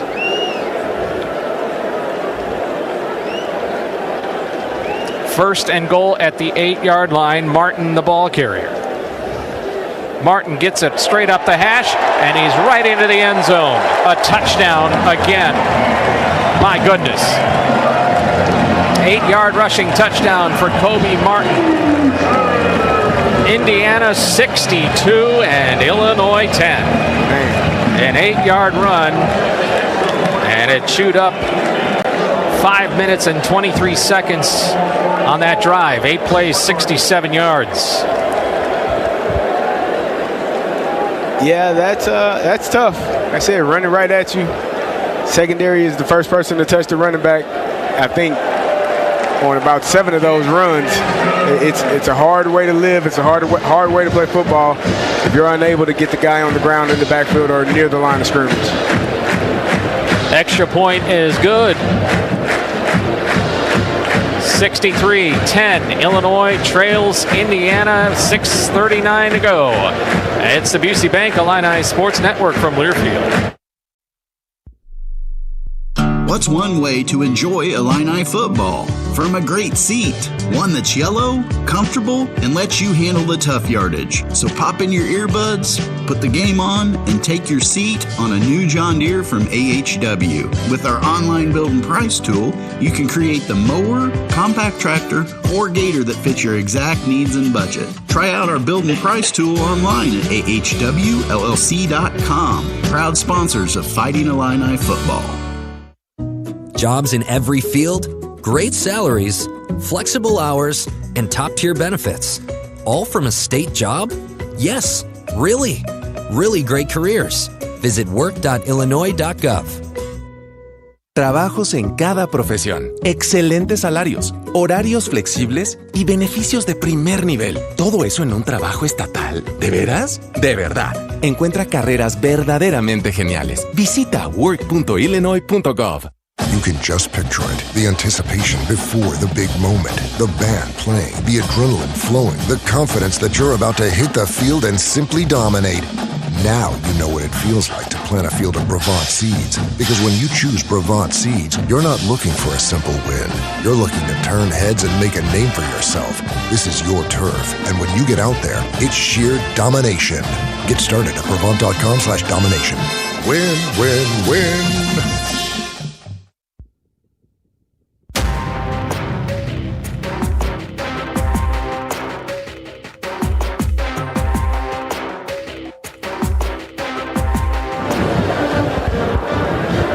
Want more college football? You can tune in to the College Football Blitz. It's free on the Varsity Network app.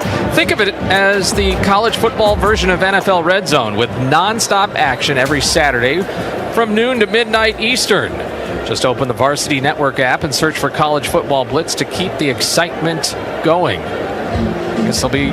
Guys will be up a little bit longer. There is a late night game tonight, Michigan State at USC. That ball game kicks off in about 20 minutes. USC is Illinois' opponent next week.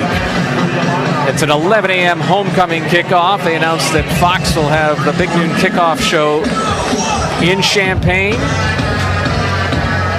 And so it's a short turnaround for both those teams, Kerry. Obviously, USC's got to do the travel. Yeah. But it's a late night game for them, and then they will fly out here next week. And so the late game this week and the early game next week. Illinois down here 63-10. And Frankie, the kickoff for Indiana, once again hits the white back sideline behind the red end zone.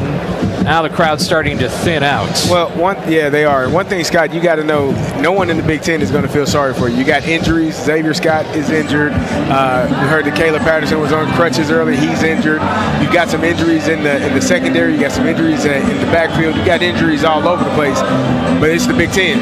Nobody's going to feel bad for you. They're going to try to take advantage of the things that you don't do well. And so I think that obviously this game is pretty much over. You got 6 minutes left. You're going to have to wipe this one clean and get ready for next week and prepared and lock in for some of the challenges that you'll face. Ethan Hampton is now in at quarterback as Illinois waves the white flag here. And his pass is complete to Malik Elzy on the left sideline at the 30-yard line.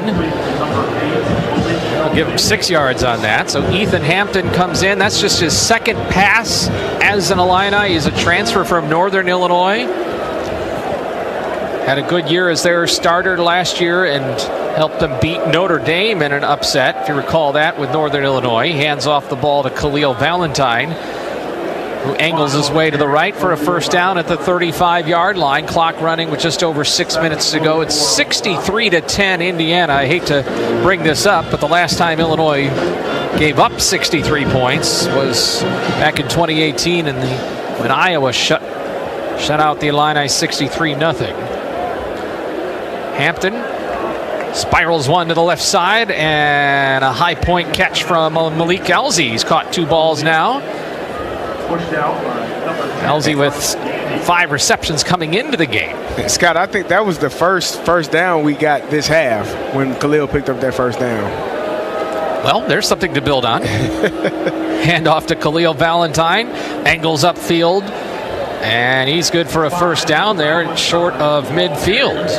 So Ethan Hampton here with some mop-up duty is orchestrating a little bit of movement here on this drive. Just over 5 minutes to go after the Illini just collected an Ameren, Illinois first down. Ameren, Illinois, that's energy at work. Just the 9th first down for the Illini in the game. Snap low to Ethan Hampton.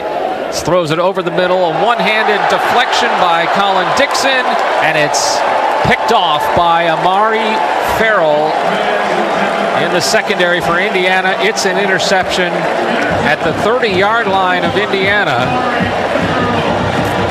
Ball went off the fingertips of Colin Dixon. He was open in the zone there in the middle, but it was just a little bit too high. Went off his hands and into tumbling Amari Farrell, who corralled that at the 30-yard line. 4:49 to go in the ball game, and Indiana leads 63-10 over the Illini.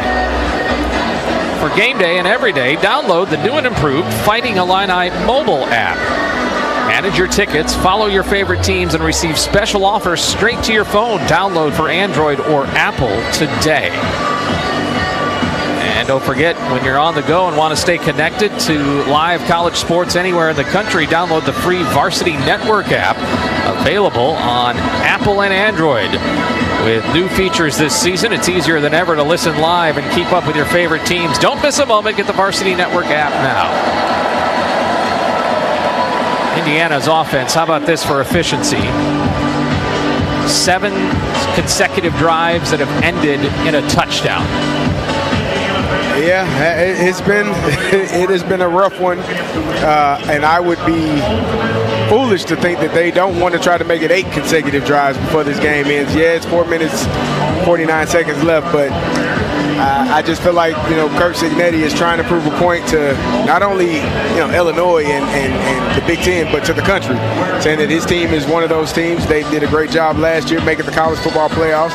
A lot of people didn't believe in them, but they have been playing really well tonight, and I think the Illini haven't had their best night, and I think Indiana has had one of their better nights, so kind of has fallen that way. Yeah, Fernando Mendoza, this is his 3rd straight game throwing 4 touchdowns. Last 2 games against Kennesaw State and Indiana State, but now he's done it against a Big Ten team. Nobody's done that since C.J. Stroud in 2022. His touchdown totals up to 13 on the year, and he has not thrown an interception. Meanwhile, it should be noted, Illinois had a couple of balls tonight that could have been picked off, but that was the first interception thrown by any quarterback for Illinois. First turnover of the season, isn't it? Yeah, you're right. Yeah, I don't think we put the ball on the ground. Done a pretty good job of protecting it. Steve Kelly will be staying up late for the post-game show. He'll keep you company.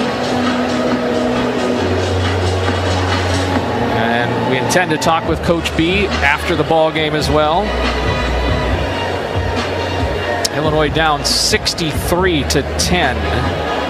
The largest margin of victory for Indiana in this series is in a 31-point margin of victory. They're going to blow that one away. And Illinois owns the all-time series. 46 wins in the series, 25 for Indiana. There's one disputed win that Indiana claims. It was a tie game way back when that they gave to Indiana, so they say, on first downs. What? Yeah, it's weird.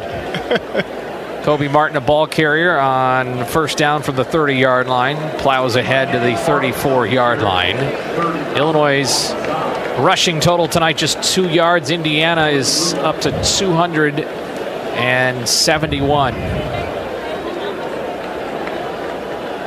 And this is going to be the 4th game for Indiana. All 4 games they have gone for more than 500 yards of total offense. Clock running just over 4 minutes.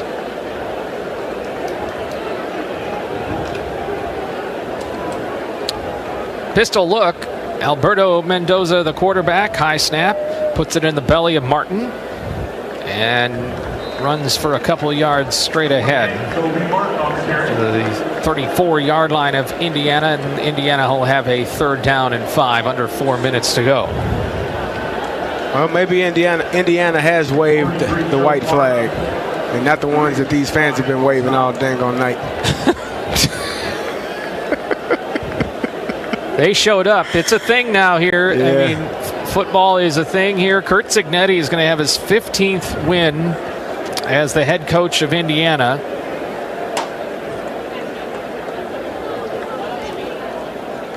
Quick give on a delayed handoff. That's to Solomon Van Horst. A big chunk run up the middle to near midfield.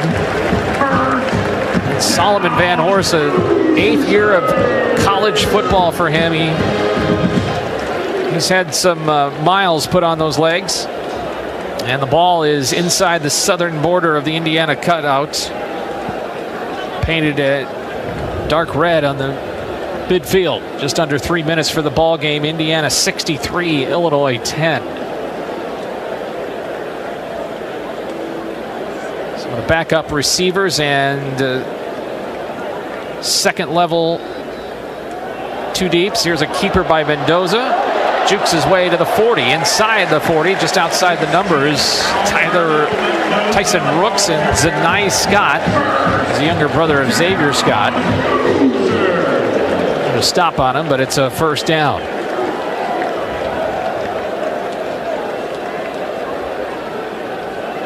There is an injured player on the Indiana sideline, just on the yard markers, and it might be an Illini. He's on his side, but he's blocked up. But one of the Illini defenders at the 37-yard line. Brett Bielema is coming all the way across from the Illini sideline. By the way, Brett Bielema's radio show, presented by Surfside, will air Wednesday night again at 7 p.m. It'll be broadcast right here on the Busey Bank Illini Sports Network from the Smith Center. You can find out more at fightingillini.com for information, or you can subscribe to the podcast and listen to Coach Bielema's show archives. Presented by Surfside. It's not a seltzer, it's Surfside. Well, Torrey Cox was shaken up. He's walking on his own power. His younger brother is also on the team. I don't know if he made the trip today. Football family. His father played in the NFL. Father was a teammate of mine in Tampa Bay. Well, he was on the other side of the ball, right? Yeah, he played defense. He was a cornerback.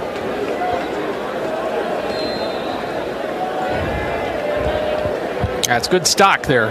Yep. Now the clock resumes running, and I think Indiana will let this go down to the 2-minute warning. No doubt about the outcome of this one now. It's been all Indiana. 63-10. Ball's on the 39-yard line, and we hit the 2-minute warning. And there's a lot of fans that have stuck around. They want to celebrate this one for the Hoosiers. 2 minutes to go. We're back in a moment. 63-10 Indiana on the Busey Bank Illini Sports Network from Learfield. Food. Fuel. Jobs. even our planet's future. It all starts right here with homegrown Illinois corn. From plant-based bioplastics and renewable fuel to fighting the effects of climate change, Illinois corn is at work in your backyard, and it's paving the way toward a more sustainable future. Learn more at watchusgrow.org/corn. Listen up, Illini fans. Cashback is here with the new Illini Visa Signature Cashback Card brought to you by the U of I Community Credit Union. Earn cashback every time you make a purchase. 5% cashback on gas and travel, 2% back on groceries and restaurants, and 1.5% back on everything else. But that's not all. U of I Community Credit Union will match your cashback earnings up to $150 for the first year. Learn more and apply today at illinicard.org. 4.5 months. That's your growing season. It may be short, but the work, it's year-round. The planning for next year starts right after you leave the field this year. Studying, evaluating, evolving your playbook. Start with the resources at fieldadvisor.org. Data-driven recommendations for every region of Illinois. Every stage of the growing season, bring out your best. Visit fieldadvisor.org and subscribe. Funded by the Illinois Soybean Checkoff.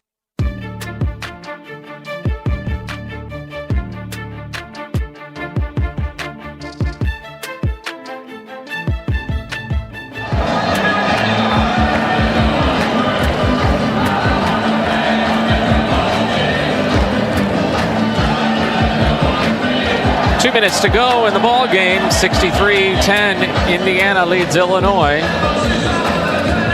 See if Indiana just wants to run the clock out or try to score and put a 70 burger up on this one. Well, it looks like I think they're going to victory formation.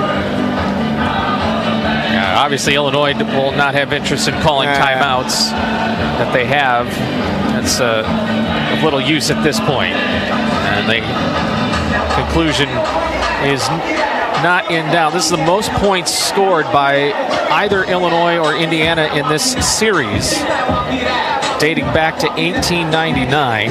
Most points Illinois has ever scored, 55 back in 2008. Indiana scored 52 in 2013. Well, Indiana has scored 63. They are going to run the play. First down and 10 at Illinois' 39. Give to Van Horst. A couple of yards forward, just off the right hash to the 36. And that's the 30th. It's second down, but Indiana has 30 first downs in this game. That's a lot. And they have run 70 plays. That's a lot of plays. 568 yards of offense.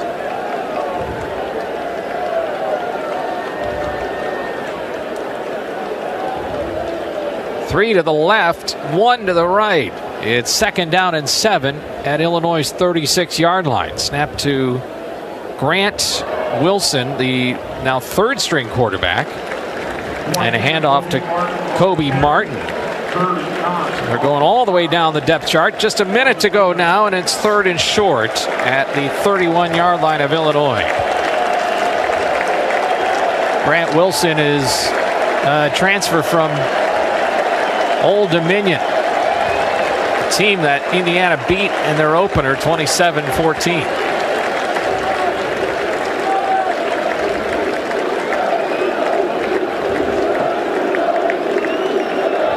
Might be the last play of the game. Martin in the backfield. Snap to Wilson. Give to Martin. Oh, it's a keeper by Wilson, and he slides on his hip to the 23. Fooled us. It's a first down for Indiana, and that'll do it. 20 seconds to go, but the two teams will meet in the middle of the field. And Illinois is going to have to go home and regroup after a 63-10 loss at the hands of Curt Cignetti and the Indiana Hoosiers, who've silenced some doubters here in Bloomington in a top 25 matchup. Final score, Hoosiers 63, Illini 10. The Hoosiers are 1-0 in Big Ten play and 4-0 in the season